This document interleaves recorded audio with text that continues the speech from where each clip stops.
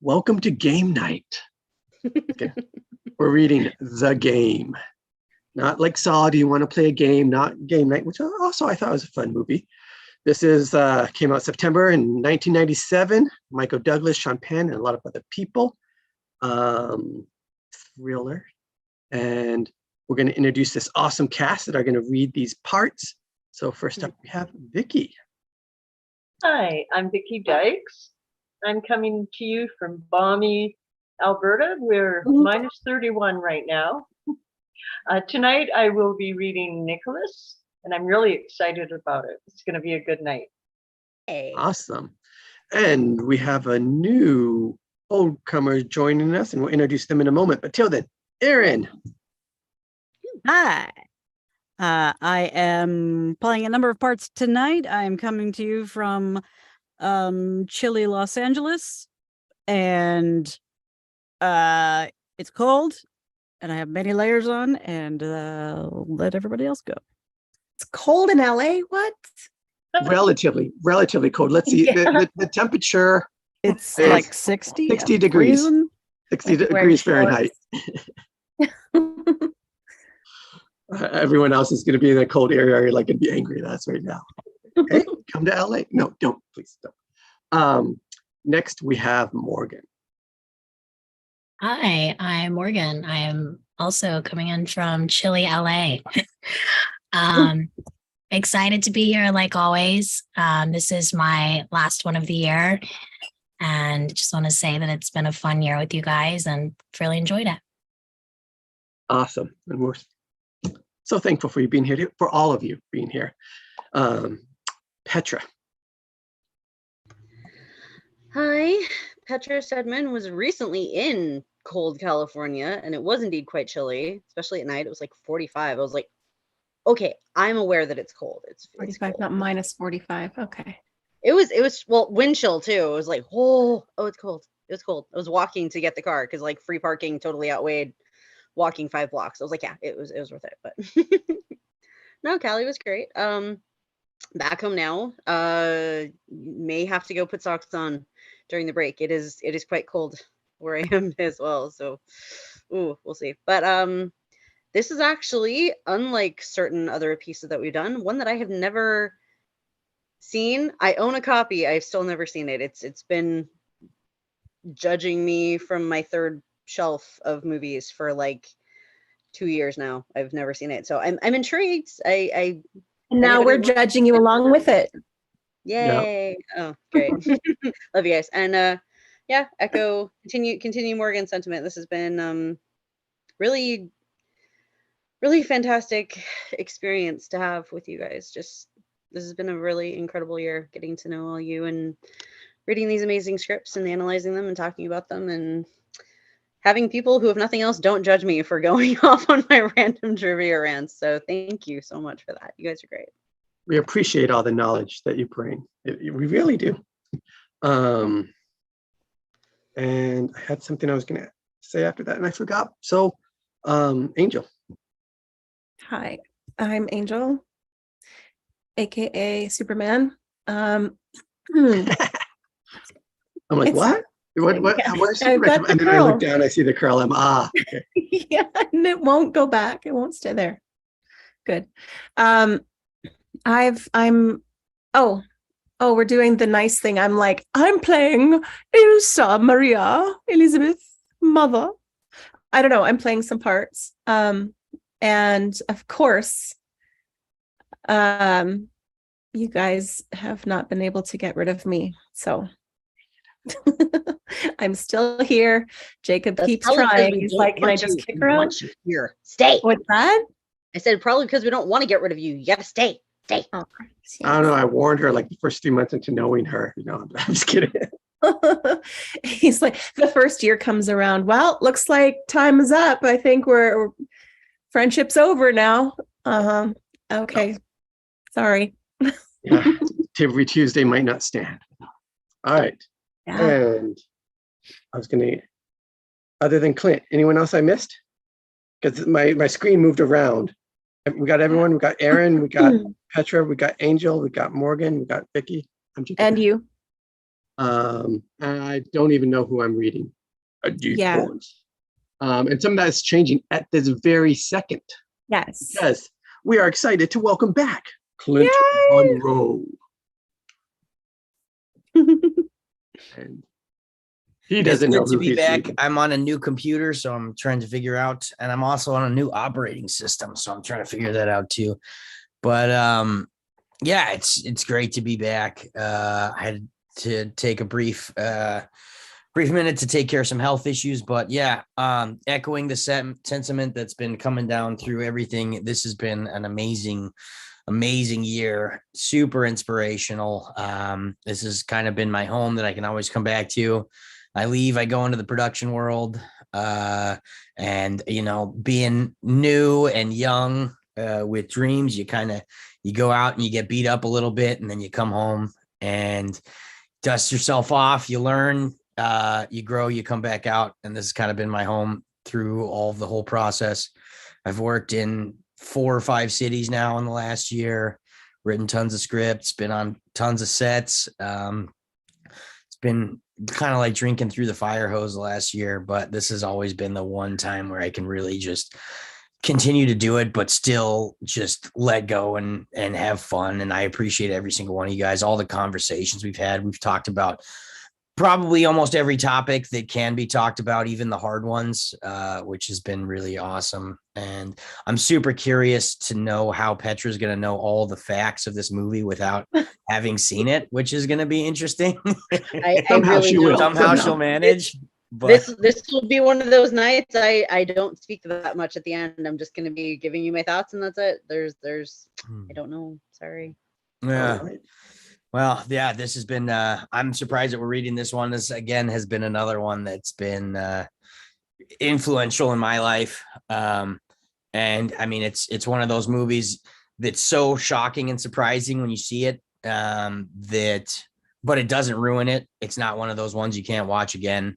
When you watch it the second time, you start piecing together how they did it. When you watch it the third time, you see even more of how they piece it together, and it just kind of unfolds.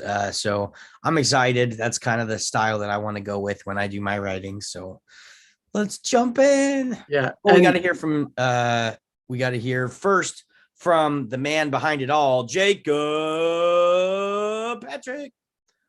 No.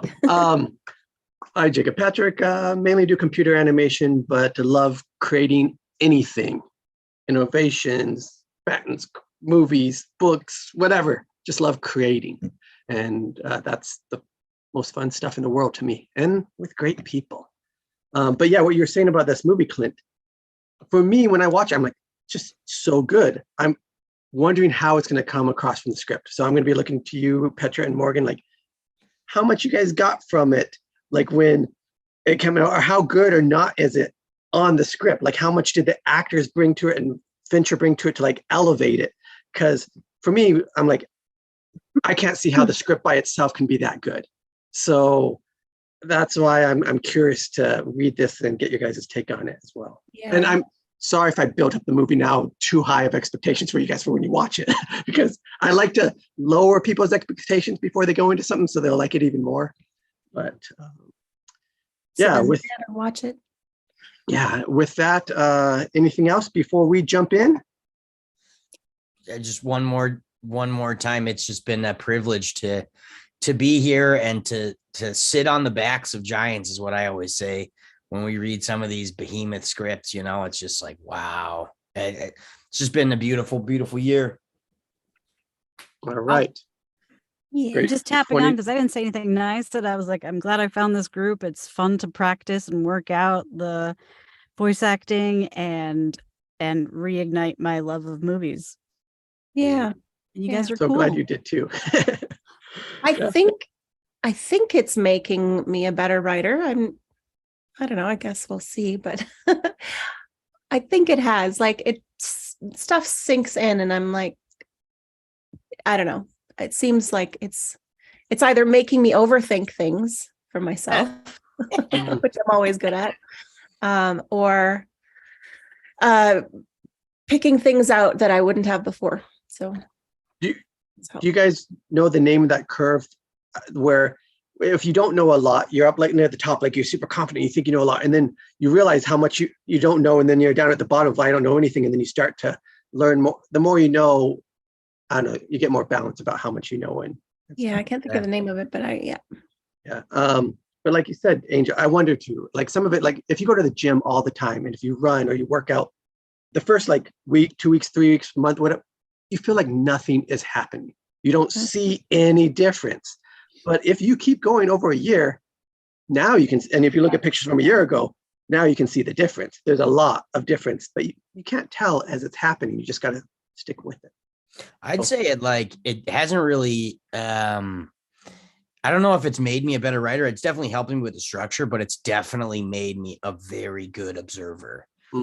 Like taking how they do it and going out and seeing how people interact and like how you want to get things going and how people speak with dialogue and where what the power struggle is. And like, you're like almost looking at life differently because you're looking for subtext. You're looking for all these little things, you know, it's cool. All right.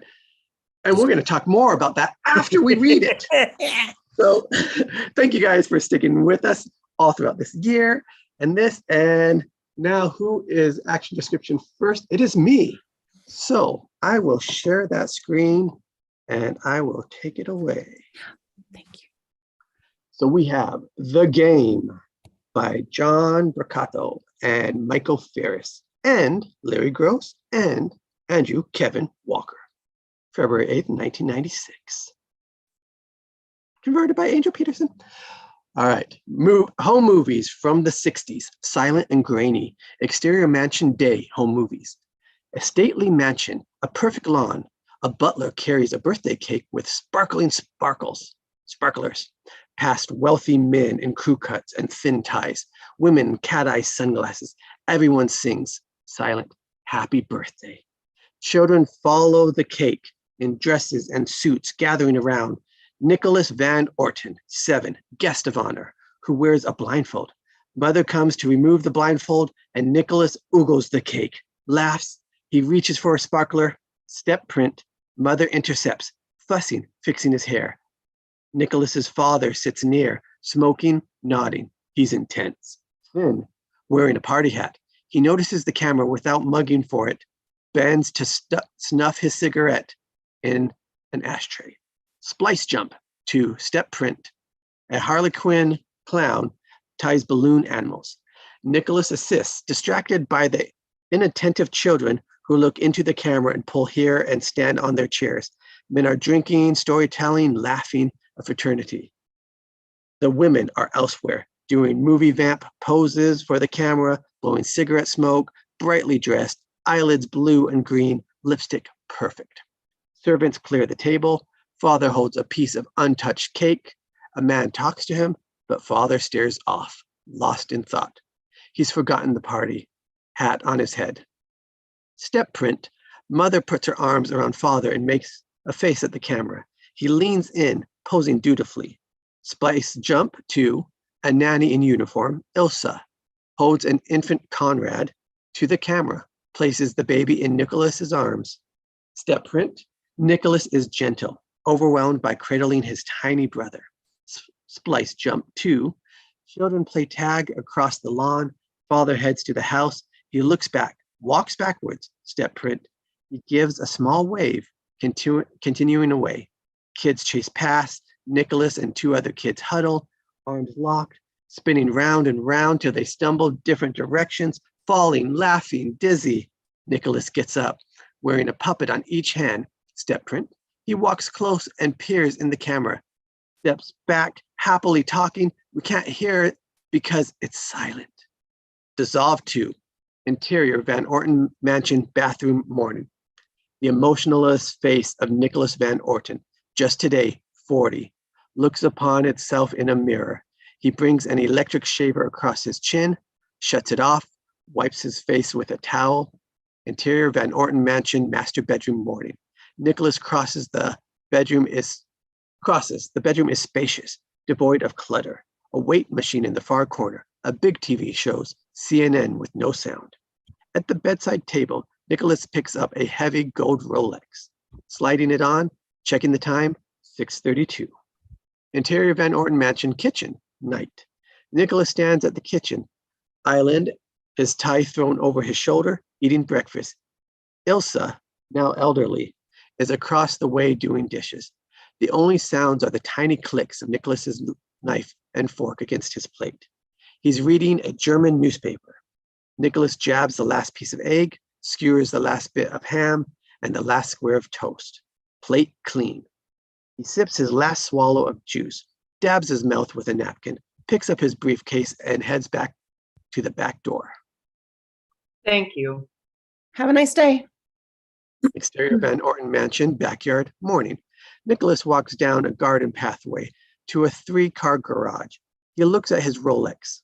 Cut to interior, Nicholas's Bentley, morning. Bentley Continental Coupe, quiet. Nicholas drives, begins humming, barely audible. A Prince song, Erotic City. Until the dawn, making love till cherry's gone. Erotic city, you and me. Nicholas changes lanes, honking his horn, impassive. We can barely hear the beeping in here. He glances back. He drives, adjusting his mirror, resumes humming. Cut to exterior Van Orton building, morning. Distinctive San Francisco skyline on the horizon. Nicholas's building is a brownstone bookend by skyscrapers, old money dwarfed by new. The Bentley arrives. Interior Van Orton building, underground garage, morning. The Bentley moves past a valet station. One valet follows. The Bentley takes its place. A brass plaque reads, Nicholas Van Orton Enterprises.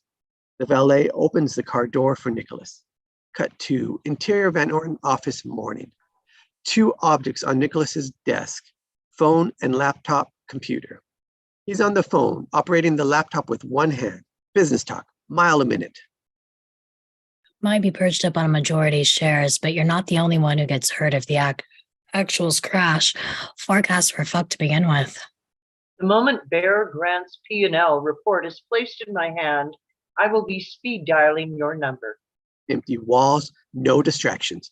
Maria, the proper executive assistant, stands practically at attention. Is that a promise? I'm sorry, I'm unfamiliar with the term. What if Alan calls me with a sob story about subsanction procedure? Take evasive action. Have your secretary say you're in a meeting.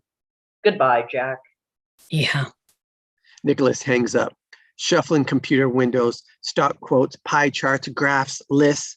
Maria refers to an index card. Invitations. The museum gala. No. The Fitzwilliam Botanical Garden annual fundraiser. No. The Hinchberger wedding. Let me think. Hordes of men in tuxedos. Everyone's droning. Ludwell's trying to break the ice by reciting an off-color limerick. Maria. I'll send you regrets. Honestly, why must I even bother? Because if you don't know about society, you don't have the satisfaction of avoiding it. A knock, and a female assistant enters. There's a lot more noise and activity behind her. Elizabeth on line 3. Nicholas taps his fingers on his lips, considering. Your ex-wife? I know who she is. Take a message. Happy birthday, sir. Nicholas squints. Thank you, Maggie. The assistant backs out. Nicholas returns to his computer. I don't like her. I wouldn't mention the following, except he was very insistent. It's obviously some sort of prank. What? A gentleman left a message requesting a lunch, but I assured him that What gentleman, Maria? a Mr. Seymour Butts. Nicholas looks up. He sits back, lost in thought. Under the Bleachers by Seymour Butts. Pardon me? I'm afraid I don't get it. Cancel lunch. Make reservations at Campton Place for me and Mr. Butts. Maria nods, heading out, high heels clicking as she crosses. And put the reservation in my name. Cut to interior Campton Place restaurant day. Upscale, quiet. Nicholas is in a booth facing the rear, studying a thick financial statement. Making tiny notations, a waitress arrives. Ready to order, sir? I'm still waiting. Nicholas points out the other plate. The waitress leaves. Excuse me. She returns. He slides his empty glass towards her. This was iced tea. He's returned to his report. The waitress takes the glass and leaves, irritated. Nicholas checks his watch. An exaggerated sneeze is heard, and a liquid hits the back of his neck. Achoo! Nicholas jumps, sickened, turns to face Conrad, who holds a spray bottle and smiles. Hey there, Nikki. Conrad, what a surprise. Gesundheit. Happy birthday, man. See more butts. I never get tired of that one. That's why it's a classic. Come on, man, how about a hug? Nicholas is wiping his neck with a napkin as Conrad forces a hug on him. Conrad takes a seat, good-looking, unkempt tan, wearing a too big suit jacket. They gave me a free jacket at the door. They'll be wanting it back. Not after I'm done with it. Actually, I've been here in grade school. I bought crystal meth from the maitre d'. Oh, grad school. Which grad school? Conrad smiles. The brothers take each other in for a moment. Long moment. They're a bit stunned to be reunited. You look good. So do you. And to think I was worried. About me? Well, how long has it been? I mean, since Mom died. 4 years? How are you? Never better. Elizabeth? Divorced. Remarried to some pediatrician or gynecologist or pediatric gynecologist in Sausalito. Too bad. I liked her. So you're all alone in the house of pain. I redecorated. What about you? Nowhere in particular. What, you don't keep track of my whereabouts anymore? Connie, what brings you here? Is everything all right? Yeah.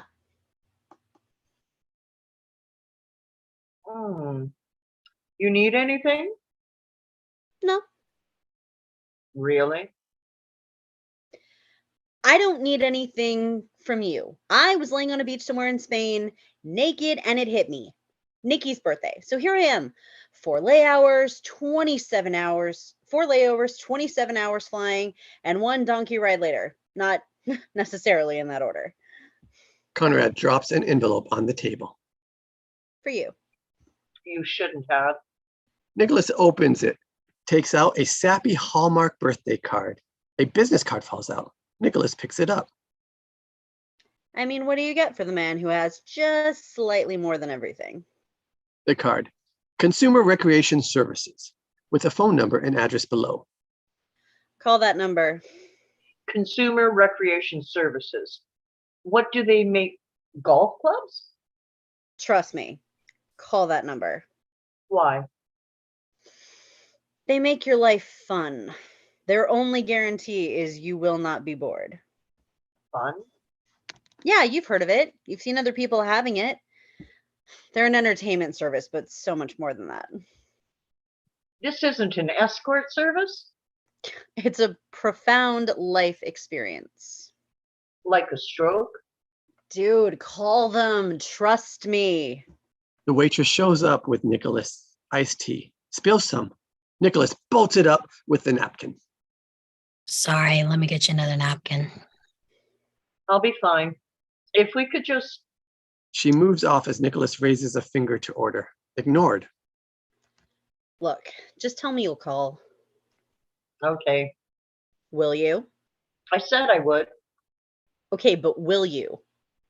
Are you still on medication? Why would you say that? The waitress arrives. Ready to order, gentlemen? I didn't mean it like it sounded. You know, I'm not on anything anymore. I'm not even seeing a shrink. I'm happy. Do you mind? The waitress gives him a look, leaves.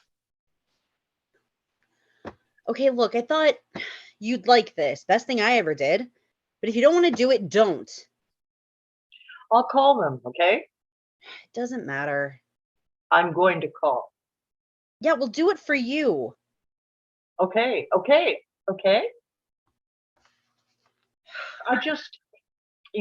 hate surprises. I know. Conrad clinks his fork against a glass, motioning behind Nicholas. Waiters, waitresses, and busboys lying in wait now come in to sing happy birthday. Conrad stands, loving it. Nicholas forces a fake smile. Cut to exterior Nicholas's neighborhood night. The Bentley cruises hilly streets, estates on all sides. Interior Nicholas's Bentley at night. Nicholas is on his cellular phone. Classical music plays. Seen the profitability report. No one's happy with the numbers. Imagine how much more unhappy I am. You'll deal with Alan? Correct. Okay, Nicholas, sleep well. I plan to. He increases volume on his classical music, makes a turn. He looks out his window, watching the street roll past. Flashback, grainy home movies, 1960s day. Silent home movie-ish images as before. Young Nicholas, 10, peers out of a limousine, watching his neighborhood pass. Period fashions, period cars and houses. Back to scene, in the Bentley. Nicholas faces front. The Bentley comes to the formidable front gate of the mansion. The gate begins to slide open. Nicholas stares ahead, expressionless.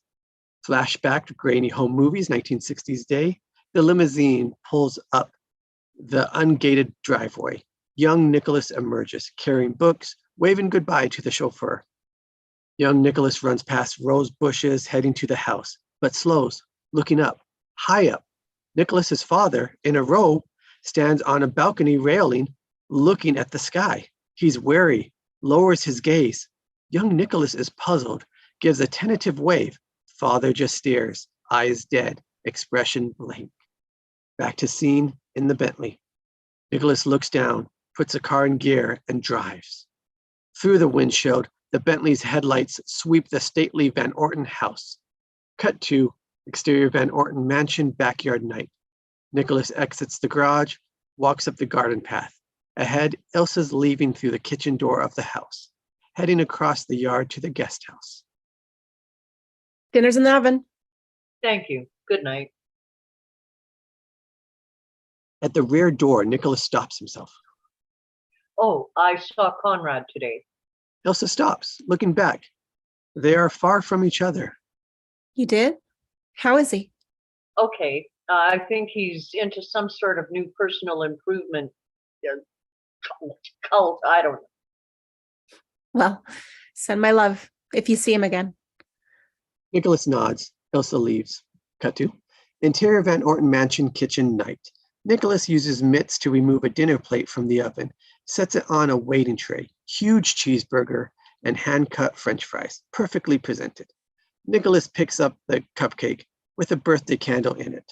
Cut to interior Van Orton mansion den night. Nosebleed high ceilings, cavernous fireplace, 3 TVs in the entertainment wall, the largest show, CNN. Nicholas is seated in a chair facing his meal, pouring a glass of champagne. He toasts to no one. Takes a sip. The phone rings. Nicholas looks into it, hesitates. He hits speakerphone. Elizabeth, Happy birthday, Nick. 11:40. You almost didn't make it this year. Nicholas uses a remote to mute Bernard Shaw on the TV. Did you have a great birthday? Does Rose Kennedy have a black dress? You know my parties. I went not once, but twice through the spanking machine. I can only imagine. How are you? Connie asked me the same thing today. Connie, really? I always liked him. Anyway, I just thought this might be difficult for you. just another birthday. No, I meant because of your father. That's right. He was 40, wasn't he? Hadn't thought about it, to tell you the truth. Well, thanks for the reminder. Why do I call you? I honestly don't know. Listen, give my best to the Dr. Mel and Rachel. Sue has a little brother on the way. We just did an ultrasound. No kidding. An official nuclear family. You must be pleased. We are. Couldn't be happier. Nicholas smiles thinly, bored, waiting for more. Well, thanks for calling. I've got some more work here. I should let you go. Take care of yourself. You too, Nicholas. I mean that. I really do. Mm-hmm. Yeah, good luck. Bye. He pushes off the phone in the middle of her goodbye. He uses the TV remote to give Bernard Shaw back his voice. Nicholas eats watching the news. He takes out the business card Conrad gave him, looks at it, puts it on the back table. The card, Consumer Recreational Services. Nicholas sits back, chewing. He stares at the ceiling. Flashback, grainy home movies, 1960s day. Silent images. Nicholas' father stands on the high balcony as before. He looks skyward one last time, then launches into space, falling in extreme slow motion. A head first dive. Cut to interior office building, 10th floor, day. Ding! Elevator doors open. Nicholas and two executives are talking. As people get on, the two executives get off. Aaron. I'm businessman one. I'm not executive one though. We're getting off here. Nicholas follows. He and the executives huddle nearby. So, we understand each other? We do. Make it work on paper, and you can count on my full support. Righto, we'll talk soon. They shake. The executives walk away. Nicholas returns to the elevator, pushes the button, waiting. He turns, noticing a massive wall of translucent glass that marks the office of CRS. Modern. Activity beyond it. Nicholas finds this disconcerting. He takes out his wallet, digging out the CRS business card, studying it, looking again at the glass facade and to double check. He looks at his Rolex. On the other side of the glass doors, Nicholas enters. A female receptionist speaks into the headset phone. Employees mill about. Utility men sort crawl space wiring. Is this Consumer Recreation Services? The reception takes the card. In the background, Jim Feingold pays a delivery guy for Chinese food. You shouldn't feel this reflects negatively upon yourself. Just a moment. We hope we haven't caused you any inconvenience. Thank you for considering CRS. She studies the card, hangs up, and motions to Feingold, a bald, amiable engineer type who passes. Thank you, amiable. Who passes with his food bag. Mr. Feingold, could you assist this gentleman, please? Feingold spins on his heels, looking, walking over with his hand out. Nicholas shakes. Mr. Feingold, VP, EDA, Engineering and Data Analysis. I'm not quite sure how this works. My brother... Oh, here we go. Feingold takes the card the receptionist offers, examines it, turns it over, finds 4 numbers on the back. Excellent. Let's get started. Nicholas picks up his briefcase to follow Feingold. Interior CRS offices day. Big operation. Feingold leads past partitioned cubicles that seem to go on forever. CRS workers abound. Telephone company workmen operate on the phones. Sorry about all the hullabaloo. We're still moving. Stick with me. I've got an office somewhere around here. Feingold reaches open boxes, begins collecting pages from each, loading up on all sorts of forms. He holds out his leaky, greasy food bag to Nicholas. Do you mind holding this? Nicholas reluctantly takes it, keeping it at arm's length. Interior Feingold's office day. Feingold types at his computer. Nicholas stands, looking through the pile of forms on a clipboard. VANORTON. A gift card from Conrad Van Norton. Interesting. What is? Feingold picks up his Chinese food, eats using chopsticks. The box features a grinning cartoon panda mascot. Your brother was a client at a London branch. We do a sort of informal scoring. His score was, or his number's outstanding. Sure you're not hungry at all? Tonghung, best Chinese town and best in Chinatown. No, thank you. Well, you need to fill out these forms: application, site test, MMPI, and the TAT. For the financial questionnaire, don't answer anything you don't feel like. We'll run with TRW. Nicholas looks through the densely written forms.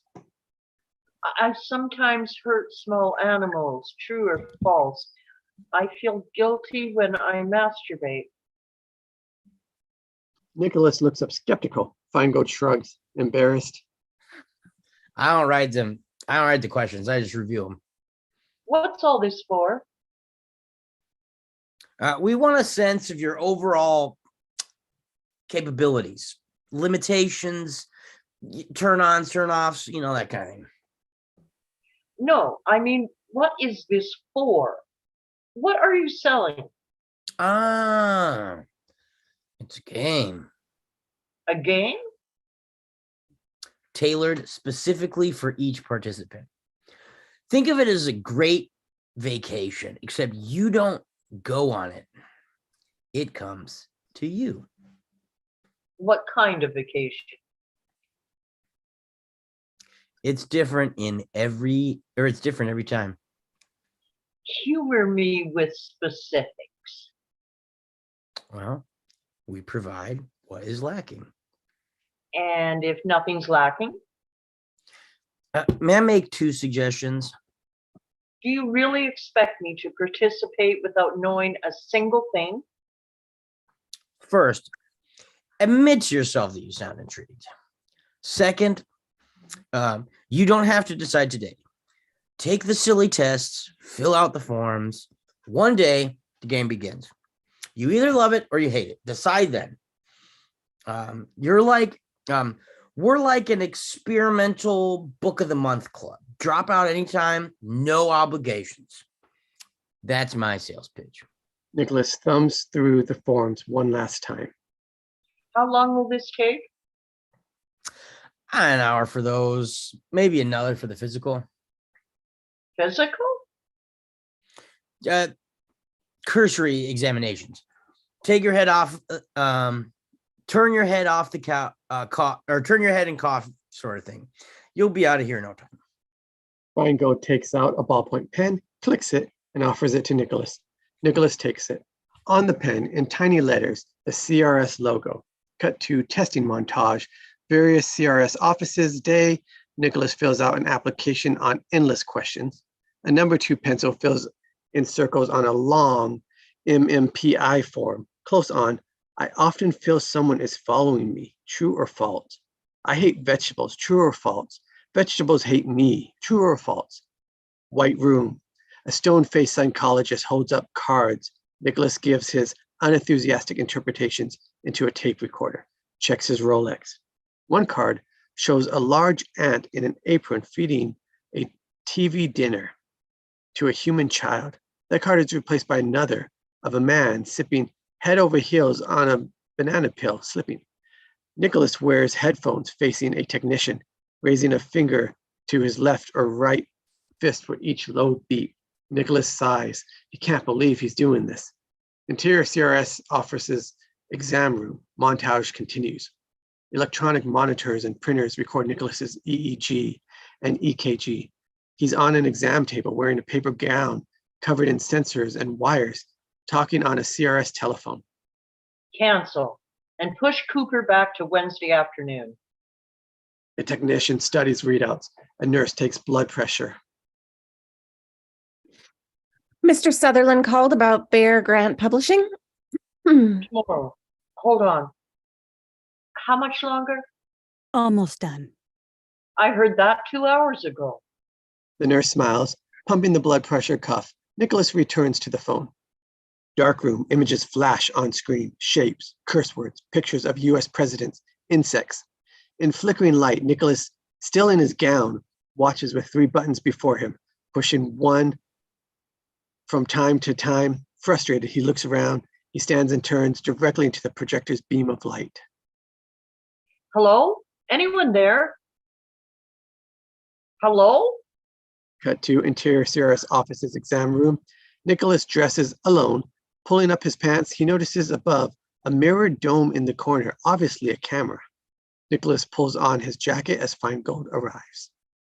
Sorry to keep you waiting. Oh, don't worry. It's been terrific spending the entire day with your crack team. It's all down to this. Feingold holds out a clipboard with paperwork in it. Nicholas takes it, studies it, wary. An insurance company requirement. It states that you're aware of the game exists and that you're willing to participate in said game, and so on and so forth. Nicholas flips a page and Feingold leans over, pointing. One guarantee. Payment is entirely at your brother's discretion, and as a gift, it depends on your satisfaction. You mean I don't like it, he doesn't pay? It never happened.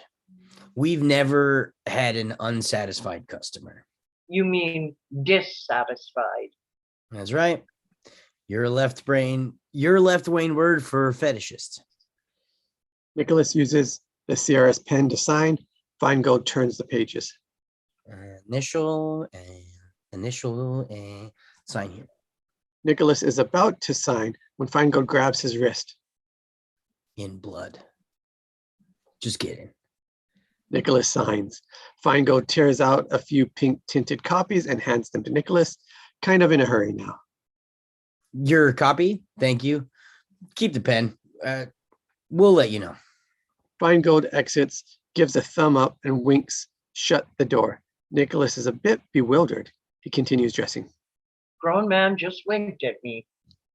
Interior Athletic Club racquetball court night. Wham! A blue racquetball slams a wall. Through a window, Nicholas plays alone, swatting violently at the ball. We hear a phone conversation in voiceover. What about Monday or Tuesday? Bad for me. Okay, what about tonight? Unfortunately, I'm working all evening. Wednesday's the only possibility right now. Okay, Dinner? fine, but I get to pick the restaurant. And by the way, I went to CRS. Really? What'd you think? They seem disorganized. Nicholas finishes playing, exits. The ball keeps bouncing. Well, the office is new. When I did it in London, they'd been around for a while. Are you actually going to do this? I haven't decided yet. Two, Interior Athletic Club locker room night. Carpeted floors and mahogany lockers. Nicholas sits at his locker, wet, monogram robe, toweling his hair. Voices can be heard off screen. Businessman 1 and Businessman 2. I mean, I'm getting in on the ground floor of the next Disneyland. Well, CRS will not go public. They're family owned. Look, stranger things have happened. No, they haven't actually. Nicholas leans to look around the locker. Businessman 1 and 2 dress. 2 fat cats. Nicholas leans back, still listening. They just opened here. The game in San Francisco? You see, they're doing fine without any of us. Interior Athletic Club lounge bar night. Nicholas enters, looking around, spotting Businessman 1 and 2 across the room. He gets the bartender's attention, motioning to the businessman. New members? I believe so, sir. This round's on me. Nicholas moves casually toward the men. Interior Athletic Club bar lounge time cut. Later, another round arrives at the table where Nicholas and the businessman 1 and 2 chat. The businessman smokes cigars. Look, last time I played Pebble, I swore I'd never pick up a club again. Oh, speaking of game, oh, sorry. Speaking of games, I couldn't help but overhear you talking about CRS. Businessman 1 and 2 share a furtive glance. Nicholas discreetly waves cigar smoke out of his face. I only mentioned it because I took the test this afternoon down on Montgomery Street. Did you? Kudos. So, yours hasn't started yet? Not yet. I was hoping you could tell me What is it? Businessmen 1 and 2 smile. Shared enlightenment. What is it? The eternal question. I mean, I envy you. I wish I could go back and do it for the first time all over again. Here's to He raises a glass. They toast. here's to new experiences. If you'll excuse me, I've got to be going. Night, John. Nicholas. He leaves. Nicholas focuses on Businessman 2. Did you really play recently? Oh no, about a year ago. I was working out of Los Angeles. I've heard good things about their London branch. You have to admit, it sounds like some fantasy role-playing nonsense. You want to know what it is? What it's all about? John chapter 9, verse 25. I haven't been to Sunday school in years. Whereas once I was blind, now I can see.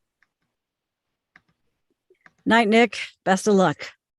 Businessman 2 puffs a cigar, walks away.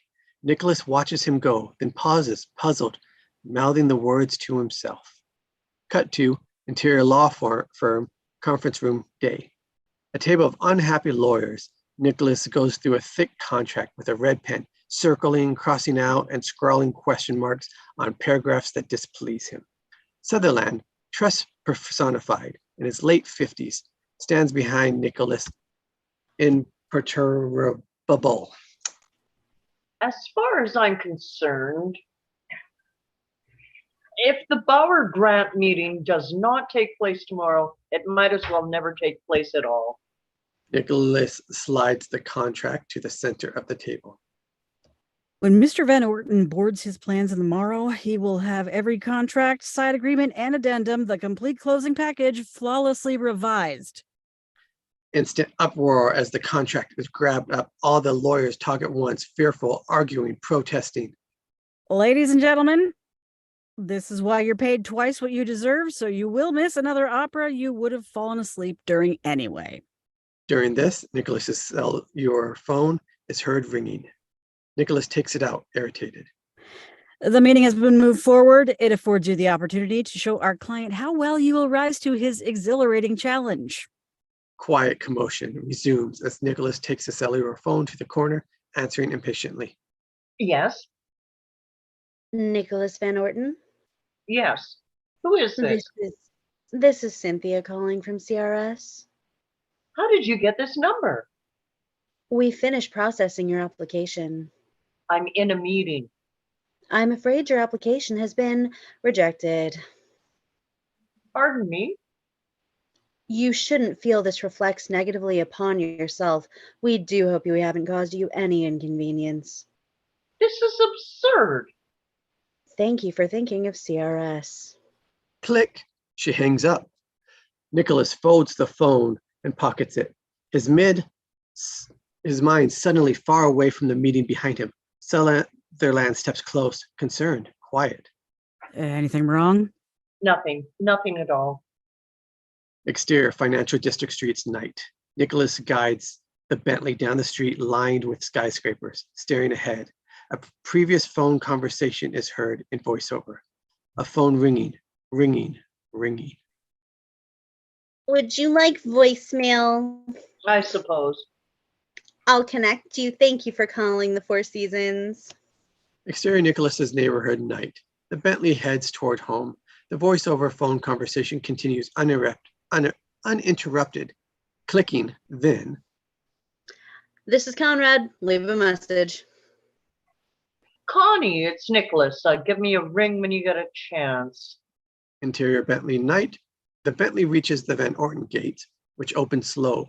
Voiceover conversation continues. About your birthday gift, things are tight right now. I'm just not sure whether it'd fit my schedule. Anyway, see you at dinner tomorrow. The phone is heard disconnecting. Exterior Van Orton mansion night. The Bentley's headlights sweep from the front of the Van Orton house. There's something there on the ground. Inside the Bentley, Nicholas stops the car, peering ahead, worried. Through the windshield, a body lies face down on the edge of the driveway. Flashback, grainy home movies, 1960s day. The body of Nicholas's father sprawled face down in nearly the same place, head twisted, mouth bloody. Back to scene. Nicholas gets slowly out of the Bentley, reluctant. Hello? What are you doing there? Wonderful. He claps his hands. The body doesn't stir. Nicholas looks all directions, then approaches. Are you okay? Nicholas nudges the body with his foot. He crouches, confused, turning the limp body. It's a grotesque harlequin, not unlike the clown from his 7th birthday, with a shiny face of painted wood. Nicholas looks around for an explanation. Cut to interior Van Orton mansion foyer night. The front door opens. Nicholas enters with the harlequin, depositing it on a hallway bench. A half-inch of red ribbon sticks out from the harlequin's lips. Nicholas tugs the ribbon, pulling out a gold key tied to the other end. 3 letters embossed on the key, CRS. Cut to interior Van Orton mansion den night. Nicholas sits with his evening's meal, examining the key. CNN on TV. He looks across the room to the couch where the harlequin is slumped, staring back. Bernard Shaw. Morgan.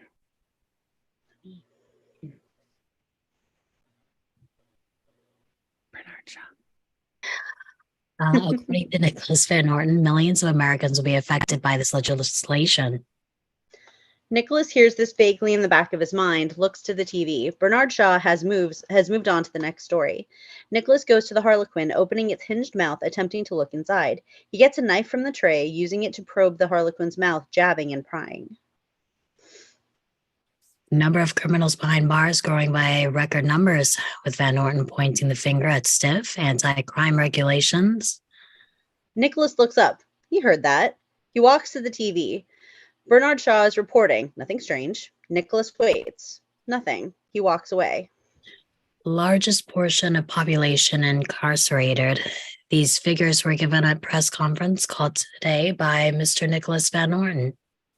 Nicholas turns disbelieving. Bernard Shaw apparently looks out from the television, perturbed. You going to spend the rest of the evening prying at that clown's mouth? I don't. Frustrating for me if you don't even pretend to pay attention. What is this? This is your game, Nicholas. Welcome to it. I'm here to let you in on a few rules. Bernard Shaw's face ripples and glitches occasionally, revealing its true computer-generated nature. You've received the first key, and others will follow. You never know where you'll find them or when you'll need to use them. So keep your eyes open. How do you can see me? I see you. I hear you. We don't save the questions till... How does this work? There's a tiny camera looking at you right now. That's impossible. You're right. Impossible. You're having a conversation with your television. Nicholas touches the TV, feeling the seams. It's miniaturized. Nicholas begins poking his butter knife between slots of the television speaker, stabbing and poking.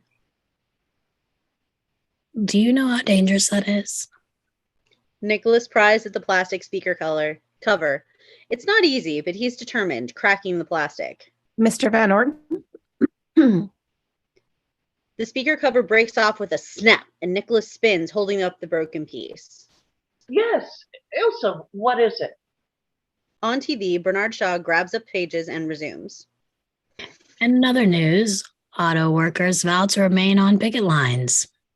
Ilsa's in the doorway, wondering. Is everything all right? Fine. You've finished for the evening? Well, I finished for the evening. Will you be needing anything else? No, thank you. Good night. No. Good night, then. She leaves. Nicholas throws the piece of television away. Bernard Shaw stops reading now that the coast is clear. Who was that? Never mind who that was. You're uncomfortable. You want to know how a camera got into your home, don't you? Yes, I do. On television, Bernard Shaw is replaced with a fisheye image of Nicholas's den. It shows Nicholas from behind. The POV is not from the TV. Nicholas crosses the room, keeps his eye on the TV as a guide. Cold, cold, warmer, warmer. On television, Nicholas gets bigger as he gets closer to the Harlequin. Nicholas leans, looks at the clown's eyes. On television, Nicholas's face is huge, distorted. Nicholas pries out one of the Harlequin's glass eyes with his knife, pulling it out and examining it. On television, the Harlequin's POV turns to static. Bernard Shaw returns with a phone number superimposed. Write this number down. It's a 24-hour consumer recreation services hotline for emergencies only. But don't call asking what the object of the game is. Figuring out is the object of the game. Nicholas feels his pockets, finds the CRS pen. He comes up with a valet parking ticket to scrawl the number on. Good luck and congratulations on choosing CRS. We now return you to your regularly scheduled program. Static and snow, then CNN's Bernard Shaw is back for real, newscasting. Nicholas reads the number he wrote. Cut to exterior Van Orton mansion night. Nicholas crouches at a coaxial cable line at the side of the house. He fingers a box with a miniature loop and rabbit ear antenna that's been spliced into the line. He starts to unscrew it, then thinks twice. He leaves it. Interior Van Orton mansion kitchen night. Nicholas enters through the back door. He pauses, looking out at the night. He closes the door and locks it. He punches the alarm code into a keypad. Nicholas takes his Bentley keychain from the hook, takes out the gold CRS key, adds it to the keychain. Cut to interior San Francisco International Airport day. Nicholas enters the vast, busy terminal, briefcase in hand. He walks with purpose, but is extra aware of the world around him. He notices a man and woman engaged in a sign language conversation. A man reading a newspaper peers from behind the pages. A janitor opens the door with a big keychain full of keys. A man on a payphone seems to be staring at Nicholas. Nicholas turns his head to keep an eye on the man, practically bumping into a grimy, homeless bum. Hey, I'll be out there. Used to be an affluent fella till some folks did this to me. Nicholas moves away, leaving the homeless man behind. Don't ignore me. I got screwed. Interior airport red carpet lounge day. Quiet music, rich people's lounge. Nicholas sits with a cup of coffee, considering magazines on a coffee table. 2 seats down, a businessman coughs and rises, leaving his newspaper on the empty seat between Nicholas and himself. Nicholas glances down, curious, when he sees a smiling clown face. Infant's rattle on the seat beside, sticking out from underneath the newspaper. Nicholas catches only a glimpse of the exiting businessman. He looks around, picks up the rattle. He rattles it, studies it, rattles it in his ear. He tries to see through it by holding it up to the light. He doesn't notice the mother who enters with a baby watching him. Excuse me. Nicholas looks up, realizing awkward, offering the rattle. She takes it and exits. There's a bespectacled man watching Nicholas. Nicholas notices, tries to ignore him, but bespectacled man is really staring. May I help you? Nicholas's tone has turned other heads. Bespectacled man seems embarrassed, shy, taps his chest. What? What is it? Bespectacled man taps his chest again, points at Nicholas. Nicholas looks down. Inside his suit jacket, a huge blue ink stain across his shirt. Nicholas stands aghast, taking out the offending pen. It's the CRS pen, dripping ink. Interior airport bathroom day. Running water. Nicholas tries to clean his shirt, blotting it ineffectually with the wet paper towel. He looks in the mirror, crestfallen. The stain's worse.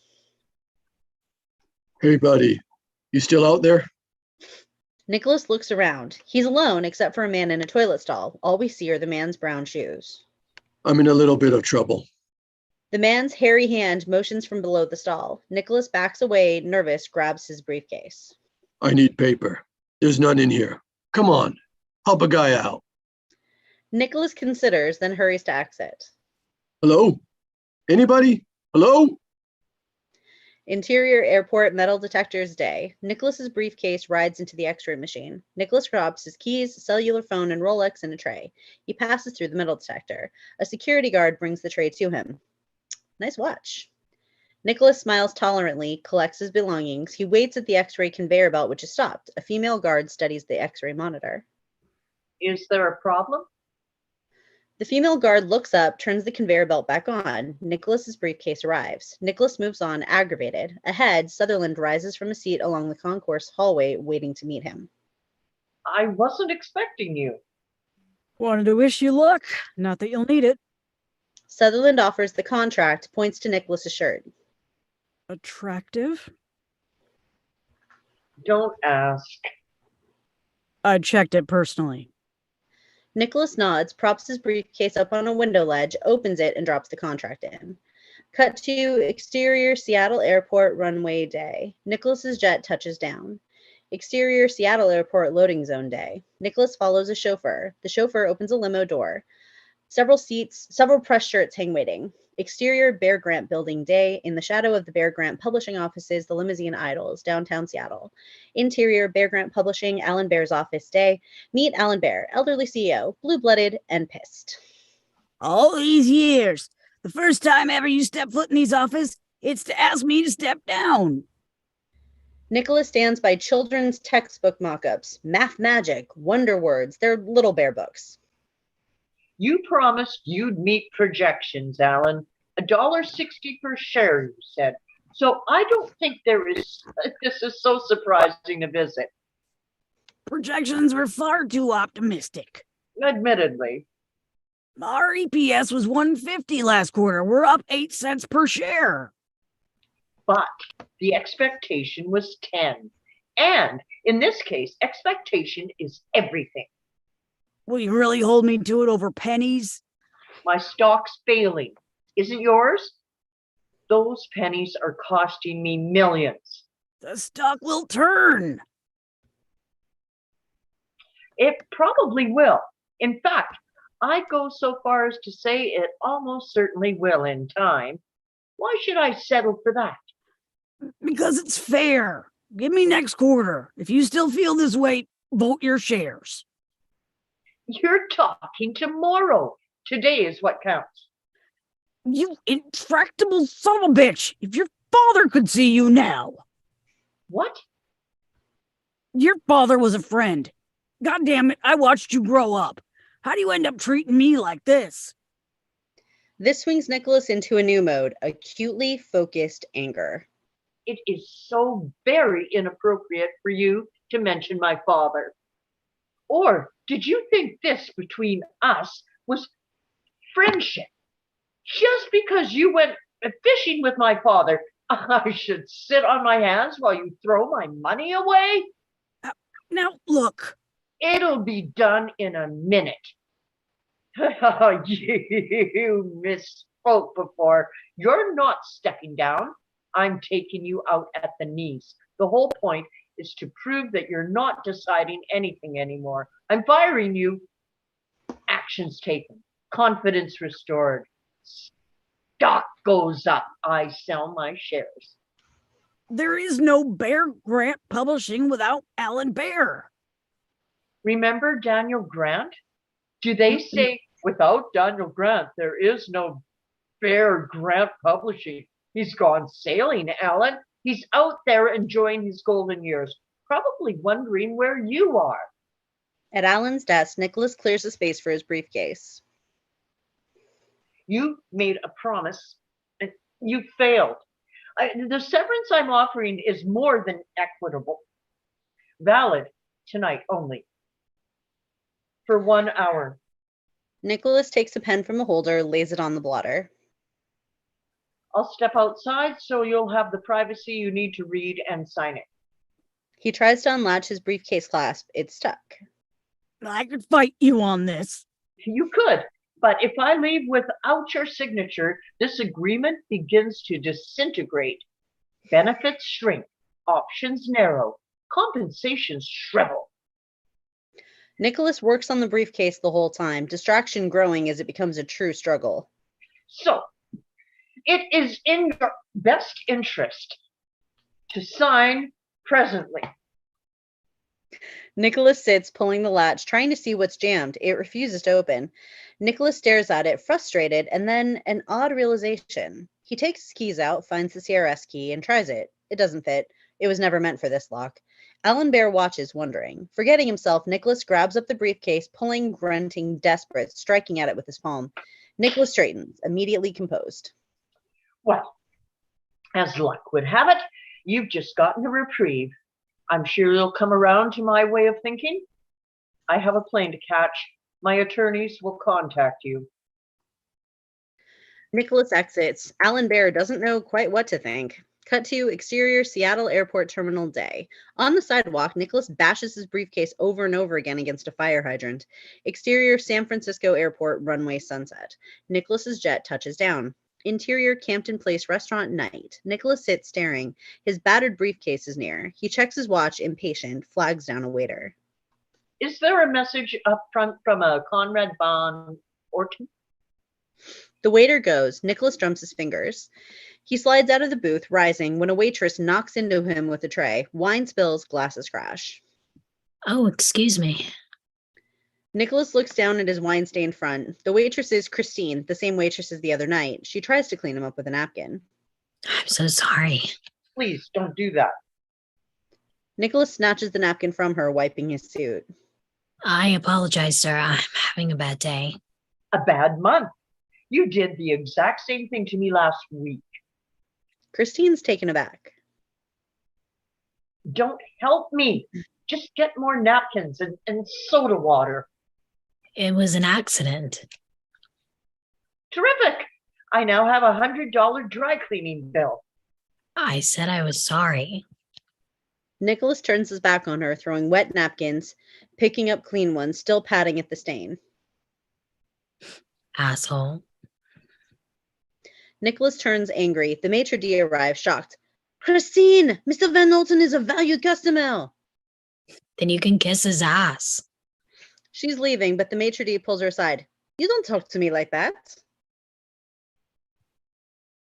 I apologized. I offered to help. Clean out your locker.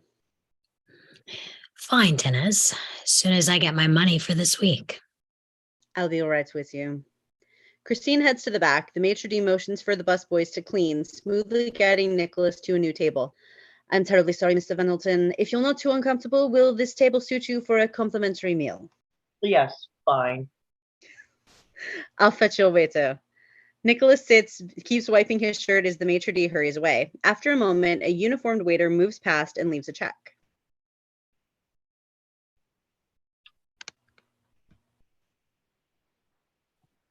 I don't know who the waiter is. Check, sir. Okay. Nicholas picks up the check, indignant. Excuse me. But the waiter is long gone. Nicholas shakes his head. Then the check catches his eye. Don't let her get away is scrawled across it. Nicholas turns to look. The waiter who brought the check crosses the room and goes out the front door. Nicholas rises, following. Exterior Campton Place restaurant night. Nicholas comes out the front and sees the waiter has crossed the street, still moving. The waiter gets in a car as the car pulls away quickly. Nicholas is baffled, looks at the check, heads back inside. Exterior alley behind restaurant night. Christine exits the kitchen door, purse over her shoulder. Yeah? Well, fuck you and your bitchy soys, prick. She heads down the dark alley. After a moment, Nicholas follows, hurrying to catch up, briefcase in hand. Pardon me, miss? Oh, no. You? Christine picks up the pace. I'm not sure how this works. Do you have something for me? I got this note. What are you babbling about, psycho? I want to know what's going on. Are you part of this? What's going on? I'm going on my second job this month, and now I'm going on unemployment. She keeps walking. Nicholas stops, ponders. He follows. They're nearing the end of the alley. Excuse me, I need to explain. Don't explain. Fuck off. Goodbye. Nicholas steps in a deep, splattering pothole, stumbles, pants soaked, stopping, fed up. Oh, son of a bitch! Christine rounds the corner, heading down the street. Nicholas reaches the sidewalk, watching her go. I'm trying to ask you. I'm apologizing. He heads back the way he came. A strangled cry is heard. Nearby, a heavy man falls to his knees, then falls face forward to the concrete. Nicholas looks around, alone. Are Are you okay? Down the sidewalk, Christine slows, looks back. Nicholas bends, trying to see the man's face. He seems afraid to actually touch him. Oh, Jesus, this can't be. Nicholas looks up to see Christine running back. What's with him? I don't know. He fell. Christine kneels, turns Heavy Man on his side, and feels for a pulse. Heavy Man convulses. Do you know what to do? I don't think he's breathing. Christine clears Heavy Man's airway, pulling saliva and mucus from his mouth with 2 fingers. Oh, God. Don't just stand there, get help. Oh, this can't be real. He's pissing his pants. Is that real enough for you? Call 911. All right, okay. He's turning blue. Ooh. Nicholas is starting to believe, dialing, circling as Christine gives CPR. He listens to his phone. Static. Oh, damn. He backpedals in the street, cellular to his ear, trying to catch a signal, tilts his head. Static. A horn blares. A car barely misses Nicholas, driver cursing. Nicholas anxiously punches buttons. He spots a squad car and runs towards it. Police. Same street, time cut, siren blasting, and ambulance is parked. Paramedics pull a stretcher, helped by 2 cops, hurrying the prone Heavy Man. A crowd is gathered. Nicholas and Christine watch the paramedics work. Cop 1 hands Nicholas a clipboard. Everything hurried and overlapped. You have to fill these out. I don't know this man. Christine takes the clipboard. What do you need? Paramedics hoist the Heavy Man onto a stretcher and take him to the ambulance. Cop 2 goes to help them lift. I can't get involved in this. Christine moves to climb into the ambulance. We'll have to detain you. Report's got to be filled out. Ride with your wife. We'll meet at the hospital. We're moving. Cop 1 leads Nicholas to the ambulance. She's not my wife. It's a few bucks. Help me out, huh, pal? Nicholas reluctantly gets in. Exterior city streets night, busy streets. The ambulance rockets on. Interior ambulance night, siren wailing, paramedic works. Christine fills out forms. Nicholas tries to see where they're going, frustrated. This is nuts. What is your problem? 10 minutes ago, I'm looking forward to a quiet dinner. I get a note. Nicholas slaps his check on top of Christine's paperwork. Suddenly, I'm in an ambulance. Why am I in an ambulance? He looks out the window. Christine studies the check. Don't let her get away. Finds it odd. Looks to Nicholas. Oh, he's breathing, isn't he? Oh, is the siren entirely necessary? Interior underground parking entrance night. Emergency vehicles only. The ambulance races down a ramp, moving across this big underground garage, doing a U-turn. Backs up towards a busy emergency room entrance. Medical personnel everywhere. Other ambulances. Injured people. Our paramedics get out and unload the Heavy Man. Nicholas and Christine get out, disoriented. Heavy Man's rushed inside via automatic doors. Christine hands off the clipboard to Nicholas, following the stretcher. Let's talk to whoever can get this over with. Hold on. They want your driver's license number. Christine returns to look, and then suddenly all the lights go out. Nicholas and Christine look up. In the surrounding darkness, we hear everyone fleeing. Footsteps scatter, then silence. Oh, you've got to be kidding. What is happening? The only light is a bulb inside the ambulance. I was trying to tell you, it's a game. A game? It's run by a company. They play elaborate pranks. Things like this, I'm really only finding out myself. What are you talking about? The lights went out. 100 people all ran away. You mean the guy who turned blue and hit himself? I'm sorry about this. You should be. Christine climbs into the ambulance, searching. There's got to be a flashlight. I don't understand why they're getting you involved. In the ambulance, she finds all drawers and cabinets empty. This is so fucked. You don't fuck with people like this. I thought this guy was gonna die. I gave him mouth to mouth. She digs in her purse, finds a book of restaurant matches. She lights a match, climbing out. See you around. Where are you going? Home. How do you know that's the way? She just keeps walking. A distant ding is heard. Far away, an elevator opens with a light inside. Christine stops. She changes direction, heading for the elevator. Nicholas hurries to follow. The match burns out. A moment, then Christine strikes another, lighting the way, barely. As they squeeze between parked cars, Christine searches. Where do you all go?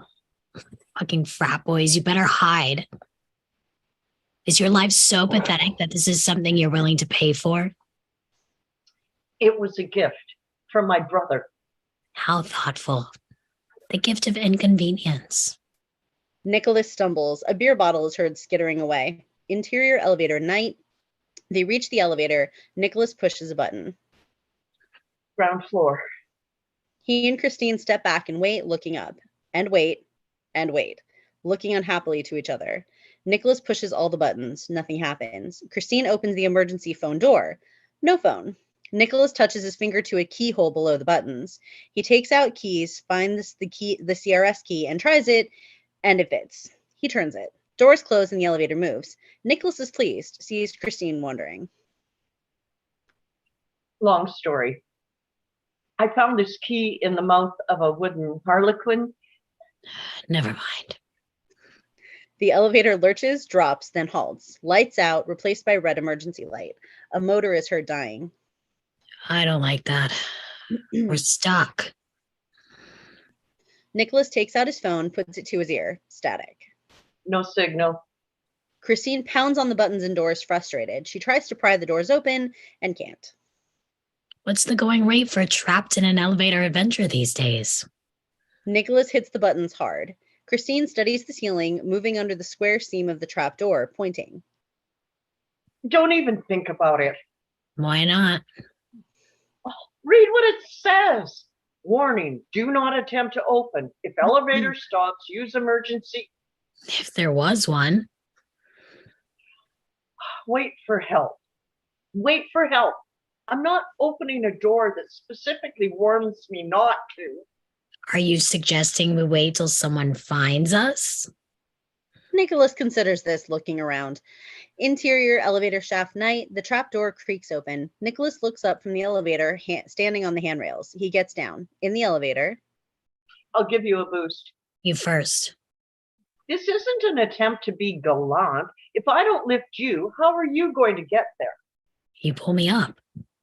It's much easier this way. Come on, step up, No, please. I'm not wearing underwear, okay? There, I said it. Satisfied? Oh, fine. Nicholas starts climbing. In the elevator shaft, Nicholas comes up, batting cobwebs, tentative. He grips the handful of grease, disgusted. He climbs through, catching his jacket on a jutting screw. Fabric ripping. Oops. Nicholas stands in the shaft, pissed. He looks for a place to wipe his hand, wipes it on his jacket, looks up. There's a ladder here. In the elevator, Hi, hero. Let's go. Nicholas offers his grease-covered hand from above. I don't think so. Nicholas withdraws that hand, offers the clean one. Cut to interior building lobby night.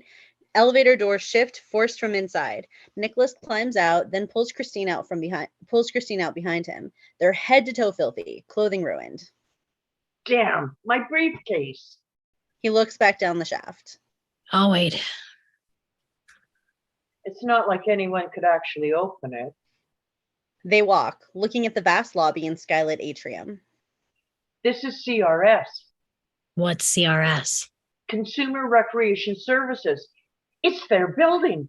A beep is heard. Nicholas looks above, sees a motion sensor with a green light blinking.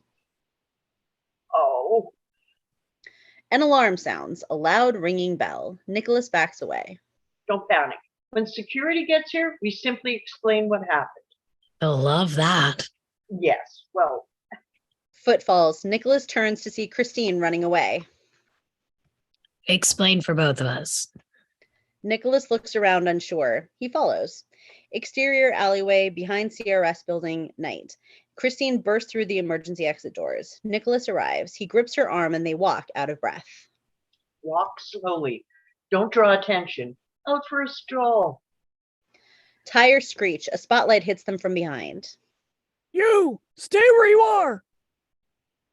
It's a security car on the other side of a fence. Run. They run down the alley. Stop. Exterior narrow alleyway night. Sirens heard. Christine and Nicholas sprint around a corner all out, through puddles, glancing back. Ahead, a security car skids, starting for them. Nicholas and Christine double back. She takes the lead. Christine spots something, makes a shoes, moving into a very narrow alley space. Where are you going? Well, you can't fit in there. She's making fine progress regardless. I can't. Nicholas sees the security car bearing down. He must turn sideways to fit in the narrow alley, shuffling after. Behind, the car stops and security guard gets out, club in hand. In the car, a German Shepherd barks. Security guard tries to fit down the space, but can't. His belly's too big, his utility belt catching. He runs to the car, opens the door. The German Shepherd shoots down the alley like a projectile. Down the tight alleyway, Christine comes out into open area, running on, looking up. Ruined buildings on all sides, chain link fences everywhere. Nicholas arrives, pissed, trying to catch up. You deserted me, You're a grown man. I'm not responsible for you. but you're the one who started running. Me? You're the one who. Shit. Christine runs faster. Nicholas looks back. The German Shepherd is on its way. Nicholas faces front, runs, arms pumping, terrified. The German Shepherd's closing, growling. Nicholas and Christine reach the chain link fence ahead. Climb! Christine makes the leap first, scrambling up the fence. Nicholas climbs beside her, pulling himself up. The German Shepherd leaps, bites Nicholas's leg. Nicholas yells, pants ripping. The dog falls with a mouthful of cloth. Christine and Nicholas reach the top of the fence, clinging, balanced on their elbows, looking back. The German Shepherd barks and leaps. Christine and Nicholas start over the fence, beginning their climb down the other side. On the opposite side, 3 other dogs run from the shadows, pit bulls and a Doberman jumping and biting. Nicholas and Christine scramble back to the top. All the dogs hop up and down, snapping. They gnash at each other and bark at each other, frenzied. Christine and Nicholas have no choice but to hang, stranded. Now what? Nicholas looks up, daunted. He spots something. There's a place where the fence runs under a fire escape. Follow me. Nicholas gets a toehold, shifts his elbows, grunting, beginning the herky lateral climb towards the fire escape. Christine follows his example, slow going, dogs barking nonstop, nipping at their heels. Shut up, you stupid fucking dogs. Barking and barking and barking. What are they guarding around here? Each other? Nicholas slips, keeps his grip, but loses a shoe. The dogs catch the shoe in their jaws, fighting for it. Nicholas watches the shoe get torn to pieces and keeps moving. There goes $1,000. Your shoes cost $1,000. That one did. $200 a toe. Nicholas reaches the fire escape, balancing precariously to reach it. He climbs gracelessly up. He helps Christine after him, bringing her on board. They lean against the rail, exhausted. Nicholas looks to the multi-leveled ladders above. Let me guess. Me first? He climbs. Christine looks down at the dog, stupefied, looks up at Nicholas on the creaking, rusty fire escape. This is getting out of hand. As she starts up, cut to exterior garbage alley night, abandoned building, boarded over windows or kicked open from inside. Nicholas and Christine look out. They climb out onto another fire escape, 2 stories up above a trash-filled, dumpster-crowded alley. Never did catch your name. Nicholas. Nicholas Van Orton. Nicholas Van Orton. What are you? A czar? Nicholas moves to the catch of the fire escape ladder and unhooks it. The ladder drops to bridge the gap between the ground, keeps going, sliding free and disconnecting, falls flat to the ground with a loud, echoing clatter. It's classic. Why? Christine crosses to the far edge of the railing and points. We hang down here and drop. The garbage will break our fall. I think not. Christine climbs over the fire escape railing. Afraid you're going to ruin your one-legged suit? She lowers herself down, hanging off, legs dangling. Be careful. A metal door is thrown open below. 2 Thai busboys come out, dumping garbage, smoking cigarettes and laughing. Above, Christine looks up at Nicholas, mortified. She nods urgently for him to help her back up. Nicholas climbs the rail beside her, trying to get a grip, none too effective. Below, one busboy looks up, shouting. The other busboy looks. They back away, speaking rapid Thai and pointing. What are they? Hey, Christine lets go with one hand, trying to pull her skirt shut. Nicholas loses hold and drops her. Christine lands hard in the garbage. Are you okay? Nicholas drops, alarmed, lands in broken plastic bags of wet garbage, slipping as he moves to Christine. Busboys are helping her up. no, I'm okay. I'm okay. Thank you. The busboys keep questioning in Thai. Nicholas and Christine brush it off.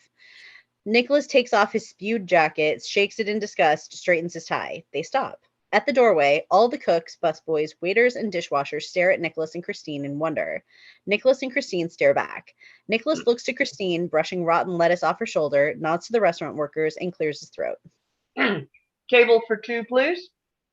He offers his arm to Christine. She takes it, and they head in. Cut to exterior city streets night. One continuous long shot. Nicholas and Christine walk, taking their time, eating out of takeout boxes. Where are we going? That tall, bright building near there. They walk a long time in silence. A police car moves from behind. Policeman shines a flashlight up and down Nicholas. Everything okay, miss? Yeah. How are you? The police car keeps pace, then drives on. Cut to interior Nicholas's office night. Nicholas enters, turning on lights, which dim to a warm glow. Christine takes in the impressive office. Nicholas crosses to a wall, opens a hidden closet, chooses a shirt. There's a shower, if you'd like. Christine leans in to peek in the bathroom. Shower in your office? You an athlete or something? Nicholas puts on a clean shirt. Christine circles the desk, runs her fingers down his phone. What exactly do you do? Investment banking, moving money from place to place. Christine has wandered to the closed blinds, opening them to reveal a breathtaking view of the city. Nice. Oh, yes. Nicholas takes out his sweatshirt and offers it. Fresh shirt? This was my office. I wouldn't keep that closed. I don't spend much time looking out the window. I'll call you a taxi. Christine faces away, throws off her filthy shirt. Nicholas on the phone looks to Christine's shapely back and red bra. He averts his eyes, embarrassed. Uh-oh. Christine puts on the Penn State sweatshirt and straightens it. Thanks. Nicholas nods, phone to his ear. Cut to exterior Van Orton building night. 2 cabs. Nicholas opens the door to the first for Christine. She faces him, close. I know the owner of Campton Place. I could talk to him this morning. No, it was a shitty job anyway. I overreacted. Christine sits, keeps her legs out the door of the cab. Nicholas stands waiting for her to pull her legs in. Good night. I don't think I ever spent this much time with someone who didn't ask my name. The maitre d' called you Christine. Right. Call me Christine. Good night, Christy. It was nice meeting you. Give me an address so I can send your shirt back. Keep it. She looks up at Nicholas and sits inside. He shuts the door and steps back. Christine rolls her window down. I have a confession to make. Someone gave me $600 to spill drinks on you as a practical joke. Seriously? What did they say? They said 500. I said 6. They said the man in the gray flannel suit. I said, you mean the attractive guy in the gray flannel suit? Christine smiles, rolls up the window. The taxi leaves. Nicholas watches it go, a twinge of regret. Exterior Campton Place restaurant later night. Nicholas's cab pulls up at the closed restaurant behind the Bentley. A restaurant valet sweeps the sidewalk, waves to greet as Nicholas gets out of the cab. Cut to interior Van Orton mansion master bedroom night. Nicholas comes from the bathroom, just showered. He looks at CNN on TV. He walks to change the channels. Infomercials, black and white movies, cartoons. Bugs Bunny. Nicholas leaves Bugs Bunny on, steps back, watching. He sits on the bed.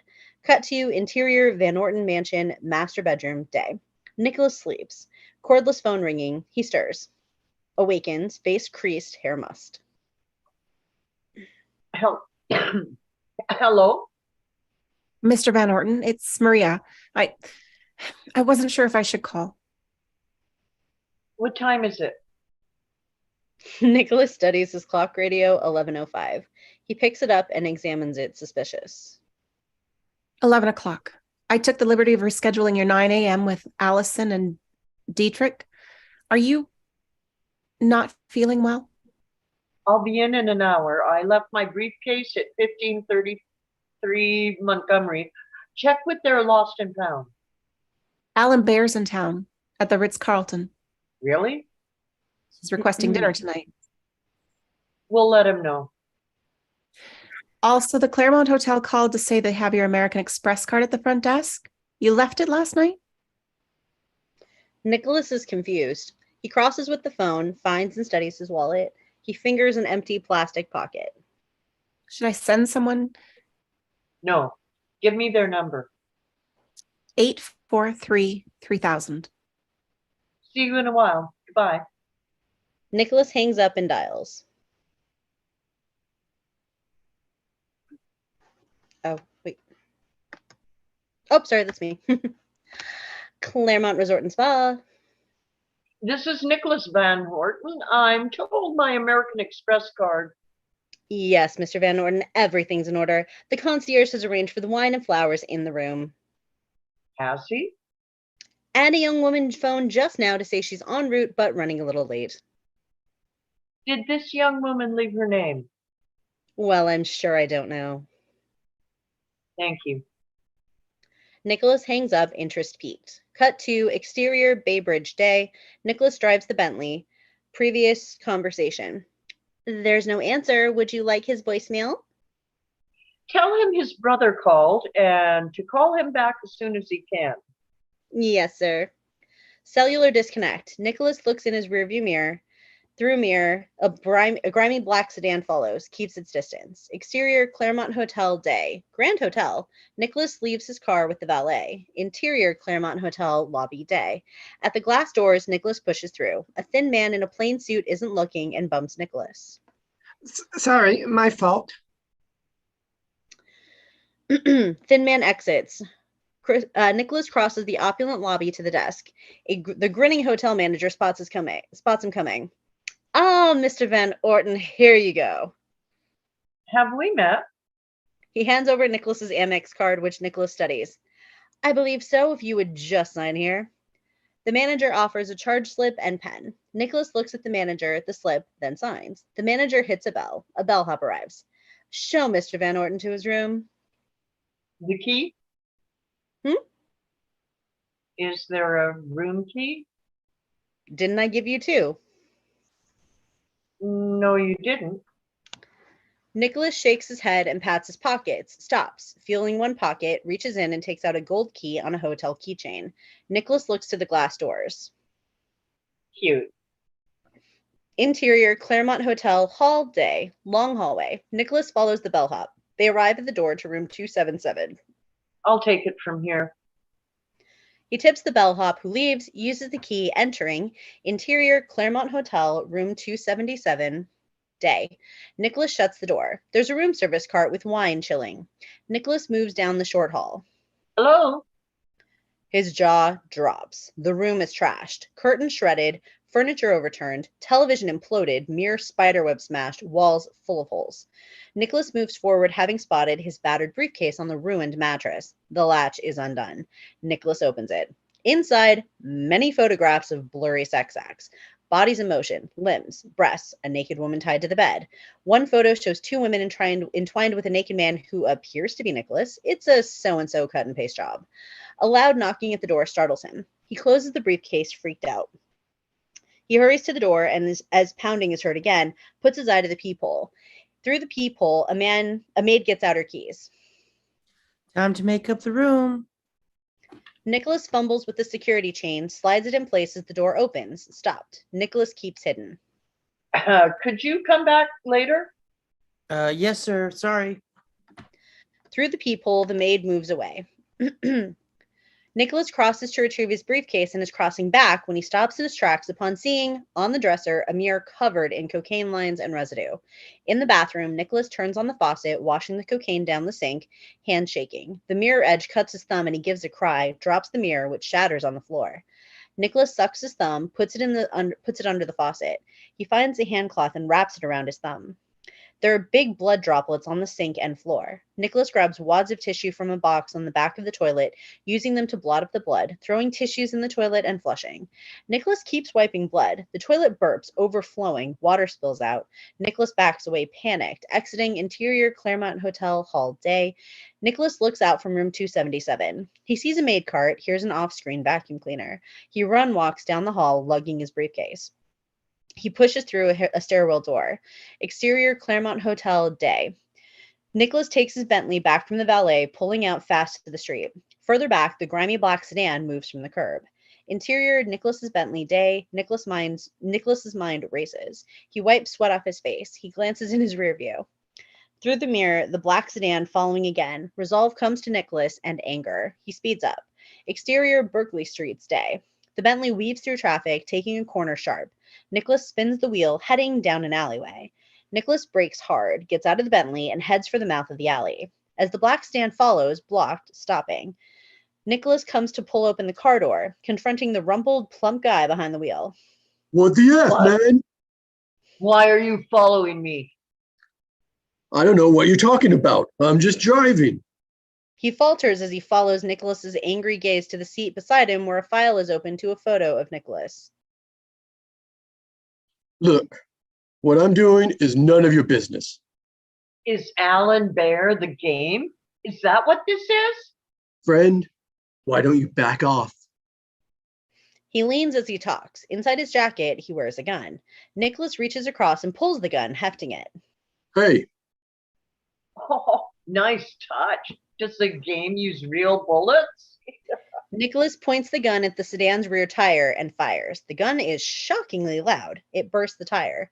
Nicholas looks to the smoking weapon, blanching. Plump guy leaps to the other seat, scrambling out the passenger door, submissive. okay, I'm a private investigator. Somebody hired me to keep tabs on you.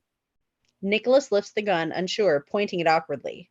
Who hired you? Plump guy bolts, running away down the alleyway. Nicholas aims the gun after him, but catches himself, lowers it.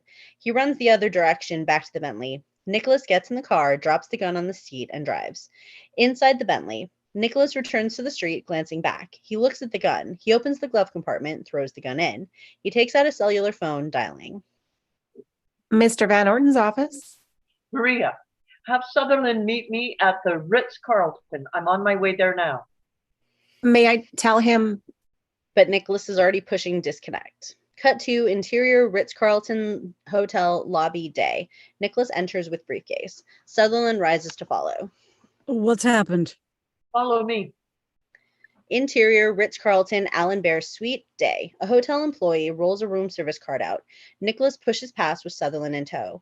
Alan Bear, his handsome wife, and lovely daughter are seated at a table where a waiter lays out a splendid meal. Nicholas, this is unexpected. Nicholas takes out the sex photos, throws them on the table. Do you actually believe that because you publish children's books, anyone's going to care about my reputation? The wife and daughter are frightened. Alan Bear covers the photos with his napkin. You could print pictures of me wearing nipple rings and butt-fucking Captain Kangaroo. All anyone would wonder was whether the stock was up or down. Sutherland's nervousness grows by the second. Daddy? It's all right, dear. Mr. Van Orton. Nicholas. That you've involved Conrad is unforgivable. I am now your enemy. Are you finished?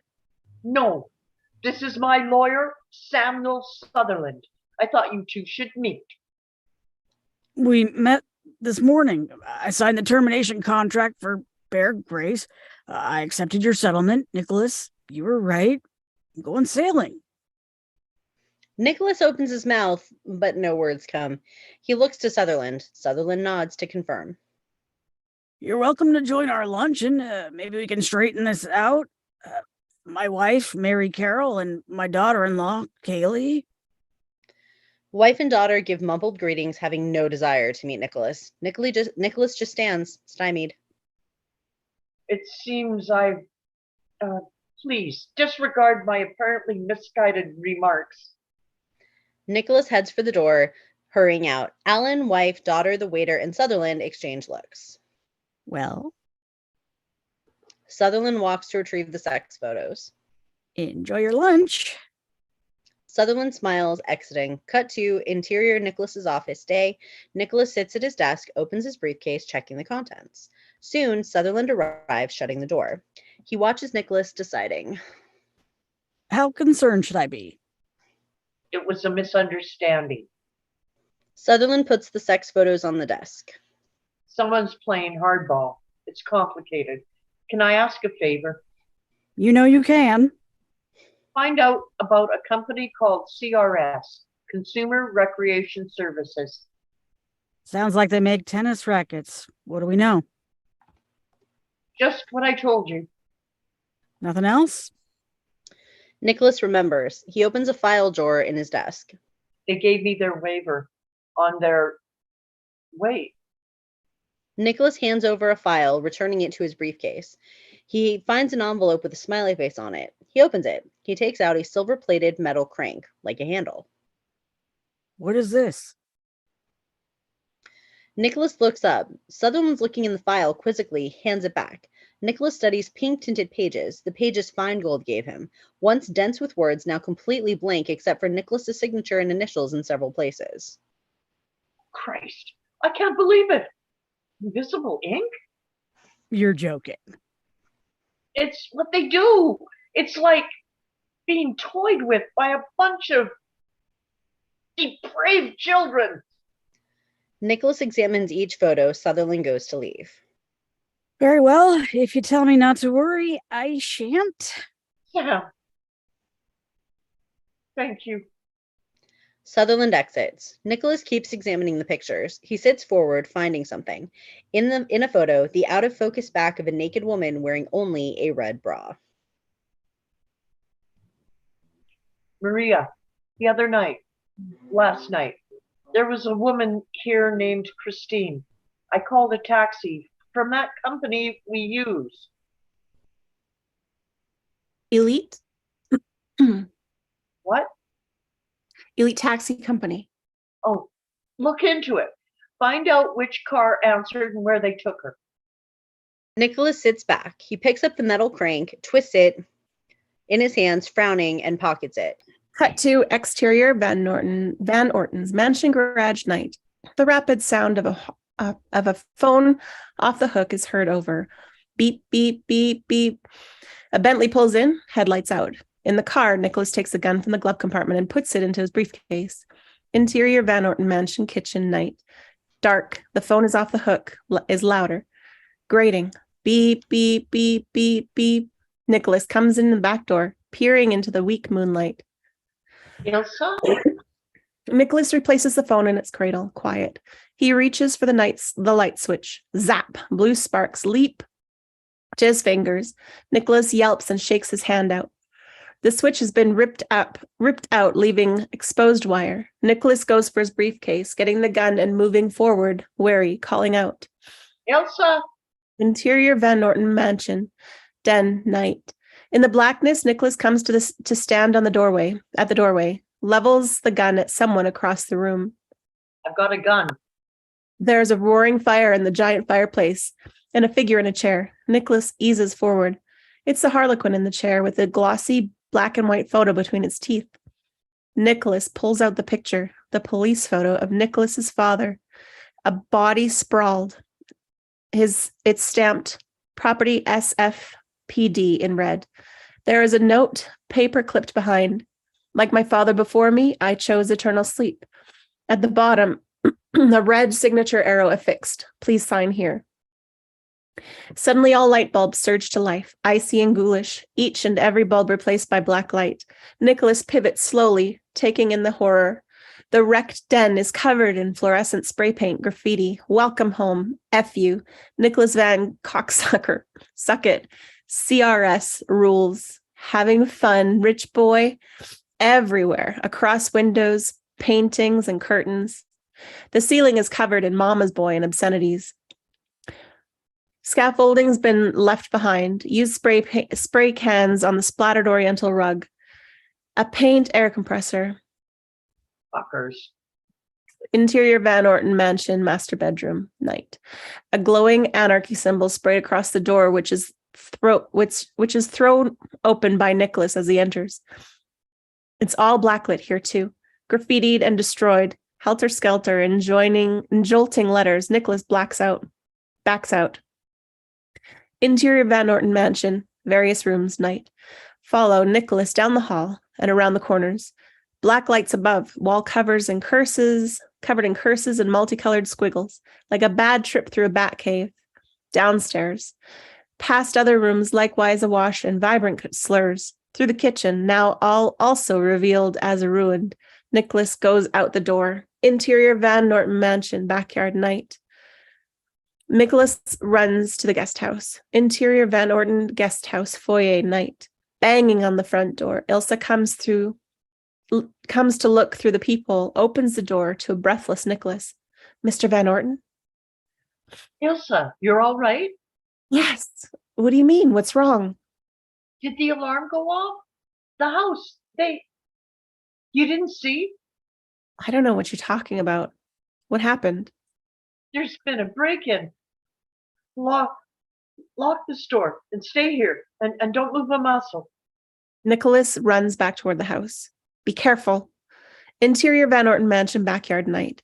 Crossing the lawn, Nicholas pulls out his cellular phone, dialing as he runs. Takes out the gun. 911, emergency response. I need the police. There's been a break-in at my house. Okay, sir, stay on the line and just give me your address. Interior Van Orton mansion, kitchen, night. Nicholas enters, still on the phone, locking the door. Beginning to punch the security code into the alarmed keypad. 22 Moore Street, at the center of Moore and Lushaman. Now, sir, you said it was a break-in. Yes. Are you sure they've gone? As Nicholas finishes the security code, the keypad beeps and Nicholas straightens, worried. Are you sure there's not still someone somewhere in the house? I don't think so. And with the dying hum of power failing, all the black lights go out. Nicholas raises his gun. Oh, God. Pointing it into the dark kitchen, hand trembling. Hello? Are you still there? Behind, a dark figure outside rises against the kitchen door window, pounding frantically. Nicholas leaps and spins, crying out in terror, dropping the gun. The gun bounces across the linoleum. It's Conrad at the kitchen door, haggard and scared, his pale face pressed against the glass, pointing frantically. Meet me out front! Conrad ducks away, moving on. Cut to exterior city light, night. The Bentley takes a corner fast, heading downhill, moving from residential to mostly urban. Inside the Bentley, Nicholas drives. Conrad looks over his shoulder, a man on the run, dark circles under his eyes. Tell me where we're going. Just drive, man. It's fucking nuts. What's this all about, Connie? Shh, wait. Conrad flips the sunshade, looks behind it, feels the fabric of the roof and the seam of the door. He rips the interior light, breaks it open, pulling the bulbs and wires. What are you doing? They're methodical. They are nothing if they're not that. Who? CRS, who do you think? Jesus H, man, thank your lucky charms to think what I almost got you into. Yeah, almost. I mean, you dodged a bullet. How do you mean exactly? I mean, they fuck you and they fuck you and they fuck you. And then just when you think it's done, that's when the real fucking begins. Slow down. I mean, take a breath. It doesn't stop, Nick. I paid the bill. I gave them their money, but it all started again. They won't leave me alone. What have they been doing to you? Everything. I'm a friggin' human pinata. Calm down. Why would they keep playing after you paid? You think I know? I paid him even more to make it stop. Boom! The wheel jerks in Nicholas's hand. Tires scream. What the hell? On the street, the tires blown out. Riding the rim, the car jerks over. Inside the Bentley, Nicholas stops at the curb. Conrad's turn in his seats. It's them. They did this. It's a flat tire, that's all. How do you know? We're going to figure this out. Get a grip on yourself. Okay. Conrad faces forward. Nicholas gets out to look at the wheel, using his cellular, then returns to the open window. The phone's dead. Really? Do you know how to change a tire? Yes. No. Do you? Can't be too hard, can it? I mean, I don't think we should be out in the open like this. Nicholas rubs his temples, looks all around, frustrated. Check the glove box. Might be another battery there. Conrad opens the glove compartment. Keys spill out. At least 50, silver and gold, all stamped CRS. Conrad's breath catches in his throat. He looks to Nicholas, afraid. Nicholas leans closer. How did those... You're part of it. What? Connie! Conrad climbs out, pointing across the roof of the car. No. You're one of them. Of course. It makes perfect sense. No, it doesn't. And those keys were put there. I didn't even know. You're behind this, aren't you? You and your sick friends will make it stop. Listen to yourself. Why would I do anything like what you're describing? Because you hate me. Because you had to be here when Mom died. Because you had to do it alone. Don't you think if I'd known I'd have been here too, I would have been here? Oh, stop this. It's not true. I'm sorry, Christ. Okay, I'm sorry. How many more times do I have to say I'm sorry before you forgive me? Stop it. Conrad bolts away full tilt into a nearby park and public gardens. Nicholas gives chase, calling after. Ahead, Conrad runs headlong, disappearing through thick bushes. Nicholas follows downhill, falls and slides, and gets up. At the bottom, he shoves through vegetation. On the other side, Nicholas looks all directions, gulping air. Conrad's nowhere to be seen. Nicholas stops. Connie! Far off, there's a concrete path winding through the park past a bank of payphones. One payphone starts ringing. Nicholas starts back the way he came. Behind, all the payphones start ringing. Nicholas halts. He runs to the payphone, answers one. You sons of bitches. Flippy? Is Flippy there? Flippy! Nichols slams the phone down, picks up another. If you would like to make a call, please hang up and try the number again. Phone stops ringing. Nicholas hangs up, digging out his wallet, rifling through it. He comes up with the valet ticket with the CRS emergency 800 number on it. He dials, puts the phone to his ear, busy signal. He slaps the headset tongue, redialing, waiting.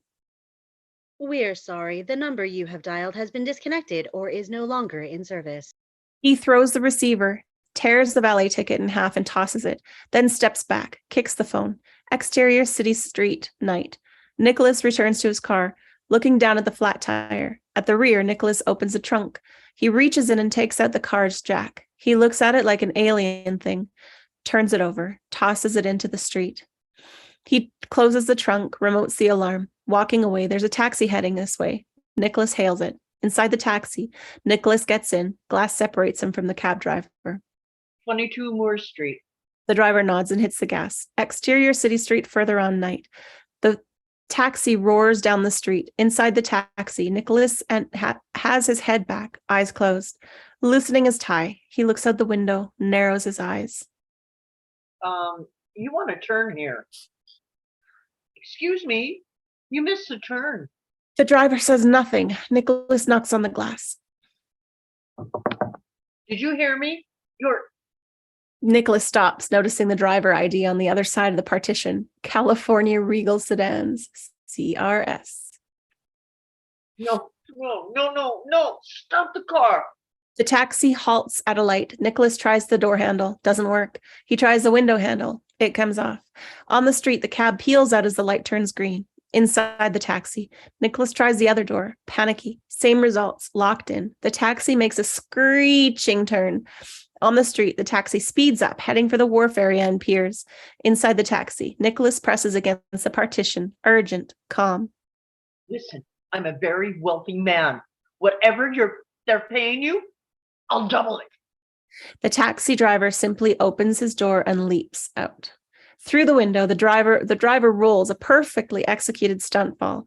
Nicholas can't believe. He grabs frantically for a seatbelt, snaps it around him, looks up, opens his mouth to scream.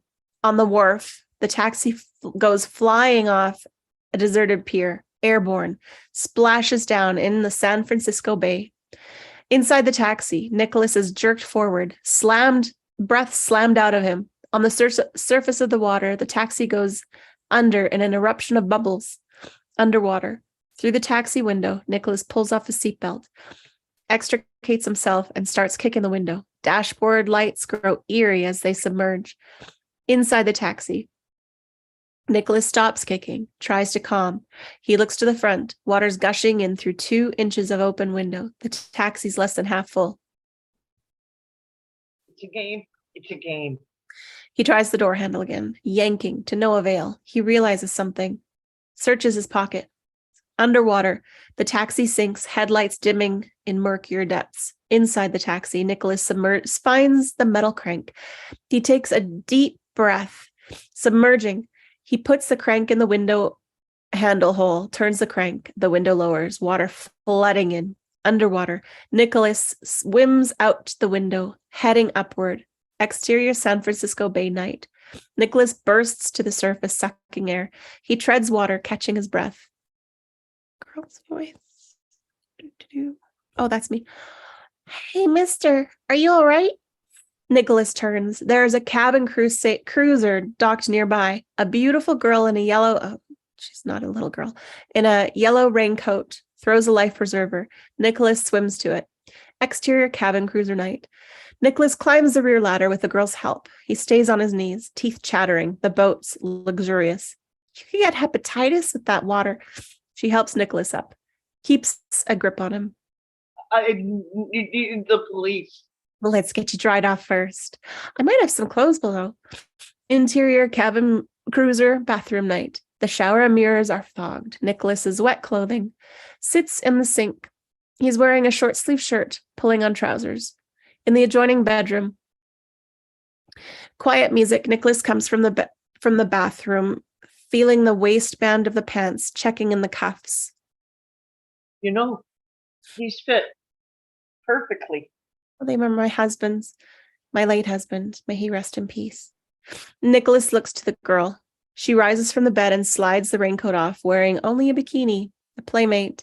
Nicholas just sort of sags. The girl undoes her top, which falls. She steps forward. I've been so lonely. I can't tell you how not interested I am. Don't be nervous. They said you'd be nervous. Don't take another step. The girl covers her breasts, confused. Nicholas gathers his clothing from the sink, heading for the stairs. Isn't this what you like? They told me you had a thing for boats. First, they tried to kill me. Now you? Put your damn clothes back on. Nicholas scrambles upstairs. Exterior cabin cruiser night. Nicholas leaps off into the wharf. The girl, pulling on her raincoat, crosses to the boat's rail, waving a box. Through the box's window, a gold glass cutter nestled in velvet. Oh, don't you want your thing? I was supposed to give you your thing. Nicholas just keeps walking. Cut to exterior CRS building day. The 2 police cars, marked and unmarked, pull to the curb. From the plainclothes car, male detective and female detective get out. Nicholas and Sutherland get out. Interior CRS building lobby day. Nicholas Sutherland, male and female detective, cross the busy lobby with 2 uniformed officers behind. Interior CRS building offices day. Nicholas enters, followed by the others. He stops short. Reveal. This huge room, once filled with the cubicles as far as the eye could see, is now entirely empty. Trash, dust, fixtures jutting from the floor. Cut to interior Nicholas's office day. Nicholas stands with his hands in his pockets, staring at the floor. Sutherland's there. Here, female and male detectives stand together. She's checking notes. Managed further of the building says that space hasn't been officially rented yet. The county recorder has no listing for consumer recreation services or any derivation thereof. No sign of the boat or the girl. We're checking escort services, but it's unlikely. Divers are looking for the taxi. As soon as they find it, they'll put the plates NVIN. Have you gotten in touch with your brother? He hasn't called back. What about the house? Your graffiti was painted in an oil-based marine marking solution. Illegal in the States. Not impossible to trace, but it'll take time. The photos gone, the clown, the ambulance, cable box, everything else, it's all pending. Breaking and entering, we have solid. Miraculous mischief, vandalism, harassment, but that's about all. Illegal surveillance, reckless endangerment? Attempted murder. Except you said you hired these people. That's irrelevant. It's our job to let you know what we have. We haven't got motive. You are who you are, so we know you're not making it up. But we've never dealt with anything quite like this. Be appropriately cautious, unless you think they're done with you. Cut to interior Van Orton mansion, kitchen night. Ilsa sets down a plate, sandwich with crust cut off, potato chips and carrot sticks. Nicholas eats, pondering. What was my father like? Ilsa's at the fridge, near where drop cloths, paint cans, and other repair preparations are piled. What makes you ask? I'm not sure. Ilsa comes to set down a glass, fills it with milk. All the time I've known you, you've never once asked about him. It came to my mind recently. That's all. Ilsa moves to put the food back into the refrigerator. Your mother thought he was a good man. He worked very hard. What I remember most was his manner was so slight. It was not easy to spend time in the room and not realize he'd been there the whole time. It was easy. Was he morose? Or, I mean... No. What happened? No one expected it. Sometimes I wonder how much of him there is in me. Not much, I think. I'm just like him. You're not like him at all. I don't know exactly what's going on around here lately, but don't make me start worrying about you. Did you worry about him? Nobody worried about your father. Nicholas stares at his milk. Phone rings. He answers. Hello? It's Maria. I found the address you wanted from Elite Taxi. Ah, go ahead. Cut to exterior suburban neighborhood night. Rows of middle-class homes, lower middle-class homes. Nicholas parks. A white van sits near. A wrench welding workman painted on the side. Cable repair specialists. Nicholas crosses the lawn of the White House to the porch. He rings the doorbell and waits. Finally, an older man in a bathrobe answers. Christine's dad, puffy-eyed.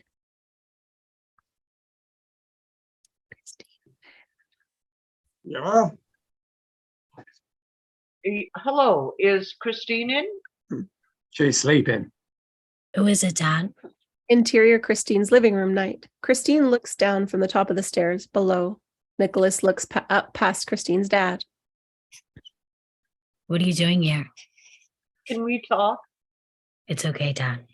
Christine's dad opens the door and heads away. Christine comes down in pajama top and shorts, pleased. I didn't think I'd ever see you again. Come here. He watches to make sure the dad's gone, leads Christine to the middle of the room, takes out a photocopy, unfolds it. What can you tell me about this? The sexy photo of the woman in the red bra. What is that? Is this you? Where'd you get this? It was left in my hotel room. Well, not really mine. You're saying it's not you? I think I would remember. What makes you think it's me? Well, the red bra. Okay. Thought, He's at a loss, drained. do you mind if I sit? Sure. You all right? Is this still that contest you're in? I'm tired. I'm sorry. I should go. I've been enough of a nuisance. Let me get some clothes on. We'll talk, okay? Be right back. Christine hurries upstairs. Nicholas stands, calls after. Do you have any aspirins? Nicholas takes the room in, unhappy. He squints at the Virgin Mary figure, picks it up, unscrews the head. It's a decanter. He sniffs it and puts it back. He sniffs the air, noticing a wisp of smoke rising from the bright lamp. Inside the lampshade, Nicholas peers inside. A price tag dangles against the lamp, the bulb turning brown, smoking. Nicholas reaches to remove the tag, but burns his finger on the bulb. Jerking his hand away, he blows on his finger, sighs, walks to poke his head through a swinging door.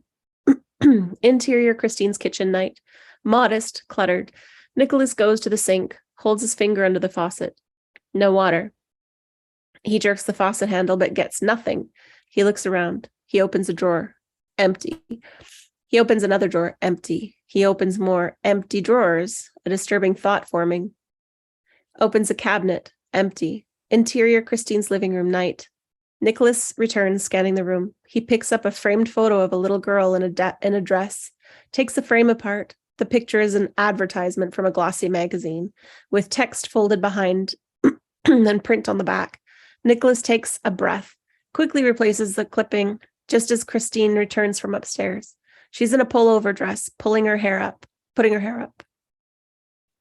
Want anything to drink? You? Yeah. First communion. Aren't I a little angel?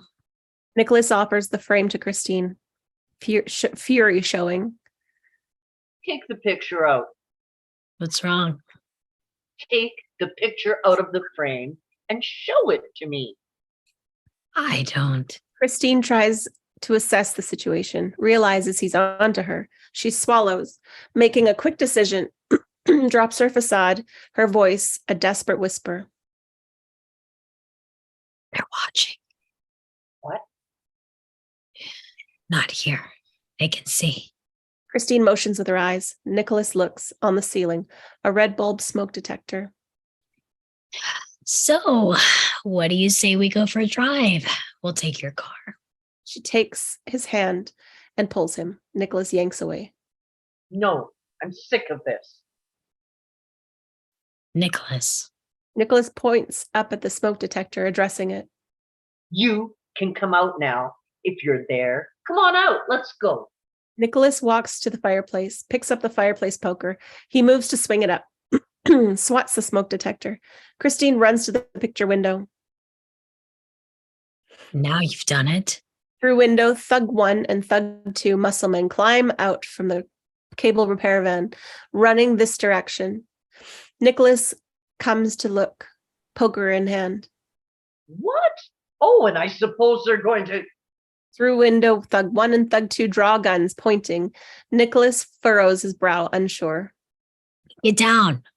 Windows blown in by gunfire as Christine tackles Nicholas. Shattered glass showers down. Knickknacks fly to pieces. Christine crawls. Nicholas follows. They flee. Nicholas gasps and glancing back, terrified. In the kitchen, Christine pulls Nicholas through a door. Interior Christine's garage night. Christine and Nicholas come downstairs to the empty garage. Christine's dad looks up from his solitaire game at a card table. A day player thrown off by his backstage intrusion. What the hell? Christine leads Nicholas out the rear door. Exterior, Christine's yard night. They run along the back of the house. What is this? God, wake up. It's a con. Around the corner, toward the front, Christine stops looking. Across the front yard to Nicholas's Bentley. Interior, Christine's garage night. Thug 1 and Thug 2 bluster in, guns up. Christine's dad points to the open rear door, afraid. Thug 1 thinks quick, slams the garage door opener. The opener's motor rattles to life. Garage door rising. Exterior, Christine's front lawn, night. Nicholas and Christine speed away in the Bentley. Behind Thug 1 and Thug 2 crawl under the garage door, giving chase, firing. Too little, too late. They run to the van. Exterior, suburban street, night. The Bentley roars onward. In the Bentley, Nicholas drives, white-knuckled. Christine watches behind. On the street, the van pursues, far behind but closing ground in the Bentley. Nicholas checks his mirror. Christine looks forward. Look out. On the street, the Bentley swipes another car as Nicholas runs a light. The Bentley keeps going, the other car spinning. The van brakes hard to avoid the spun-out car. The van reverses, angling to get out. Further on, the Bentley skids into an alley, lights off, still moving. The van, having lost half a block, misses this and continues straight, raging forward, then screeching to stop. In the middle of a four-way intersection, stumped, the van chooses a direction, cutting a corner, roaring away. Interior Bentley, night. Okay, they're gone. She's thrown forward as Nicholas slams brakes. He reaches across and throws Christine's door open. What are you doing? Get out. Could have handed you to them. They find me now, I'm dead. Get out of my car. You don't have a choice. No one else is going to tell you what's going on. Nicholas stares at her with hatred. Do you want to know? If I'm gone, you never will. Nicholas flips the headlights on, puts the car in gear and drives. She pulls the door shut. You can talk while I drive us to the police. No cops. I've got a warrant out. Mail fraud. They'll take me in. But you won't be able to prove anything else. Christine takes out cigarettes, lights up. I can't believe they didn't take the time out to get the house right. Nicholas grabs a cigarette, throws it out his window. Who are they? I don't know. Nobody else does. I'm an employee. Then what good are you? I know things. Like who you can trust. Like that your brother was in on it from the beginning. That's a lie. Yeah? I was your waitress on your birthday. Connie told you about CRS that day, remember? I was already planning my part before you started the game. Nicholas looks to her, realizing the truth of it. Christine's lighting up a new cigarette. Wasn't his fault. He thought he was hit only way back. They fleeced him real good. How? How could they have gotten anything? They did the same to him as they did to you. What are you talking about? She gives him a pity look. They've already got it, Nicholas. They've got everything. Nicholas shoots her a glance. This is absurd. Check your account. That night in your office, when we were there. Flash back, Nicholas's office that night. Christine runs her finger down Nicholas's telephone. She looks to see Nicholas is preoccupied, lifts the receiver, reads the phone number underneath. She turns, looks down. There's a number written on the phone jack on the wall. Number C4. I got the number to your private line and modem. I gave CRS remote access to your computer. Flashback, various inserts. Nicholas CRS testing. Nicholas's hand scribbles his signature, fills out a financial questionnaire. A tape recorder reel spins. A pencil blackens test blocks. You already gave them everything else. Handwriting, voice samples, psych info. They used it all to figure out your passwords. Flashback on a monitor. Combinations of letters and numbers scroll by, multiplying too quickly for the eye to see. From there, they only had to keep you distracted while they broke into the network and transferred your holdings to dummy accounts.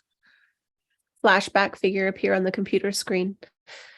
High numbers flying down to 0, 0, 0, 0, 0, 0, 0, 0, 0. More numbers falling. Remember Jim Frankold, the guy who signed you up? He did 5 years for hacking Citibank in '84. Flashback, pan up from deft fingers and a keyboard to Jim Feingold, lit by cold computer screen glow. Back to scene in Bentley. Nicholas sweats. He checks his watch, takes out his cellular, dialing with his thumb. Christine smokes. Why else would they be willing to put you under? Overseas operator? Please dial Aljameen Bank, Zurich. They don't care about you anymore. Alive or dead is the same as long as they bury you deep enough. Exterior highway night. The Bentley speeds out a tunnel on the highway toward SF. Inside the Bentley.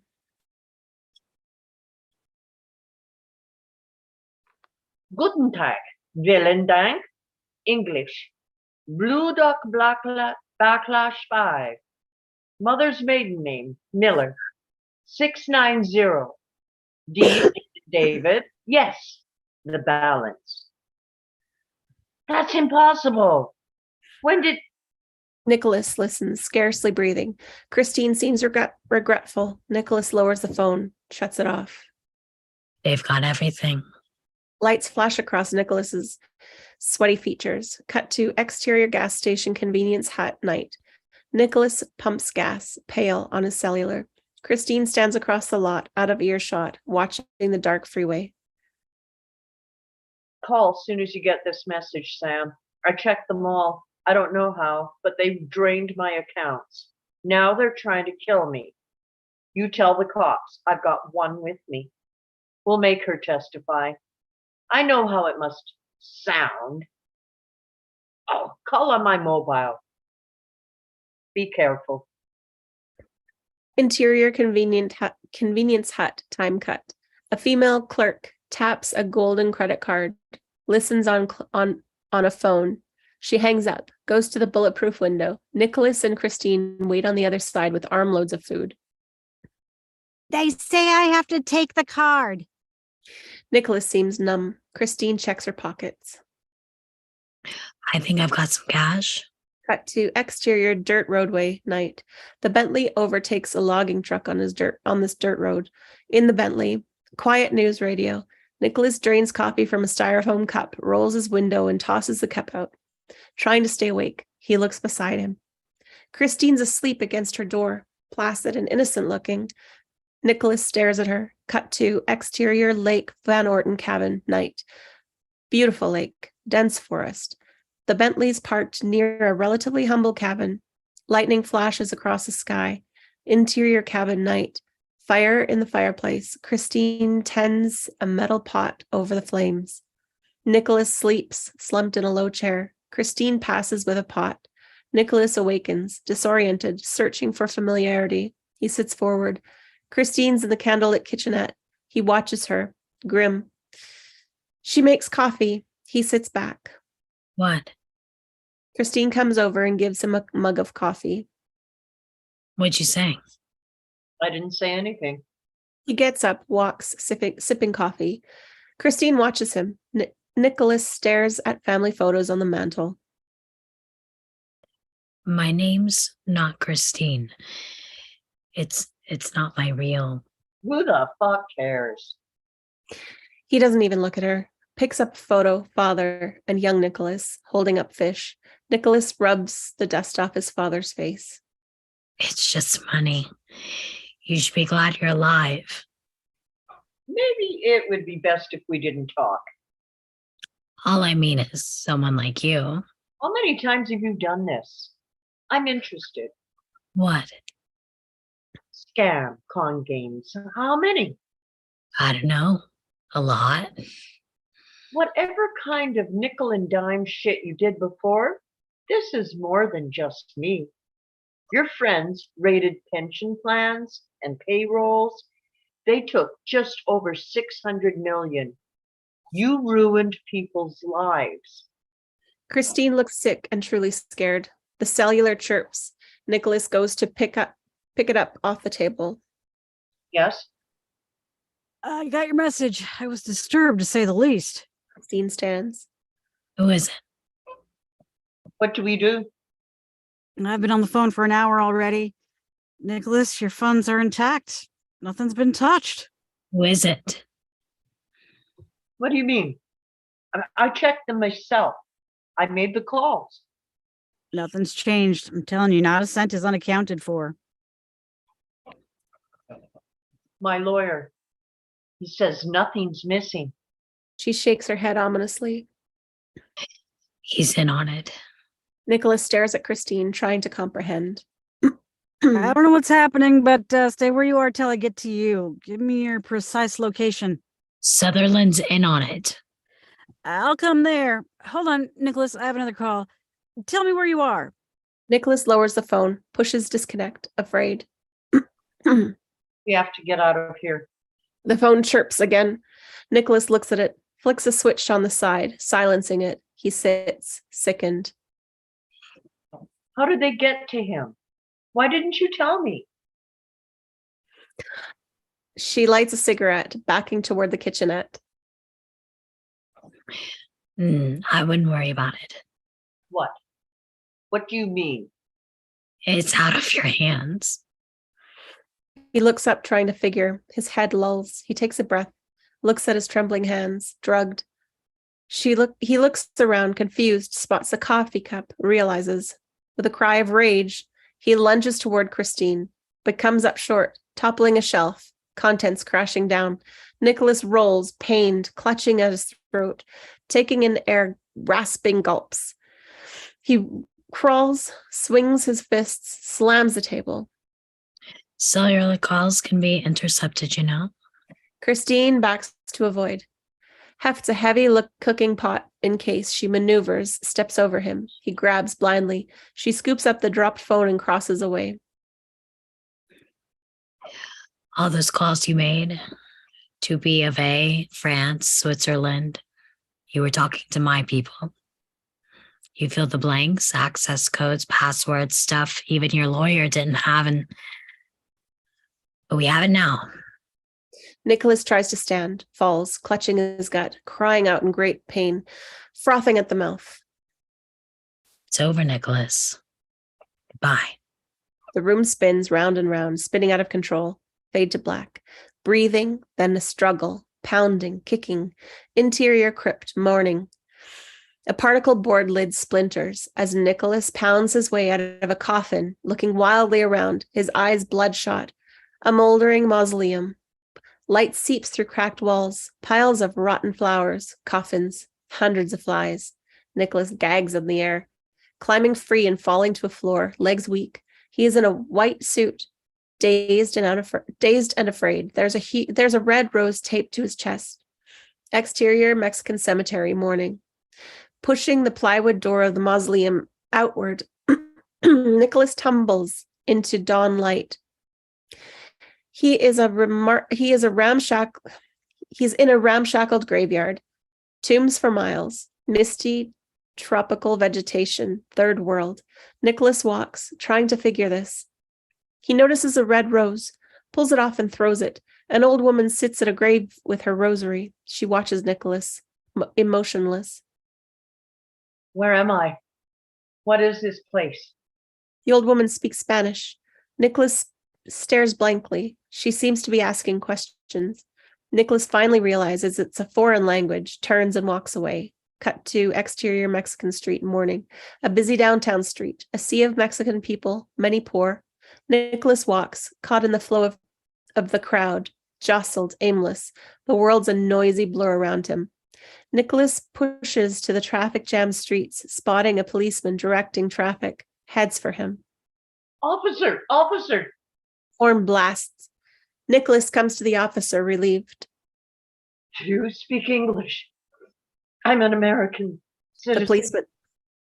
The police scolds Nicholas in Spanish, shoos him away. Nicholas searches his empty pockets. Listen, they took my wallet.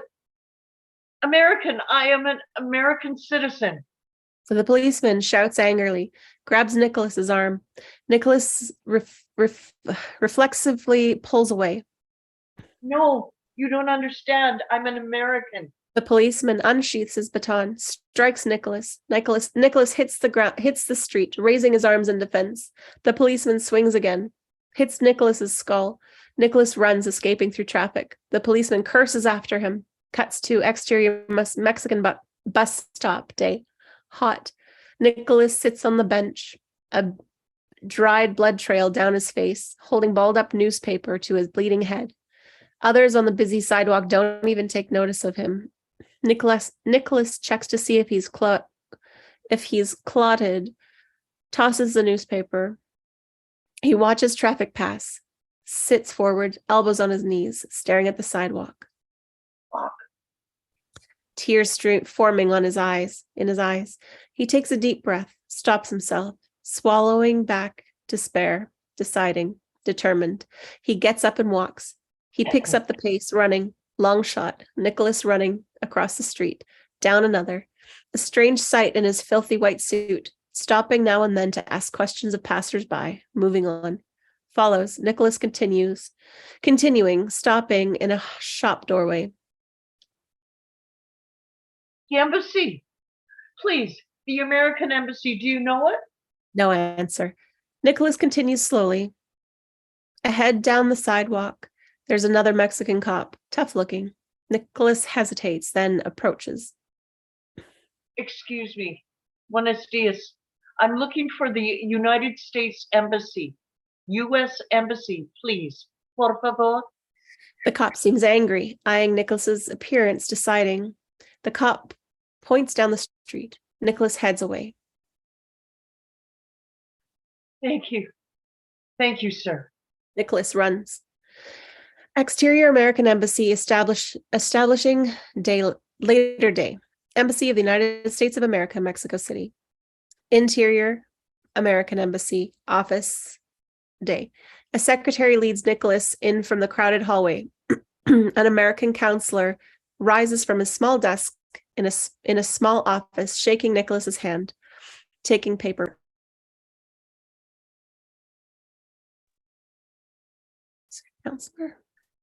Counselor. Oh, that's you. Clint. You sit. Nicholas sits in a metal chair. A fan blows. Poor remedy in the heat. The counselor reads the paperwork. Mr. Patterson, some things have happened. It's important that The counselor holds up his hand, still reading. No money, no identification, no passport. You're in a fix. What did happen to you? Well, where to begin? It's complicated. It always is. Nicholas looks up to the counselor, who sips a glass of water and looks at papers. Nicholas takes a moment, rethinks. What happened was, I'm on vacation alone. I was robbed at gunpoint. They hit me and ran. Two men, a few blocks away. They took my wallet, money, all of it. So, Robbed? yes, Have you gone to the police? I don't speak Spanish. All I need is to get back. Just enough for that. The counselor taps his finger on the desk's edge. We'll help you with the police if you don't want to bother. As far as money goes, can I make a suggestion? Say you were mugged Yes. and they didn't take your watch. Nicholas looks at the Rolex he's wearing. Didn't realize it till now, having taken it for granted. How much was it? A few thousand at least? Rolex like that. Lucky they missed it. Yes. Very lucky. Interior Mexico City pawn shop later day. Inscribed on the back of Nicholas's Rolex. On your 18th birthday, your father's watch. Love, Mother. The female owner examines the Rolex inside a rusty metal cage, makes a face. Nicholas is at the front of the long line in his impossibly cluttered pawn shop. $50 Americano. 50. 50? Do you know?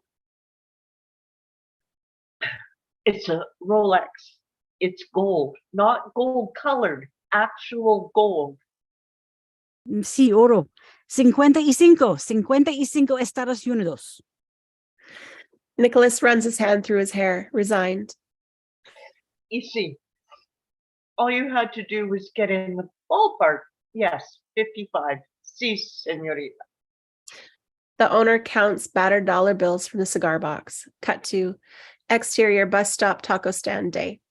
At a faltering taco stand, painted in peeling orange paint, Nicholas pays for taco wraps and paper and a bottle of Budweiser. A bus ticket sticks out his breast pocket. Nicholas steps away, wolfing down the food, following it with guzzled beer. Many people are waiting for the bus.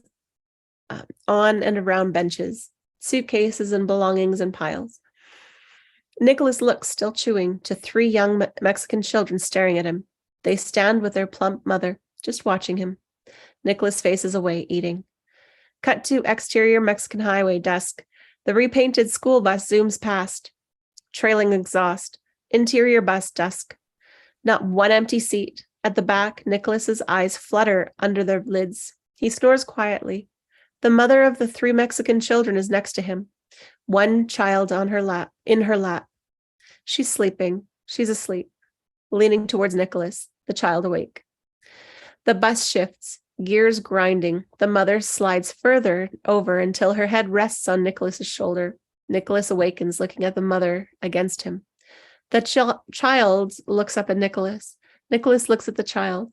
Nicholas puts his head back, closes his eyes. After a moment, the bus jerks and Nicholas opens his eyes.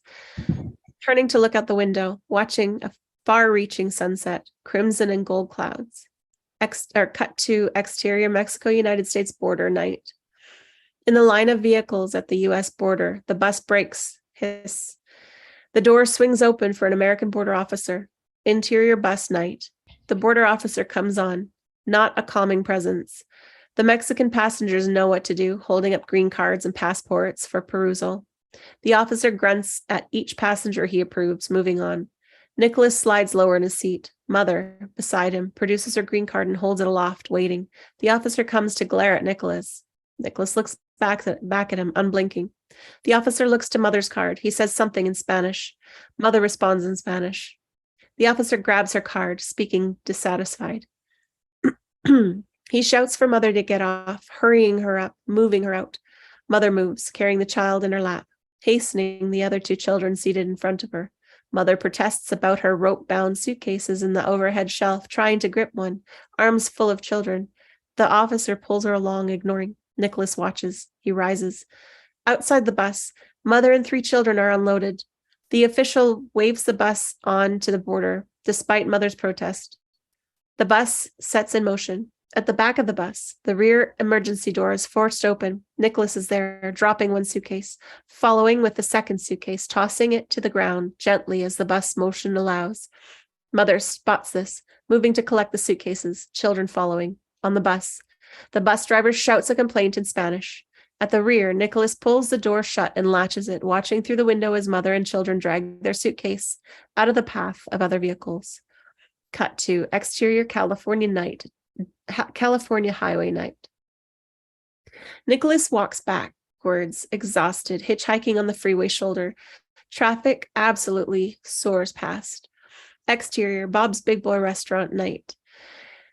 Highway in the background. Nicholas hikes across the parking lot of this 24-hour diner, past many parked tractor trailers. Interior, Bob's Big Boy Restaurant night. There's a heavy-duty truck driver clientele elbow to elbow at the counter, eating, drinking coffee. The bell above the door tinkles as Nicholas enters. Pardon me. Nicholas moves to the end of the counter, louder. Excuse me, please. If I could have your attention. Conversations stop. Everyone looks to Nicholas. He's scruffier than ever, a hobo freak in a white suit, fed up. Thank you. If anyone's heading to San Francisco, I need a ride. Met with silence, Nicholas clears his rough throat. There's all the money I've got left in it for you, $18.79. Nicholas pulls his crumpled bills and coins on the counter. 1 penny falls. You can hear it hit the floor and roll. Cut to exterior, upstate California highway day. Bright day. A big Baskin-Robbins truck rumbles by. Interior Baskin-Robbins ice cream truck day. Engine and roadway roaring. Windows open. Wind whipping. Beside the driver, Nicholas sleeps wrapped in a blanket. Cut to exterior, San Francisco, early evening.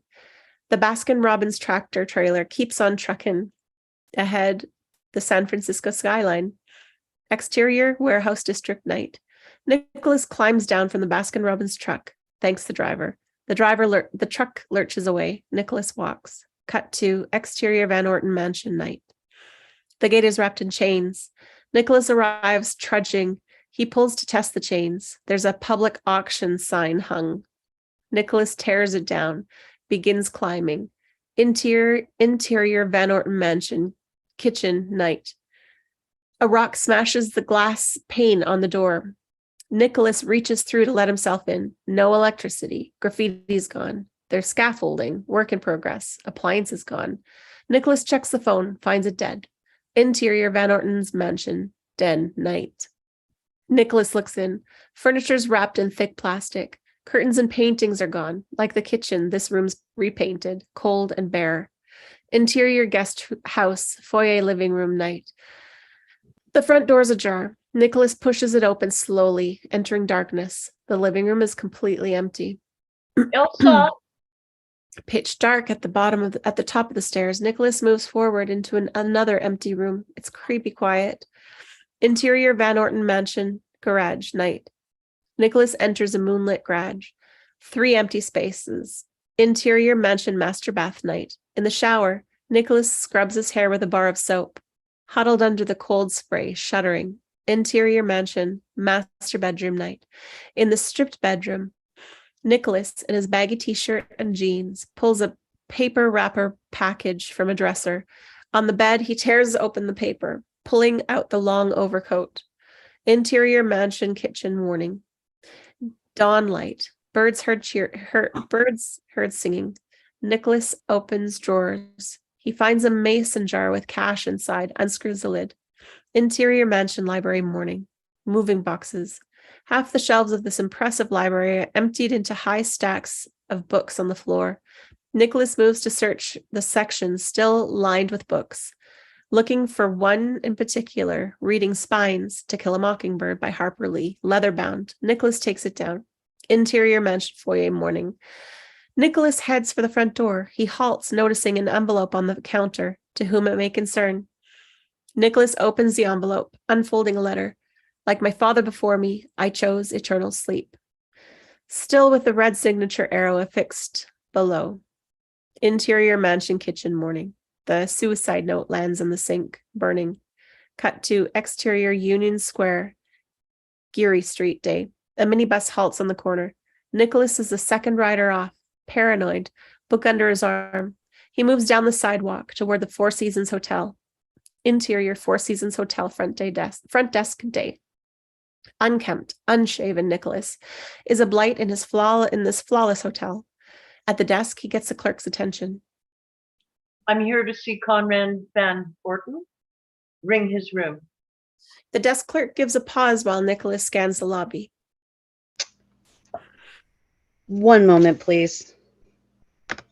The desk clerk crosses to a gray elder statesman manager huddling to speak in hushed tones. Nicholas watches them, concerned. The manager walks over. You're here for Conrad Van Orton? I'm the hotel manager. He offers a handshake, which Nicholas ignores. Pleasure to meet you. I'd like to see my brother. Thank you. Your brother, will you come with me? What's this about? It's a private matter for you. I think you'll be more comfortable. Where's my brother?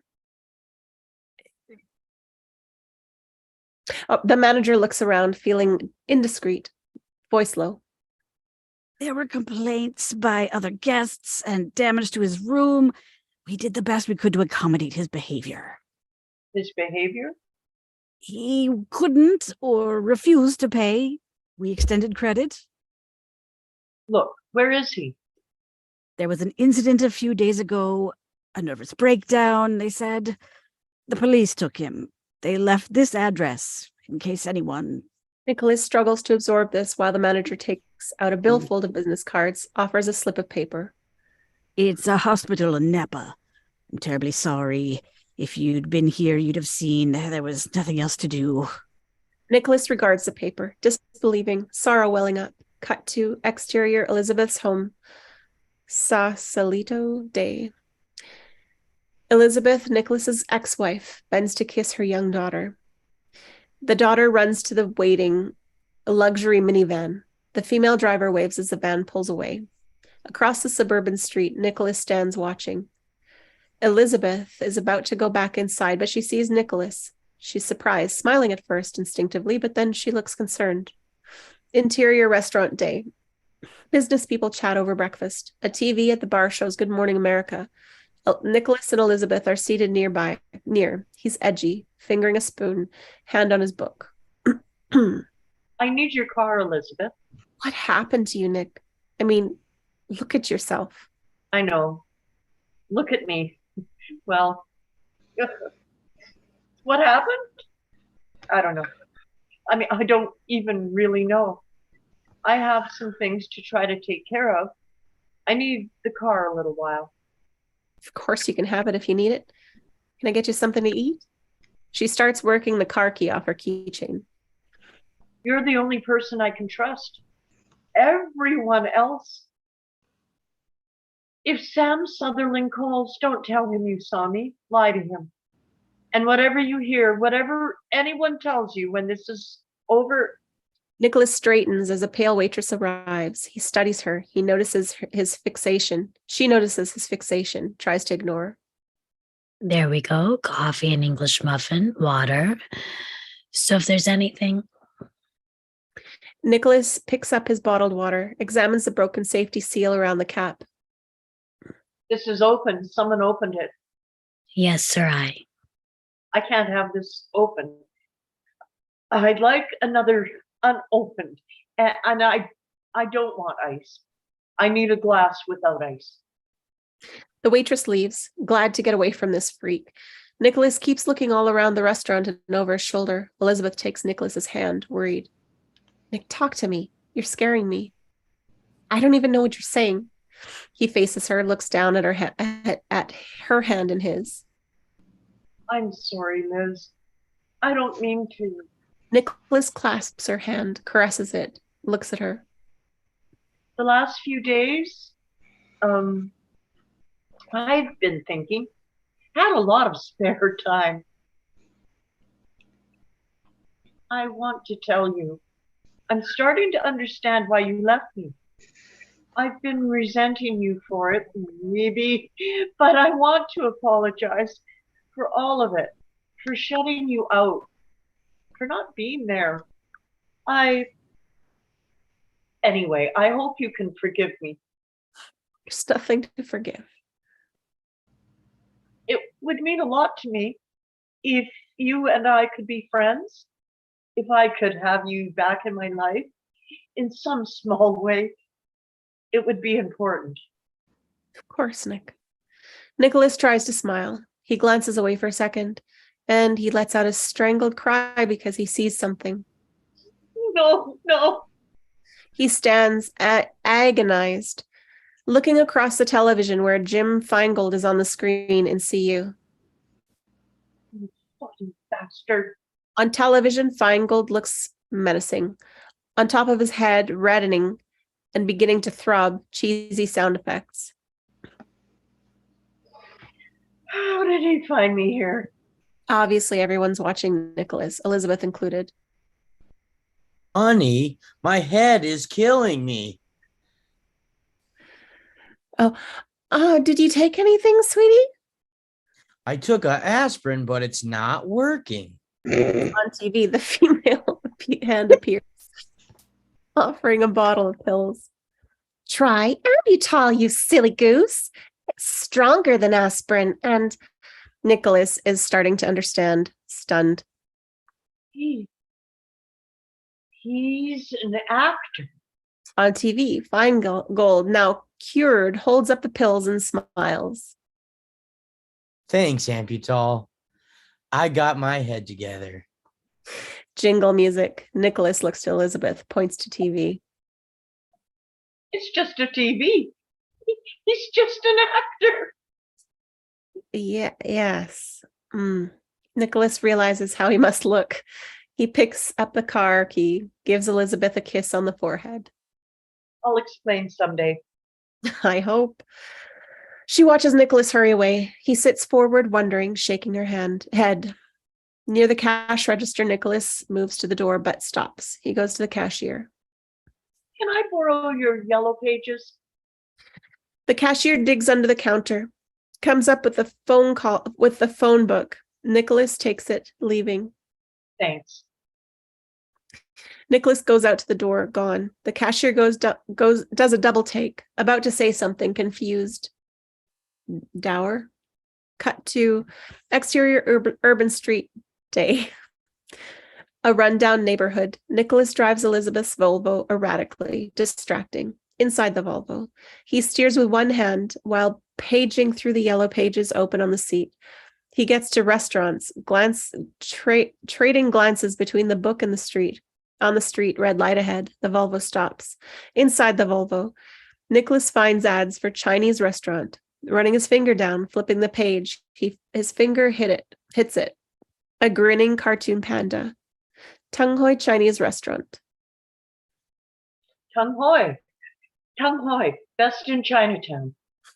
He tears the page out and studies it like a picture with the treasure map, like a pirate with a treasure map. Suddenly, an arm reaches through that open window, putting a knife to Nicholas's throat. Get out of the car, effer. Nicholas holds still, eyes shifting to look at the wasted, skittish teen thug threatening. Open the door and climb out. Leave it running. Nicholas is twitchy, calm, motionless. You're making a mistake. The knife presses harder against Nicholas's throat. Get out of the car. You don't understand. Get out of the car, motherfucker. Get out of the car.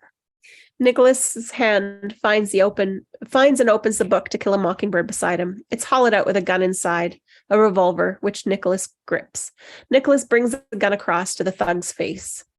You have no idea how fragile I am right now. The thug backs off, runs away. Nicholas watches him go, puts the gun down, drives.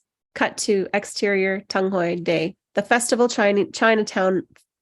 Chinatown neighborhood. At Tung Hoi, ducks hang behind the cartoon panda painted on the window. Interior Tung Hoi Day, cramped.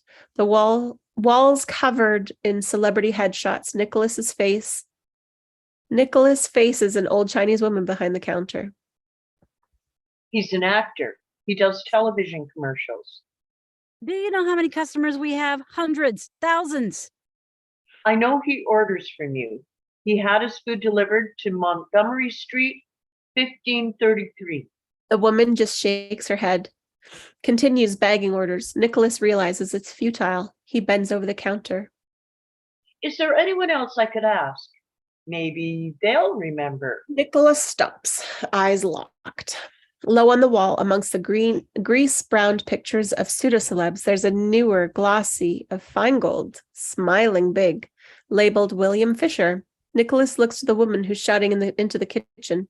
He jumps up on the counter, reaches with his fingertips for the fine gold photo, straining almost as it has it. Exterior Chinatown Day. On a payphone, Nicholas looks at the back of the headshot credits. Phone number. Flips it to the show, Fine Gold Fisher. I know it's short notice, Mrs. Fisher, but we were hoping your husband could audition today. He's perfect for the part. Oh, this is gonna break his heart. Is there any way we can get in touch with him? I mean, his beep is here on the table. He took the kids to the zoo. The zoo. Oh, sweet. Which zoo? Cut to exterior zoo day. Animals lounge in their cages. Tourists wander, mostly families. Here comes Nicholas, running, searching. Ahead, Feingold's in casual clothes, eating ice cream, doing his best to supervise 3 obnoxious children. Nicholas moves in, slows when he's close. Bill Fisher, I love your work. Feingold turns, smiling, till he sees Nicholas and recognition sets in. He goes pale, sheepish. Okay, please. I got kids. Nicholas casually shows him the gun. Get rid of them. Hey, everybody. Snack time. Hey, here you go. Feingold takes out cash and dispenses it. Kids cheer and run to a nearby snack cart. Look, it was just a job. Nothing personal, you know. I play my part, improvise a little. That's what I'm good at. I'm tired of dealing with peons. I need to get to whoever's in charge. Nobody knows, pal. Nobody gets the big picture. Jason, Tommy, cut it out. His boys are throwing rocks at the monkeys. They look to their father, drop the rocks, and saunter away. God damn it. Why did they do that? How do I find them? Their offices are empty. They own the whole building. They just moved from floor to floor. Nicholas releases him. They know you. You worked for them. You can get me in. No, I can't. I'm sorry. But Tell them the cops are off after you. Tell them you've got to talk to someone. I'm threatening to blow the whistle. what whistle? There's no fucking whistle. This is fucking dangerous. Nicholas gets in Feingold's face, furious. You don't seem to understand.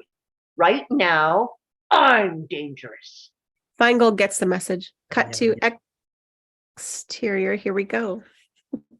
Building, early evening. Dusk, lights off in the towering building. A battered station wagon rounds the corner, pauses at the garage ramp.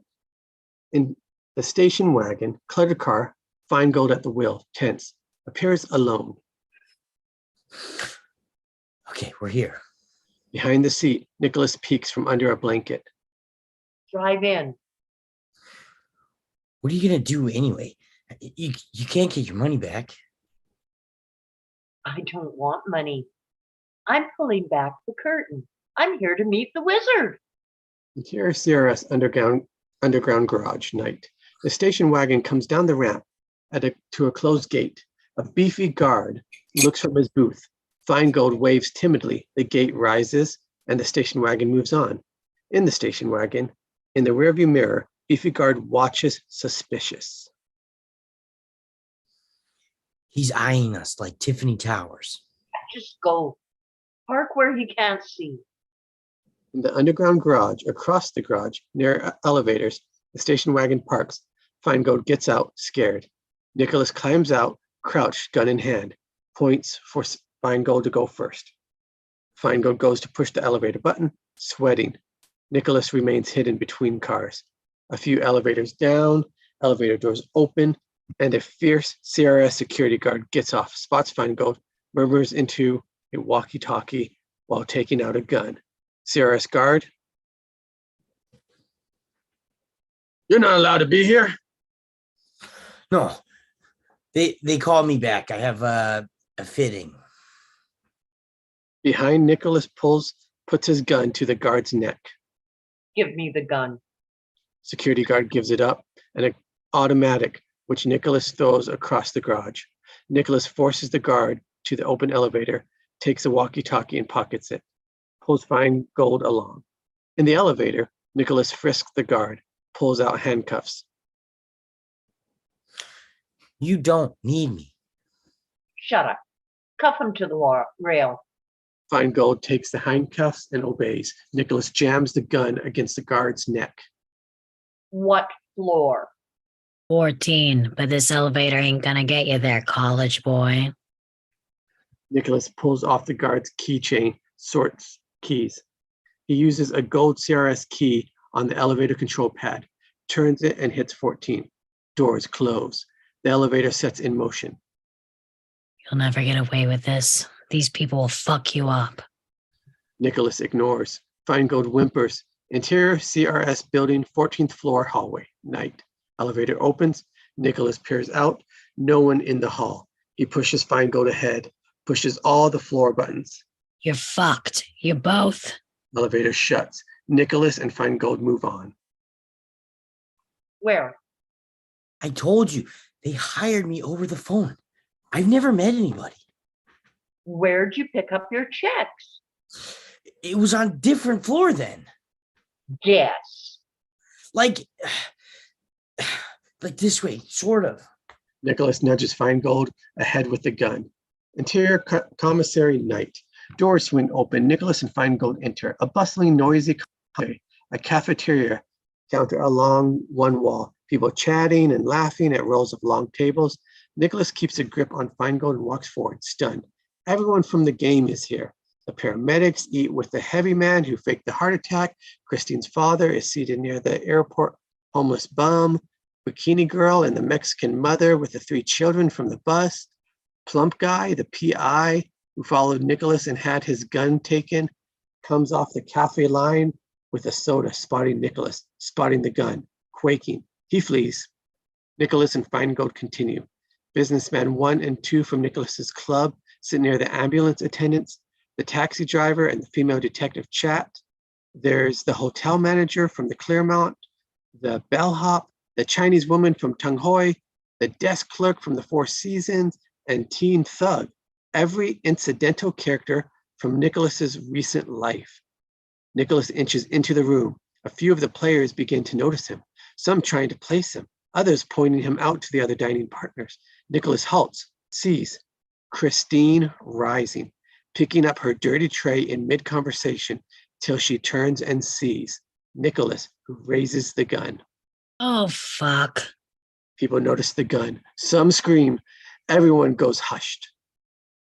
What are you doing here? I'm back from the dead. Nicholas, okay. You're not about to shoot anyone. Nicholas moves to grab Christine. She drops her tray. You're coming with me. Everybody down!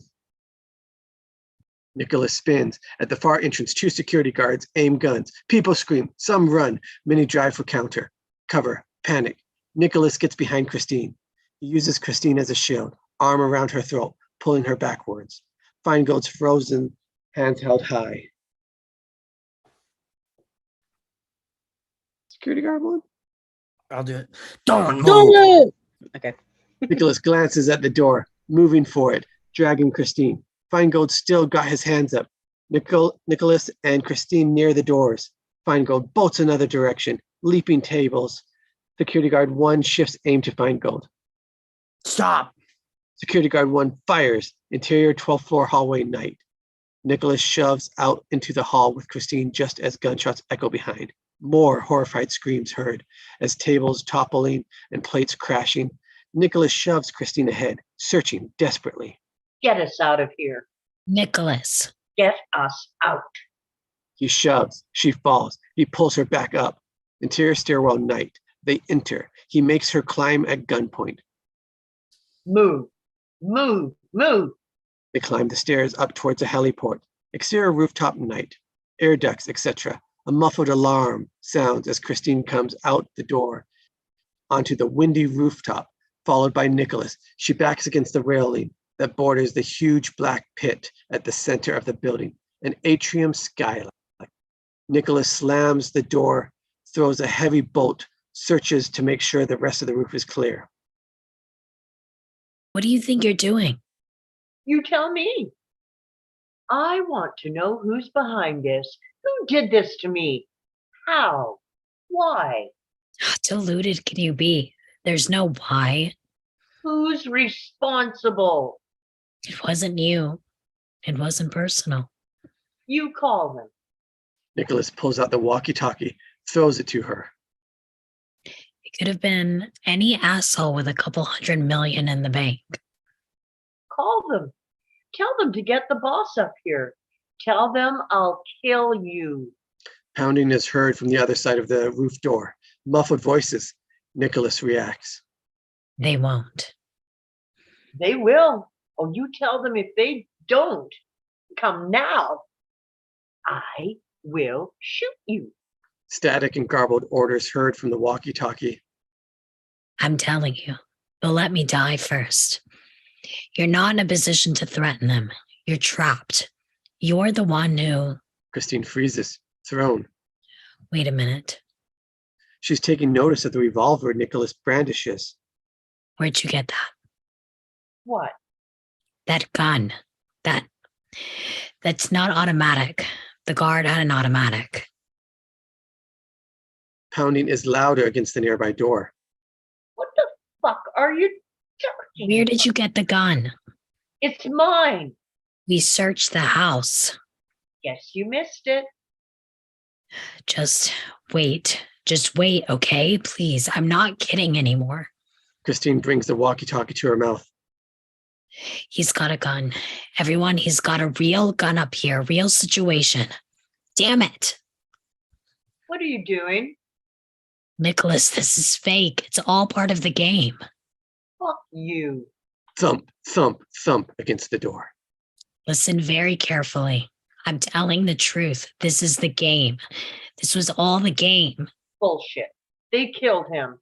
Feingold, Fisher, whoever. They shot him. No. Now, wait.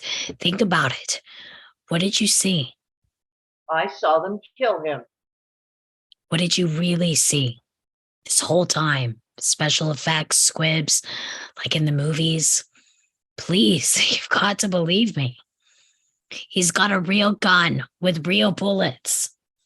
Stop talking to them. Okay. I put it down. Now open that door.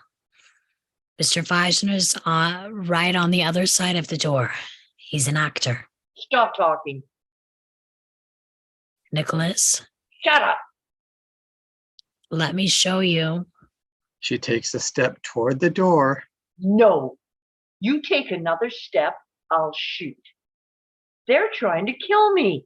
You're wrong. You're about to make the biggest mistake of your life. Put that gun down. Pounding on the door is desperate. Nicholas falters. Think about it. They followed you every step of the way. There was always a safety net. The taxi, there was a driver. At my house, the window was rigged. They shot at us with the blanks. That's not true. It is. It's what you hired us for. Nobody touched your money. Nobody stole anything. They're waiting on the other side of the door with the champagne. All your friends. It's a celebration. No. Open that door, you'll see. Your brother's there, Conrad. He's there. It's your birthday party. Stop it. Please, Nicholas, let me show you. She takes a tentative step towards the door. Don't move, you bitch. I have to show you. No.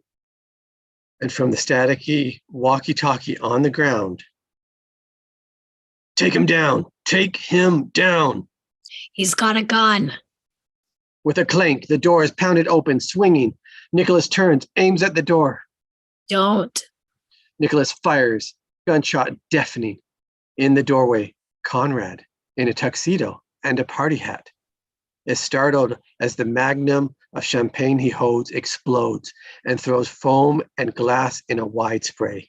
The smile falls from Conrad's face as blood spreads across his chest. He looks to Nicholas, confused, collapsing. The collective cry of horror comes from the gaily dressed partygoers behind as Feingold catches Conrad and eases him to the ground, cradles him. Nicholas lowers his gun, realizing. Bonnie. Feingold clutches Conrad, trying to stop the bleeding, feeling for a pulse. Blood flows out Conrad's mouth. Jesus! You shot him! Someone call an ambulance! Conrad's eyes are closed. He's motionless. He's dead. Christine lets out a hysterical sob, hands to her mouth. Feingold. Oh my says. God. Oh my God. Nicholas drops the gun, moves forward, stunned, numb. He's dead. He's dead. You killed him. Nicholas falls to his knees in front of Feingold and Conrad. Christine's eyes fill with tears. Why? I told you. I told you. Why didn't you listen? Feingold releases Conrad to the floor, rising, bloody. We're all going to jail. We're all going to jail for the rest of our lives. People start clearing out of the stairwell, heading down. We thought you knew. How could you let this get out of hand?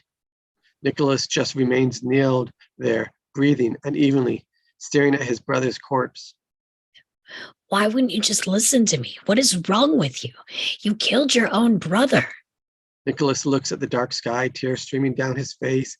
He looks all around. Christine stops, looks down at the corpse, crying out of control. Feingold comes to an attempt to comfort her. Nicholas gets to his feet, unsteady, backing away, looking to the glass skylight. He wipes his tears. Nicholas stands motionless for the longest time. Calm, Nicholas moves forward, a goal in mind. Christine turns, sees. Nicholas comes to the edge of the skylight. Christine screams. Nicholas leaps. Interior Cirrus building night. Nicholas crashes through the skylight, falling.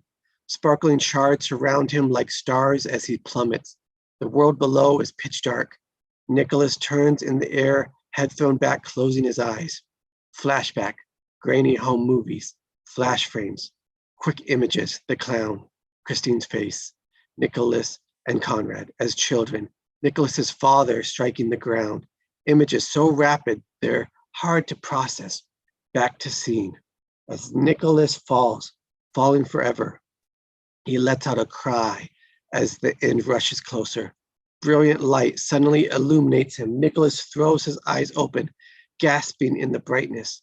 Lights come from all sides to show Nicholas's impact as he lands on his back, arms outstretched, swallowed by an enormous inflated life-saving cushion that covers the entire floor of the atrium. Air is hard rushing. Nicholas sinks, coming to rest as the cushioning deflates. Harmless bit of breakaway glass shower down. He doesn't move. He can't comprehend. Motionless. Doors are heard opening. Footsteps rushing forward. Let's go. Make sure he's all right. See if he's okay. Stunt coordinators come from all directions in CRS jumpsuits, wading through the flowing cushion, coming to help Nicholas up, asking if he's okay. Nicholas just blinks at them, quaking, lips trembling. He's led out of the cushion, barely standing, sees.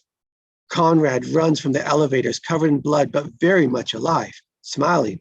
Conrad reaches Nicholas, throwing his arms around him, giving him a long kiss, laughing.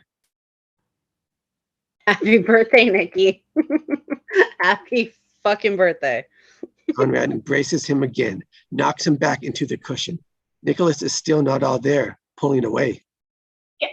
Get off! Get off me, you!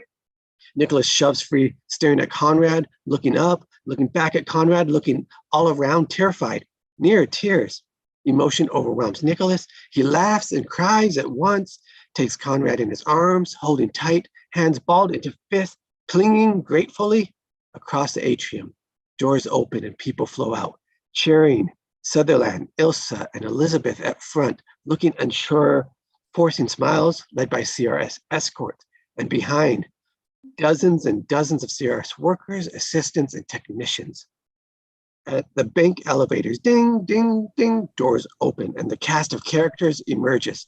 Feingold leading, holding Christine's hand. Everyone's elated and shouting victoriously. The crowd encircles Conrad and Nicholas as they climb back out of the cushion. Hundreds of well-wishers gathering. Conrad climbs a few stairs, pulls Nicholas along, motions. Ladies and gentlemen, my big brother, Nicholas Van Orton. He had it all, and now he has it all back. Thunderous applause. Nicholas looks out over them, flush, awed, unable to catch his breath. Cut to interior CRS building at atrium lobby, time cut, night. Loud music, cocktail party in progress. A huge cake is being cut. Tables surround a packed dance floor area where Feingold dances crazily. Everyone's drinking, eating, and the crowd find Nicholas stand with a bottle of champagne in hand, watching Ilsa embrace Conrad. I hope we'll be seeing more of you.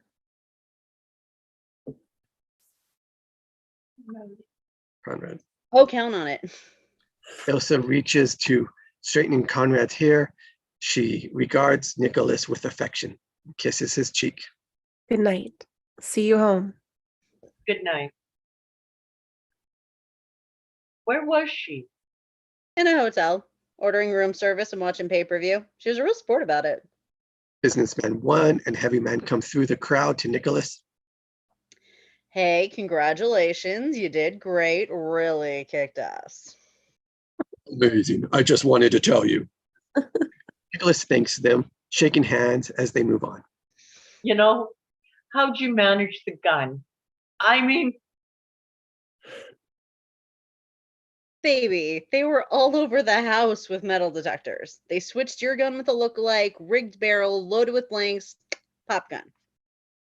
Mr. Van Orton. Nicholas and Conrad both turn to face Sierra's accountant, Anivish, who holds a clipboard and gives an amused look. Conrad Van Orton? Yeah. Conrad steps aside with the accountant. Nicholas takes a swig off his champagne, nods in response to the Sierra's workers, who slap his back as they pass. Nicholas realizes something, begins searching the crowd as Elizabeth arrives with husband and daughter hand in hand. We have to head out. Just wanted to say goodbye. you're going? Oh, well, thanks again. Good to see you, Rachel. Thanks for coming, Mel. I'll get your car back. Right now it's at the zoo. Sorry. Happy birthday, Nicholas. I'll call you. I really will. I know. She kisses his cheek. Nicholas waves as they go. Bye, guys. Nicholas looks around, still searching. He walks, receiving more random congratulations, heading to a table where Sutherland sits, puffing a cigar. Nicholas sits. Bravo, young man. You have to tell me what this was all about sometime. I want you to know when it looked there for a while like you were going slowly insane, I was fully prepared to have you committed to the finest mental health facility available. I mean that sincerely. Don't thank me. You warm my heart. Sutherland smiles, raises his glass. Conrad deposits himself in a seat, holding an 1.5-inch thick stack of computer paper. Studies the last sheet, thumbs the pages. What? Oh, this? This is just this is the bill. Conrad tries to laugh, daunted. Really? Oh yeah. Split it? Oh God, yes, please. Thanks, man. I will take you up on that. Where's Christine? The waitress? Oh, yeah. She called a cab, said something about catching a plane. Did she? Nicholas looks around. Exterior CRS building night. Nicholas comes out of the building to the street, hurrying without wanting to appear hurried. Looks both ways down the block. A taxi arrives. Christine's getting in. Nicholas runs to catch it. Excuse me, Christine. She looks out, waiting with the door open. Hi. I didn't get a chance to say goodbye. That's my fault. I get too worked up at these. I'm very method, you know. It's not my name. I didn't know what else to call you. Claire. Claire. Pleased to meet you. He holds out his hand. She shakes. See you to the airport. Where are you going in such a hurry? There's another gig starting in Saudi Arabia. I'm just walk on this time though. Bed part. What about dinner sometime when you get back? Would that be okay? Is this something you're interested in? I'm not really that person I was. I realize. Maybe you could tell me a little about yourself. Like what? My favorite color? Like, where are you from?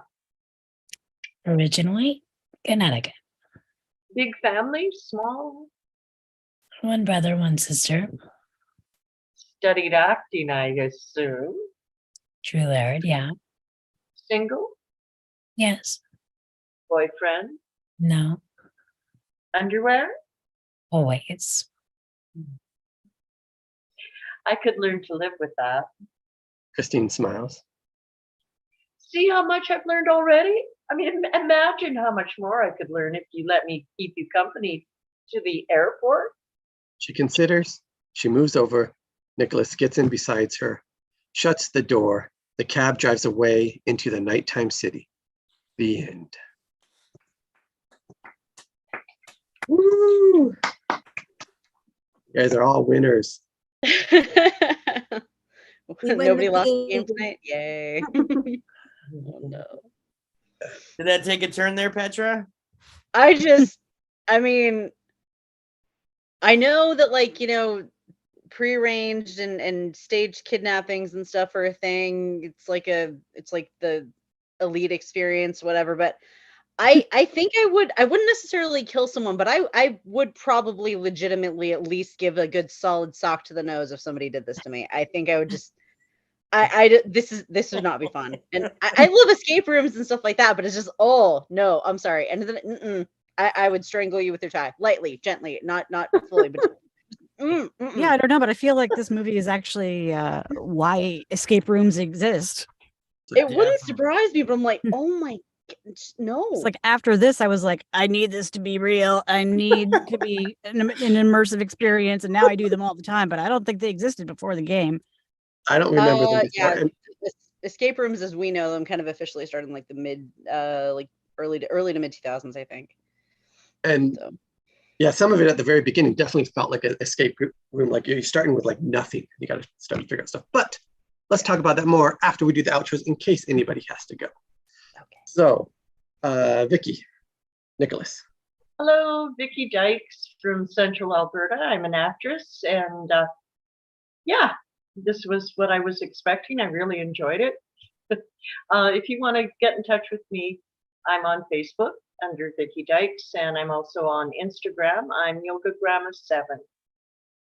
All right. And Morgan? Oh. Hi, I'm Morgan. You can find me at Morgan Elizabeth Toll. I am a voice actress with SAG-AFTRA, and now a talent partner at streamily.com. All right.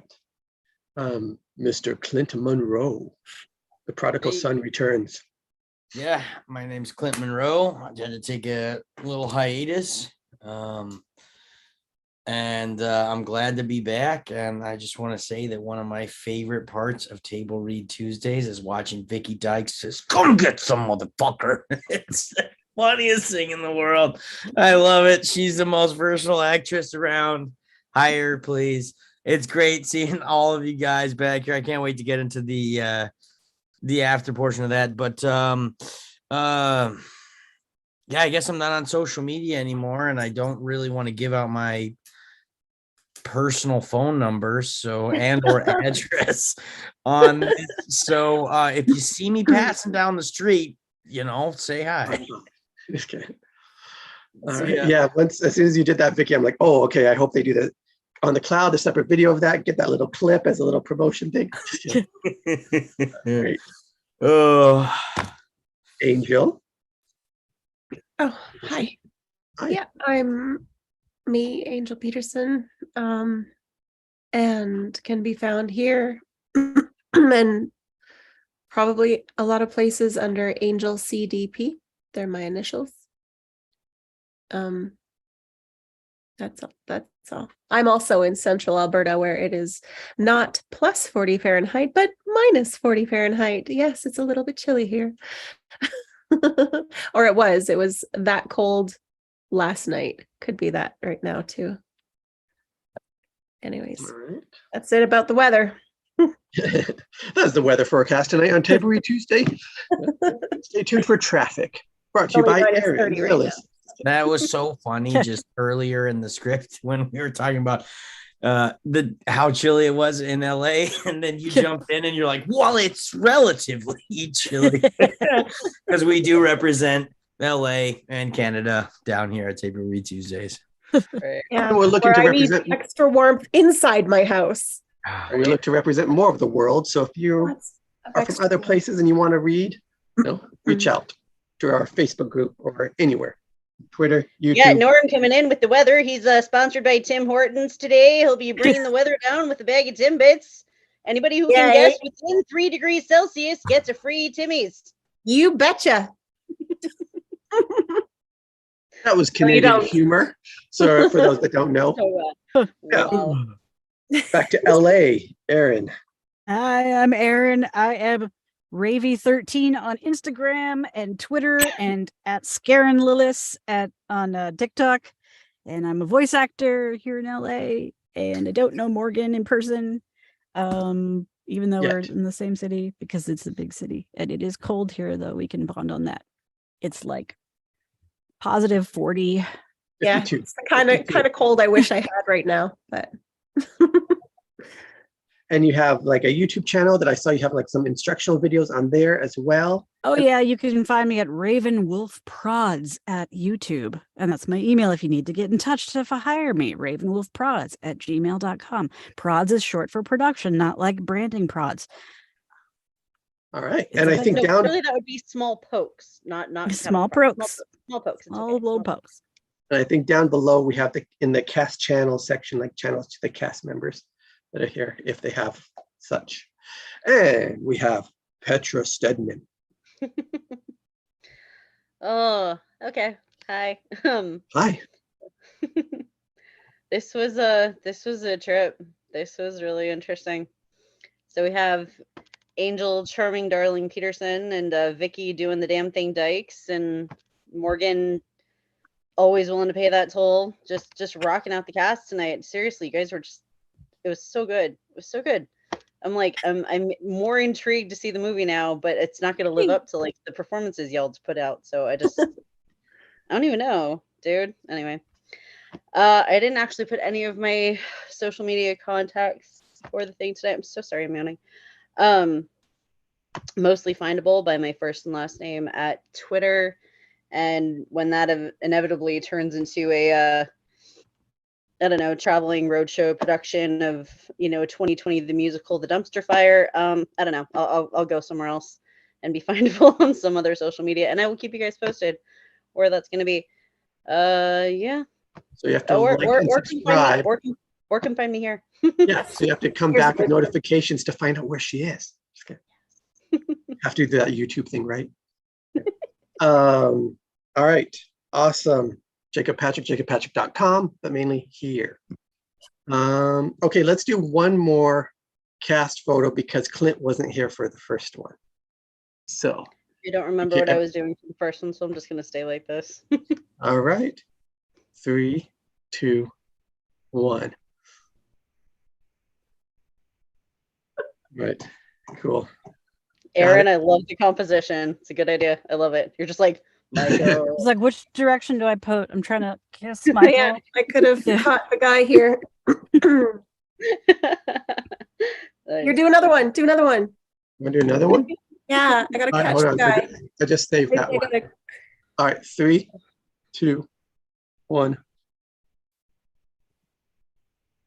All right. You guys are awesome. I couldn't hold it. Sorry, I had to come down and click the screen. So All right. good. Got him. All right. Anyone that has to go ahead and go. Thank you for being here. Those who are going to stick around a little bit, we'll talk about it. Petra got that started with what she thought of like reading the script. As I mentioned at the beginning, like I thought the movie was really super well done. And I was worried that the script wouldn't hold up. But like she mentioned, I think the script was amazing. And you guys' performance, yeah, it was as good. It was awesome. And from my opinion. So, but I had little bits too. I could picture things from the movie that I could see as things were happening. Mhm. But I guess everyone, but mainly Petra and Morgan, since you guys hadn't seen the movie, did everything seem to make sense as it came out? What did you guys feel or think about it? Mark, go first. Go. It felt a little Truman Show-ish to me, but different genre, if that makes sense. Yep. Totally. Thought that at one point when he was like looking for the camera and stuff. Mm. But again, this one came out in Yeah, I '97. think this Truman Show came predates out in Truman Show. '98. Right. Interesting. Oh, really? Interesting. I mean, Yeah. and we know Probably- filmmaking takes a long time, so that means they were both Both already working at the same going time. in production at the same time. They didn't want to call Probably. Interesting. Huh. it. Cool. No, I definitely liked it. I'm intrigued, if nothing else. I mean, because like I said, staged or facilitated kidnappings and stuff have been a thing for I think about 15 years now, maybe longer. I mean, at least since the mid 2000s. And it's weird that like that was a thing that started, and it started being like a thing that people did. And I'm like, because you're bored in your everyday life, you're paying money occasionally for something that you have no idea. Anytime after you sign the papers is when you're going to get picked up off the street or like approached by someone in a thing. They have like live action assassin games and so I mean, it's cool in theory, but some of it's got to be so, you could so easily get like hurt or whatever. There's an escape room in California that literally for after you sign up, you are given coordinates of where to go, and they pick you up in a white van and then take you like drive. I think they literally just take you around the back of the building, but like they drive for like 2 blocks, and I'm like that could so easily get. I almost hope they change it because like that could so easily get like all somebody has to do is watch this, and like the minute they see a bunch of people, just have a van that matches it and just go get in, and then you have victims. That's terrifying to me. I'm like, Idea. Dang it, Jacob. Dang it. She found out the She surprise. took our plan. I know. yeah. And I've been, literally done We were this. gonna get you. Yeah. You've done that one, haven't you? Not that one, but I do a lot of immersive Halloween stuff, and I haven't been to the ones where they like make you go through alone, barefoot in the blood. But Yeah. I did do my most extreme one this year where they like actually like tased us and electrocuted us, and Well, Yeah. I mean, That I one know was it's bad. low ampage, but it's so that's what I was going to anything say. you have to Like, pass a physical to go into is so crazy. I did want to say one tiny thing, and then anybody else can take over. Two things actually I lied. One is to do with the movie, and the other specifically to do with the script. So as far as the script goes, yes, I realize it's pedantic and I don't even care, but it's like I totally love that he picked up on the difference between dissatisfied and unsatisfied. Like he was right. Unsatisfied you usually use for like a non-human thing, like an unsatisfied or an unmet need, and then like you are dissatisfied if you are a person dissatisfied with something. So you would have a dissatisfied customer who had like an unsatisfied, desire or experience. And I'm like, that's actually that I thought was cool. And then I'm pretty sure it's actually this movie and Flight Plan. Jodie Foster tends to take roles that were usually created for other people in a lot of instances. Like Panic Room, it was originally Nicole Kidman, so she was constantly getting jabbed in the eye with the laser from the room. But in Flight Plan, the character that she plays, who loses her kid, was her name's Kyle Pratt because she was originally going to be played by Sean Penn. In this movie, the character of Connie was originally Michael Douglas's sister and was supposed to be played by Jodie Foster. interesting. And I think she wanted to play like his daughter, and they're actually not that far apart in age, so he thought it wouldn't be appropriate. So they ended up, she left and they cast Sean Penn. And I'm like, that's one of those weird little flippy-do casting things. I was like, okay. Okay. I knew that from Flight Did I Plan. not tell you that she knew about this stuff? That's what I was going to say. Having never seen the You were movie, right. I knew that from Flight Plan. I knew the trivia from Flight Plan. That's why. You I called knew the it, Flight Clint. Plan, but I You didn't called know it. the Petroppedia never game part. fails. Yeah. What was that, Aaron? Crazy. I said I knew the Flight Plan part, but not the game part. No, I didn't know either. So thank you. She is so good that she gets trivia from one movie from trivia from another movie. That's how good she is. Yeah, if you ever are playing a trivia game and you need an extra person, definitely get in touch with this young lady here. Yeah. If I'm See, half ever the time in I'm the person India playing and on a against game everyone show else. I get that. and about to become Slumdog Millionaire, I will definitely call you. Deal. Oh Okay. yeah. Yeah. Phone a friend. What There was you go. that one? Mm. Something about, do you want to be a millionaire or something? Yeah. Now, who wants to be a millionaire? Who wants to be a millionaire? Of course I do.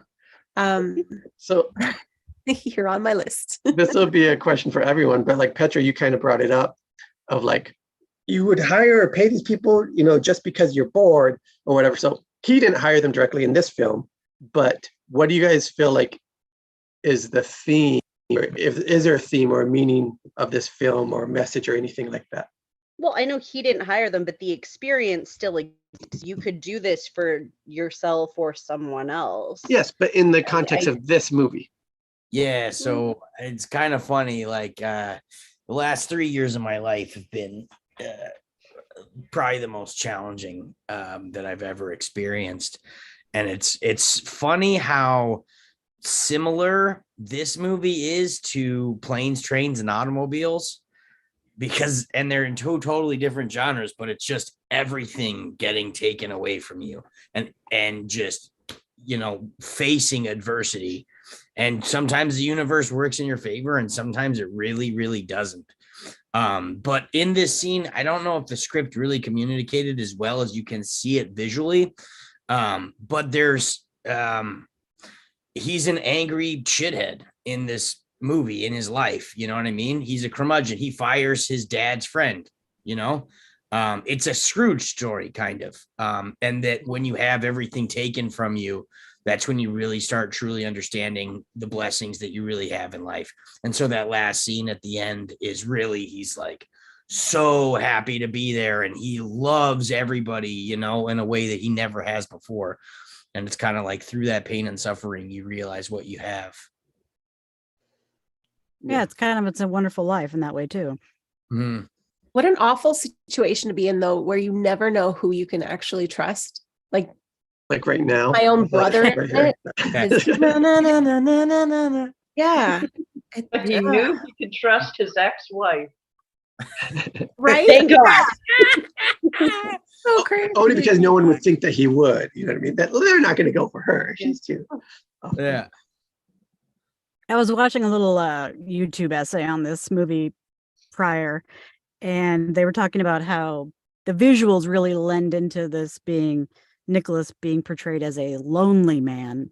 Mm-hmm. And it's interesting because it's there in the script, but there's a lot of work that's done in the visuals of this movie that lead to that too. Were you watching lessons from the screenplay about this? Probably. Okay. I don't know. It was on YouTube. Yeah, it's on my list to watch, but I intentionally didn't watch the episode. They do talk about it. Is that because you don't watch your own interviews? Is that what you're saying? Oh, no. There's a He knows, he's YouTube joking. channel called Lessons from the Screenplay.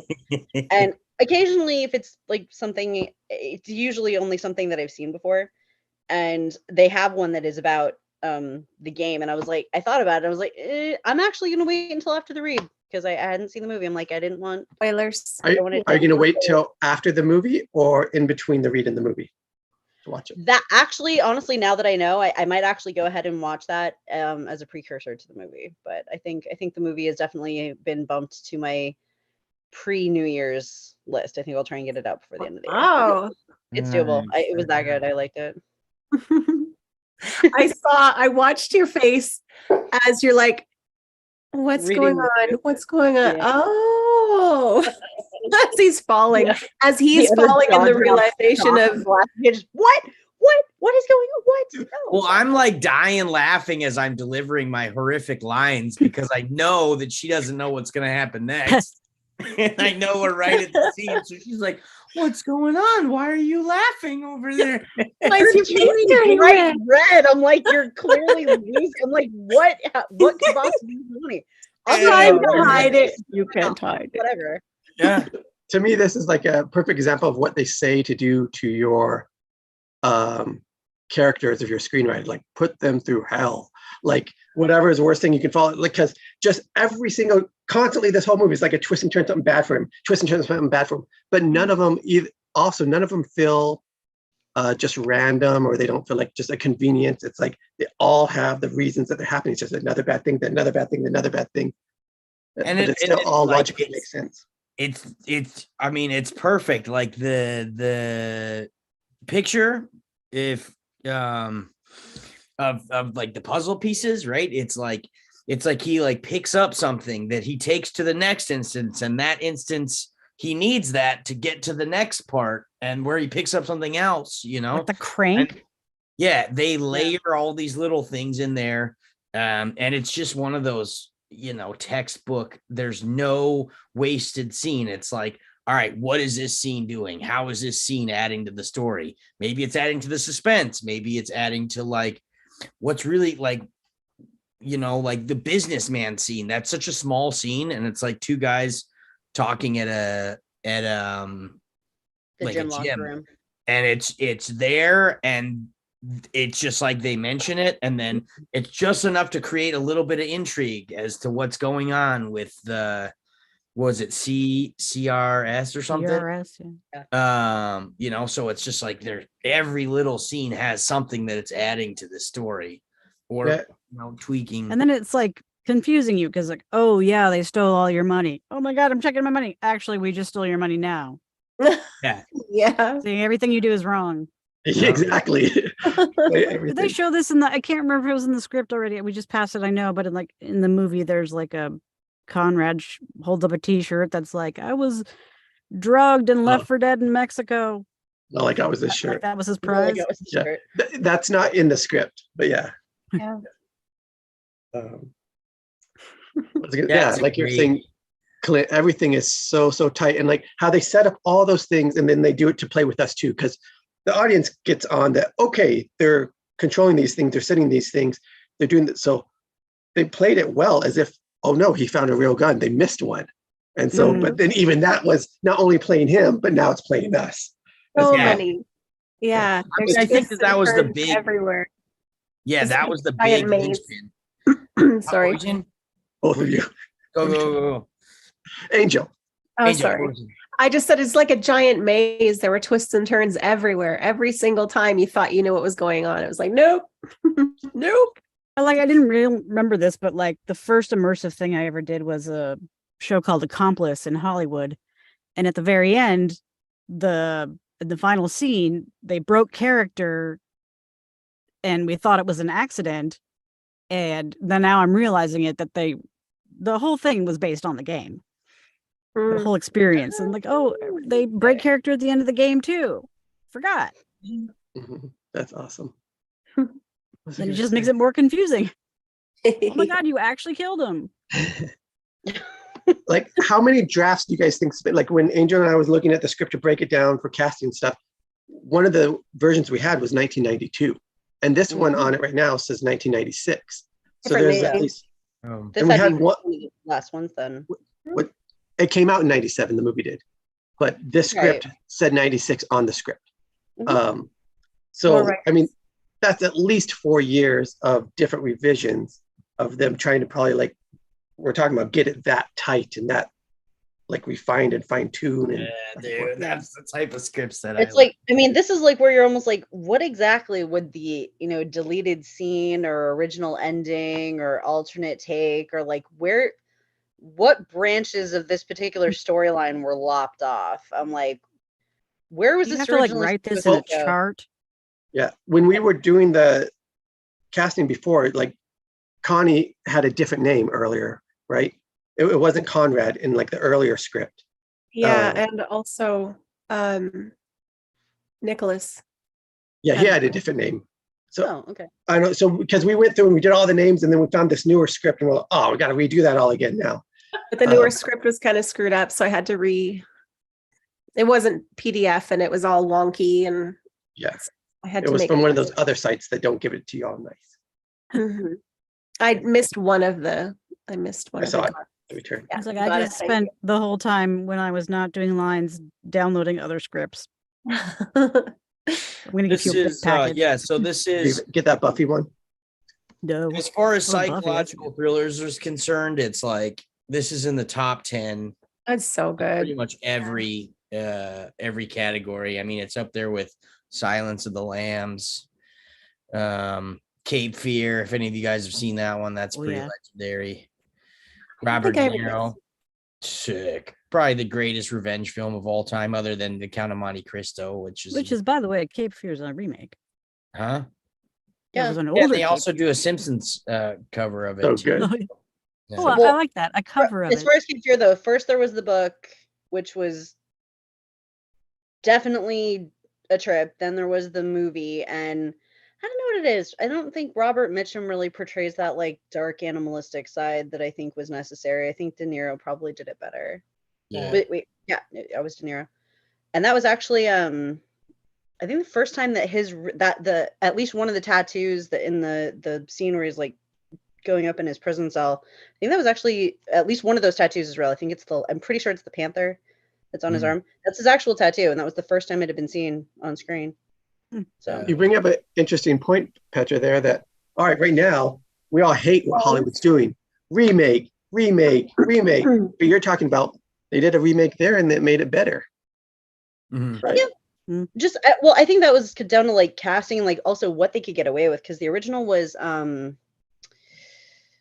it Gregory Peck, I think, playing the lawyer. And I mean, you had, I don't know, Robert Mitchum pulled off a lot of really good characters. I mean, Night of the Hunter remains one of the best, film villain antagonists probably ever. It's very subtle, but so good.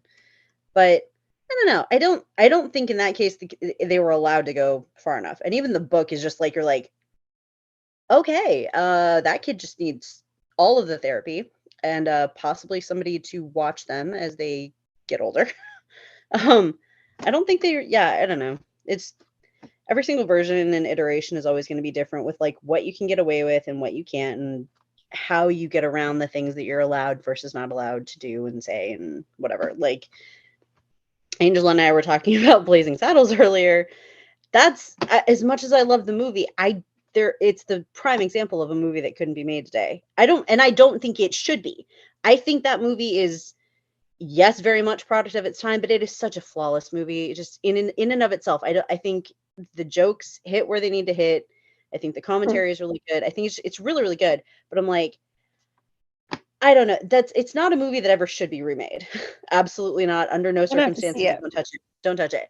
But I think movies like this, I think, could certainly be updated. You have stuff like augmented reality games where you're taking real world elements and combining them with stuff that's found in video games and online and stuff like that. I mean, as long as it's allowed and acceptable, like do not harass real life people, please, ever, if you're playing these games. But you have stuff where like you're finding real world counterparts to stuff and like you're digging into like the metadata of a cutscene in a video game, and like you're going through a website and like running it through like an audio spectrogram and discovering that it forms a picture when you look at it that way. There's like weird sounds. Oh, well, if you play them in this speed, it's actually Morse code. If you do it backwards, it's so crazy. There I are love people that stuff, but I can't. Well, and with that, I can't can't pay do it attention to either. I can't do it either. There's a limit. But I'm like, Oh, there's a really good site that's still up. I think it's called WEF Riddles, WEFF Riddles.com.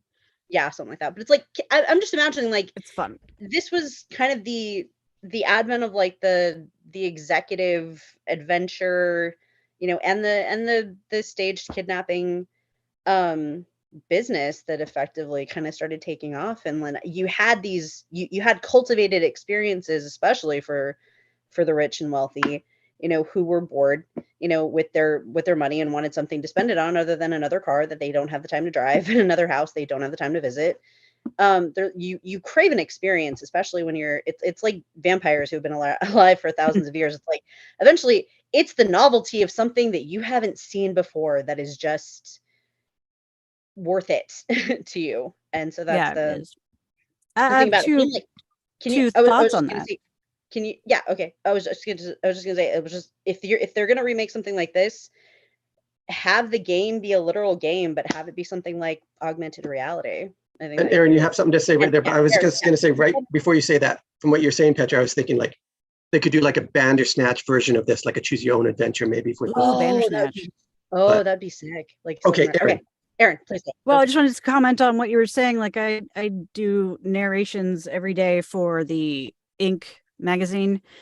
And Mhm. this week we had an article on how to buy happiness, basically. And one of the things on there was buy experiences, not things. Yeah. So like this thing that they did, this you can't get rid of.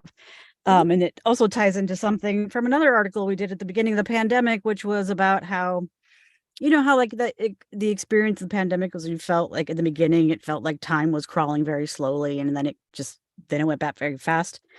And the reason why that is because your brain tends to erase memories that you don't need. So if you do the same thing every day, you don't necessarily remember every day because it's compacting space, basically. Yeah. But if you do things that you haven't done before, yeah, you tend to remember those things because it's new neural connections and whatnot. Yeah. So experiences can be bought for happiness, and they will retain in your brain for longer. Now that said, I Sure. will throw this one tiny thing out. Yes, a memory is fantastic and great, and obviously creating them when you can, if you can afford it, is kind of great. But I think also skipping back, there was a line. It's actually an old saying, and they used it in an episode of Mad Men. It's the most faded ink is sharper than, or it is better than the sharpest memory. And it's like, always, yeah, the experience is great and it will definitely imprint on you. But I mean, take a picture, draw a picture, or paint something if you're so inclined. Have some type of small, palpable Record. souvenir that you link to that. I think yeah. is also never a bad idea. So yeah, the experience will probably stay with you for a very long time. But having something where it's like you go back and it's like the minute you look at that, the minute you smell, that scent, the minute you like taste something that you had when you were there or something like that, it's going to re-trigger that. So having something that you look at, see, touch, taste, whatever. Yes. I think it's call that also the ingredients to time travel. Oh, I like that. A smell, a sound, a memory. You got to write that screenplay, Aaron. That's a good title. That's a great One title. of my many. That is a great title. Do you like it? For the name of a song. Morgan Toll, what's going on in your mind? Yeah. Or whom the Morgan tolls. I'm just listening. This is entertaining. Phantom Morgan Toll booth. I mean, she does have the really adorable dog, so that's just kind of, darn it. That works just a little bit too well, Aaron. Why would you do that to me? What, the Phantom Morgan Toll booth? Yes. Now I'm gonna be like running through all the parallels. Oh no. I missed it. Tetra EXE has gone offline. So needs to reboot. How about you, Vicky? Do you have any more thoughts?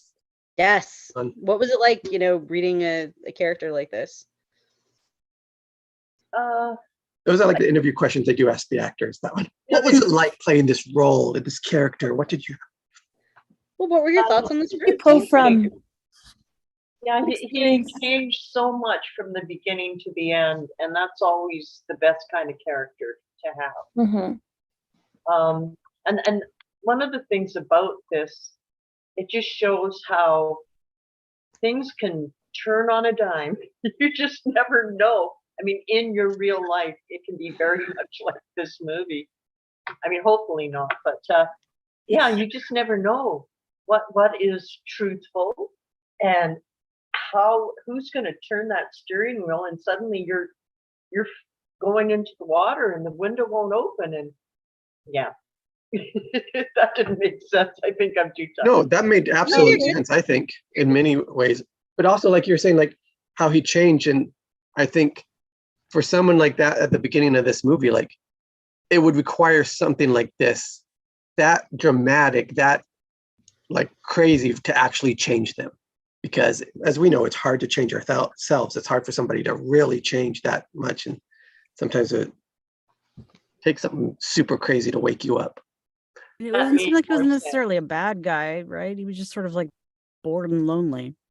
Yeah, and again, I think they were maybe afraid that, and he showed that he was afraid a little bit that maybe he would commit suicide like his dad. Like, you know what I mean? Because he's thinking that he's on that childhood trauma that he was dealing with every day, and that was one way to do your exposure therapy, I guess. Yeah, because it almost feels like his brother maybe knew this. He's like, I have to get him to get through this, experience this, get Probably past this, so experienced the that he same thing. can. Yeah, Yeah. so that he Okay, can overcome. Can I? Because can I he would have been a comment, though? baby and not known it, but Nick would have been, he saw it. That required it,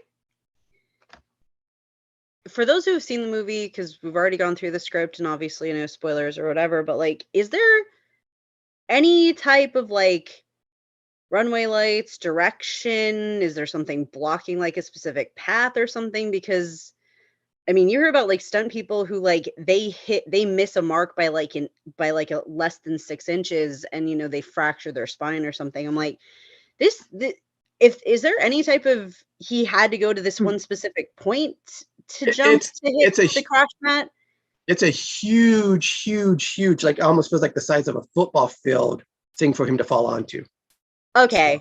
Okay. And- I'm also still wondering about like the amount of stuff that he's crashing through. I'm just like, oh, please tell me that they like replaced the glass with sugar, or That's what they said that in the script. glass or something, because there's so much stuff you can hit on the way down. It's Yeah, like it's also why please don't ever jump into a dumpster. I mean, if you have no other option, if the option is like pavement, obviously that's fine, aim for it. But it's like the issue is Hollywood dumpsters are always full of very squishy, soft stuff that you are not going to hurt yourself on. And a real life dumpster, you have no idea what's in there. Metal, spikes, disease stuff. Just pro tip, please don't do Knives, all the knives. Yeah, but Petra, on your thing, Try this at home. That's awesome. what'd you say? Don't try this I at will home. remember that next time I'm like running from the CIA and have to jump off a 3-story building into a trash can. I'll remember. I'll be like, nope. Petra said not to do that. I don't know what's in there. What would Although Petra if do? I'll find another route. Should you feel the need, if it absolutely comes down to it, do not go feet first. Okay. What? Don't go head first either. What do you? Yeah. Don't go head first either. Literally, jump out and just kind of go out like you're sitting down. Your feet should be out in front of you, and you want your kind of butt to take the brunt of the thing if you're gonna land. That's kind of how you want to go down. Also pro tip about the getting driven into any type of water, should you be in a car, as long as it has an adjustable headrest, you can pull that all the way out of the car. One side has a sharp point, the other side is blunt. If you jam it against the window, it will break most windows with enough force. Survival tips by Petra. Should that happen? So Yeah. hopefully Take the that never effective happens to Petra. anybody. But should that I'm Take just gonna those are bring baby you showers. along whenever I go jumping into water with my vehicle. Petra's just a Swiss Army knife, isn't she? Children, Yes. stay away from danger. This is now the new Swiss Army knife movie is with Petra. Petra. Yeah. Oh man, there just needs to be a movie Swiss just Army girl. What you were saying there, Petra, like there's a line in the movie that I remember of like one guy coming up to him and saying, I think it's the main actor that I think Clint took over the role for, that says like, yes, Feinstein. I think he comes up to him and says, man, if you weren't going to jump, I was going to have to push you. Yeah. Because there is that spot that he had to do it or whatever. Yeah, but it's like the possibility of something going horribly wrong if he hit the wrong space. Yeah, Okay, I if was it's thinking anything. about that. They probably have to use, you know how there's the magician. Sorry, you looked like you wanted to say something there. Okay. Okay. Well, I was going to say like, it seems like the way they try to do this movie is prove to us and show us that they have planned everything so meticulously and they know him exactly so well. They know how he'll do it. And I think that like the fact that they showed how his dad did it also like leads to how he would do it. Okay. That was something I actually hadn't considered. Yeah. I was just like imagining like if that thing isn't, yes, I realize they're walking across it, but I'm like, if that thing wasn't big enough, it's impossible. What was to do. that questionnaire? It Very says, big. do you hate vegetables? Do you believe that vegetables hate you? And I gotta Angela- tap out, guys. Okay. Thank you for Yeah. doing Good this. night, Aaron. Thank Thank you you, for Aaron. See joining you us. next time. Probably next not time. next week, but in the new year. Okay. Okay. Bye. Thanks for the We heads look up. forward to it. See you All right. next week. Angelina, Amy, it seemed do like you wanted to have add something to that. Yeah. Just Oh, you're leaving too, Vicky? Or were you just saying that to her? Well, I was just saying, see you next week and we'll party. Woohoo! Woo! I wish I had a way to use like I don't know, what's it called? Copyright music that we can just all share and actually listen to the whole time. So it feels more like a Can't we? party. well, we've got that thing. Yeah, No, I we- have something maybe, but I don't know, got to still figure that out. I can't. The audio. audio. Yeah, 2 eyes. But even that you're supposed to download and get licensed for. So, but you had something more, Angel, you were going to say. Yeah. Because some of it does sound really, it does seem kind of far out there, far-fetched. Like, how did they control all of this? But when you look at, like, there's those magicians who can come up with, or like, they'll know what you're saying or what you're thinking because they're directing you towards that. So they probably have ways of doing it and directing your thoughts to this is where, which is a little bit freaky too. But Oh yeah, still, mentalism. It's Yeah. not foolproof, but it is pretty cool.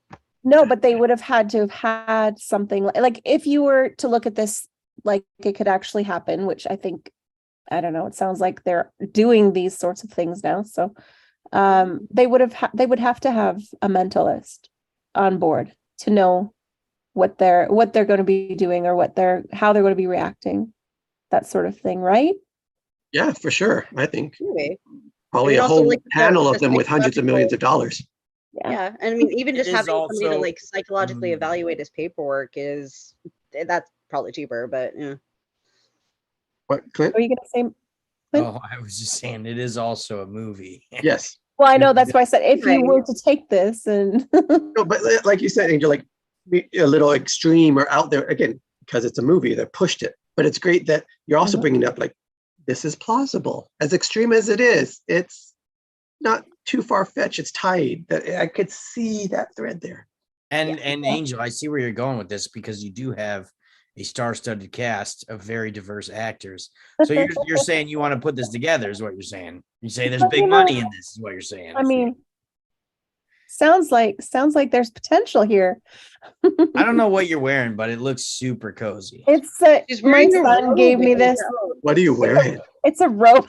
I It's a she was wearing robe. That's like a blanket. It is cozy, but it's cold in here, so I need it. Yeah. What are those called? Maybe it's Snuggie? cozy. Or- It's just a robe.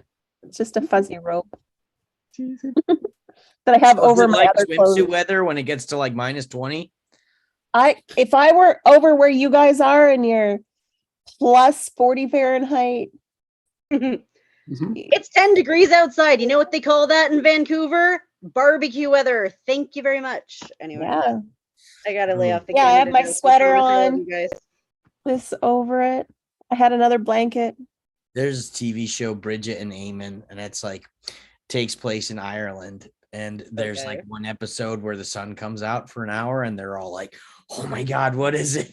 They go out like, I'm melting. Oh Super my good. goodness.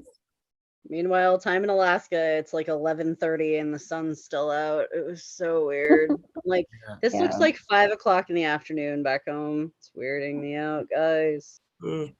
That's cool. It gets dark at 4 here. It's so bad right Clint, now. you're yawning. One of the things getting back to the screenplay, I think Mhm. they did that was really good. And I think it's one of the reasons why the misdirect worked so well is like, remember that huge, like almost like quasi montage where it was just like a bunch of flashbacks? It was all like geared towards this being a conspiracy against him. Right. So he's having all these realizations. And the way that they show it is having the audience make the realizations that this is a conspiracy against him. So you're like Right. already throwing them way off track. You know what I mean? I think another thing that they did you have something you were going to say, Vicky? Or No. okay. I think another thing that they did, like they say for screenwriting, you want to have an active protagonist. You want them to make the choices. You want them to make the decisions. So like you mentioned, those two businessmen at the gym, they didn't just come up to him and start talking to him and driving it. They purposefully positioned them where he's going to overhear them. So he's the one who bought them drinks and he's the one who wanted to go and talk to them. And same with the waitress. Like she was saying, F you, get out of my face, man. She was trying to leave. So that's also for the misdirect. Like they're not forcing this upon him. They're like acting as if they don't want anything to do with it. And he's pulling them back in or driving it in. So it feels like they're not, yeah. So it can feel more of that. Yeah. I don't remember. I remember the businessmen, but I don't remember what happened. Can you? Well, first they're in like the changing room and they're like on the other side of the lockers and they're like oh man, we're getting on the bottom floor. It's like getting on the bottom floor of Disney. And they're like, it's a private company. It's family owned. You're not going to, they're not going to go public. And you're like, you never know. Yeah, I do. And then he sees them at the bar and he's like, asks the bartender, new members? And he's like, yeah, he's out here, buy them a drink. And then he goes over, he buys them another round. And they're like, he's like, okay, I heard you guys talking about it. What is it? And like, oh, he doesn't know. And they're like, no, but what is it? He's like, life-changing. You're a lucky man that you don't know yet. Like they build it up for him as like a good, amazing, mind-blowing thing, and they leave. Yeah, it's like this misdirect. The whole scene is to like build that anticipation as to what And they're it is. talking about the CRS or By name. Yeah. Mm. Whatever recreation service or whatever it's called. Okay, yeah. Awesome. Interesting. Yeah, it's good. It was awesome. Like there's one thing that I felt off to me. Like I think that she said, Christina, I'm like, oh, that one seems like that would be a little of a draw to it. But otherwise, like I was like, first, like I was laughing at this dialogue. I thought it was so tight, a lot of it at the beginning. And there's not much action except for scenes where there's like pages of actions. Like, so it mixes it up, but I don't know. So, when I was doing the action description fixing of the script, and I said there's so many parentheticals. I'm like, oh my gosh, I've never seen this many parentheticals in a script before. And I was kind of annoyed because it added more work for me, but it was almost unnoticeable with this when we were reading. And because you guys skipped a lot of them, like we didn't say them as we're reading it, but like there's some that I think are necessary and mattered, like because her at the end when she's interacting with him up on the rooftop, like when her realization changes of how she's trying to react and now she is actually scared, like that without that parenthetical there, you might not get that by the other context. Maybe they could have added a line of action, like something in her face, realization or something. Maybe they could have said it differently. Sometimes it was important. I do think they overused them, but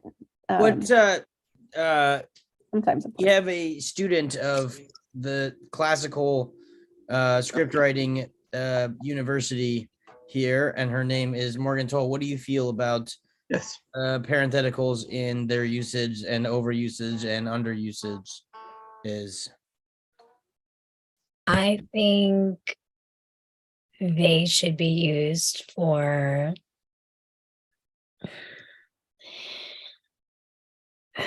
I would say not describing the action, but describing how the character's feeling only.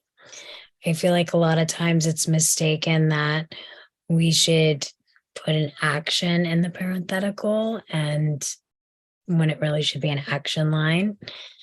And as an actor, like taking screenwriting away from that as an actor, it sometimes makes it feel like you're being micromanaged by the screenwriter because the screenwriter is telling you exactly how you're supposed to be. As an actor, you want to feel free range and create your own person and your own thing. And when a screenwriter has put things too detailed, it's not fun for the actor because the actor doesn't like to just go into something that's written. The fun part of being an actor is creating your own thing. The director gets to create their own thing. The writer gets to create their own thing. The actor gets to create their own thing. And together you create one thing from all of your separate things. And so in my personal opinion, I don't like to micromanage the actor. I like to put in my own creative input while also leaving free range. You can still do so much with describing things in action without putting so much in the parentheticals. Yeah. I try not to go overboard with mine, but it's like there are a few where it's like every time I hear the characters in my head, every time that part gets read over, it's like it always seems to want to come out this one particular way. So I kind of would like it to be read that way, or at least try it. And if you hate it and want to switch it, I'm I'm amenable to the idea of change, to the concept of it, but it's like every so often it's just like I don't do it on every single line. I don't have every single line scripted, but it's like there's one or two. It's like this one honestly should be just deadpan. This one should be like really almost tight, like just so tense. It's almost like not quite gritted teeth, but just yeah. There needs to be like almost a when it's coming out. So that's what I try and keep to, but I also try not to do like too many of those. Yeah, And like also an action line is an action line. So exactly. When action, when parenthetical. But like when you're the writer, you are writing the movie at that moment, how you see it. At first, Right. like I used to try and stay really low when I was trying to do parentheticals, and I was writing something with an actress friend, and I wouldn't put it. She's like, no, I want more. Like she was the type that wanted a little more direction because, like, yeah. how am I going to play this? I need more to play Mhm. off, and where I'm trying to give room for that, but she wanted more. It's And an interesting another balance, you know, because I've definitely seen it too, where it's like, I mean, in my own, I mean, I'm not the greatest actor in the world, you know, I mean, but you'll get slides or sides, and you're supposed to create somebody, and it's like, guy, hello, and you're like, okay. I mean, how many different types of guys are there in this world? You know what I mean? What type of guys? What's his bet? You know, it's not like Right. over creating it, but like a little bit. Like, am I pissed off? You know, like what just happened to me like a little second before. So Right. it is kind of that balance, like giving an actor just enough to be able to create, you know, but not Mhm. coddling them. You know what I mean? Yeah. and Like some of I'm not, it's like a coloring book. It's like the outline is there. How you choose to fill it in and shade it, I think is fair. That's probably a good way to. Why are you laughing? Because it's perfect. It's just too perfect. Oh, The okay. coloring book. Well, it's also the same thing with how we say don't put colors in scripts because we want the art director to be creative and do their own thing. It's the same Right. thing. You want to be respectful of every part. That's why you also don't put certain music in scripts, even though part of that has to do with licensing things. But you don't want to be so specific to where you're not letting people be super creative. It's Mhm. why in a regular script you don't see camera angles, because the screenwriter doesn't write camera angles. That is the camera department's job. And so you just want to be kind of in your own lane and let everybody else be creative. It also makes it seem like you're easier to work with as a writer, especially if you're a beginner writer. If you start to write in camera angles or too many of like colors or things like that, it just makes you look unprofessional. and, Okay. and it seems like yeah, like you can also give like directions without saying the camera angles. Like they can say like you see the eye expand, the eye pupil expand or something like that. So then they know it's going to be an extreme close up. But again, that's what the writer sees at that time. But the director can go, no, I don't want that. Like the writer can put in the say, or like for the actress, they could say like, okay, they're tapping a pencil, they're nervous or whatever like that. But I feel like the actress at that point, they can reinterpret and say, okay, no, I feel like more like my knee would be going, or I'd mess with my ear, or they do something, some other nervous twitch, as long as they get the feeling or emotion or point across whatever's there. They don't have to follow that thing. I mean, the Like, I do majority of have- the time, even when you write a script, by the time it actually gets made, it's nothing like the script that you've written. Yeah. And I'm aware of that too. I'm like, That's like what you were saying, Clint, like, or someone else, like, how would they cut any fat out of this? Like, I feel like David Fincher is so meticulous, like so planned out stuff, tight, fan-tuned. I feel like he probably would have worked with the writer to like get it. I All think those changes you're talking about. I think this script was 250 pages. You know, You mean like they cut it James down. James Cameron's like 600-page thing he delivered for Avatar 3 or whatever. Yeah. And I just wanted to say the word that I use is discoveries. When you're going through the rehearsal process, you find discoveries as an actor and as a director. And like Morgan said, you end up working together. You kind of share. And in the end, it's the best result because you have shared. But yeah, it's discoveries. And for us, you know, if it's a cold read, you've never read it before, you haven't seen the movie, that can be really risky, but that's when things get really good, taking risks. Mhm.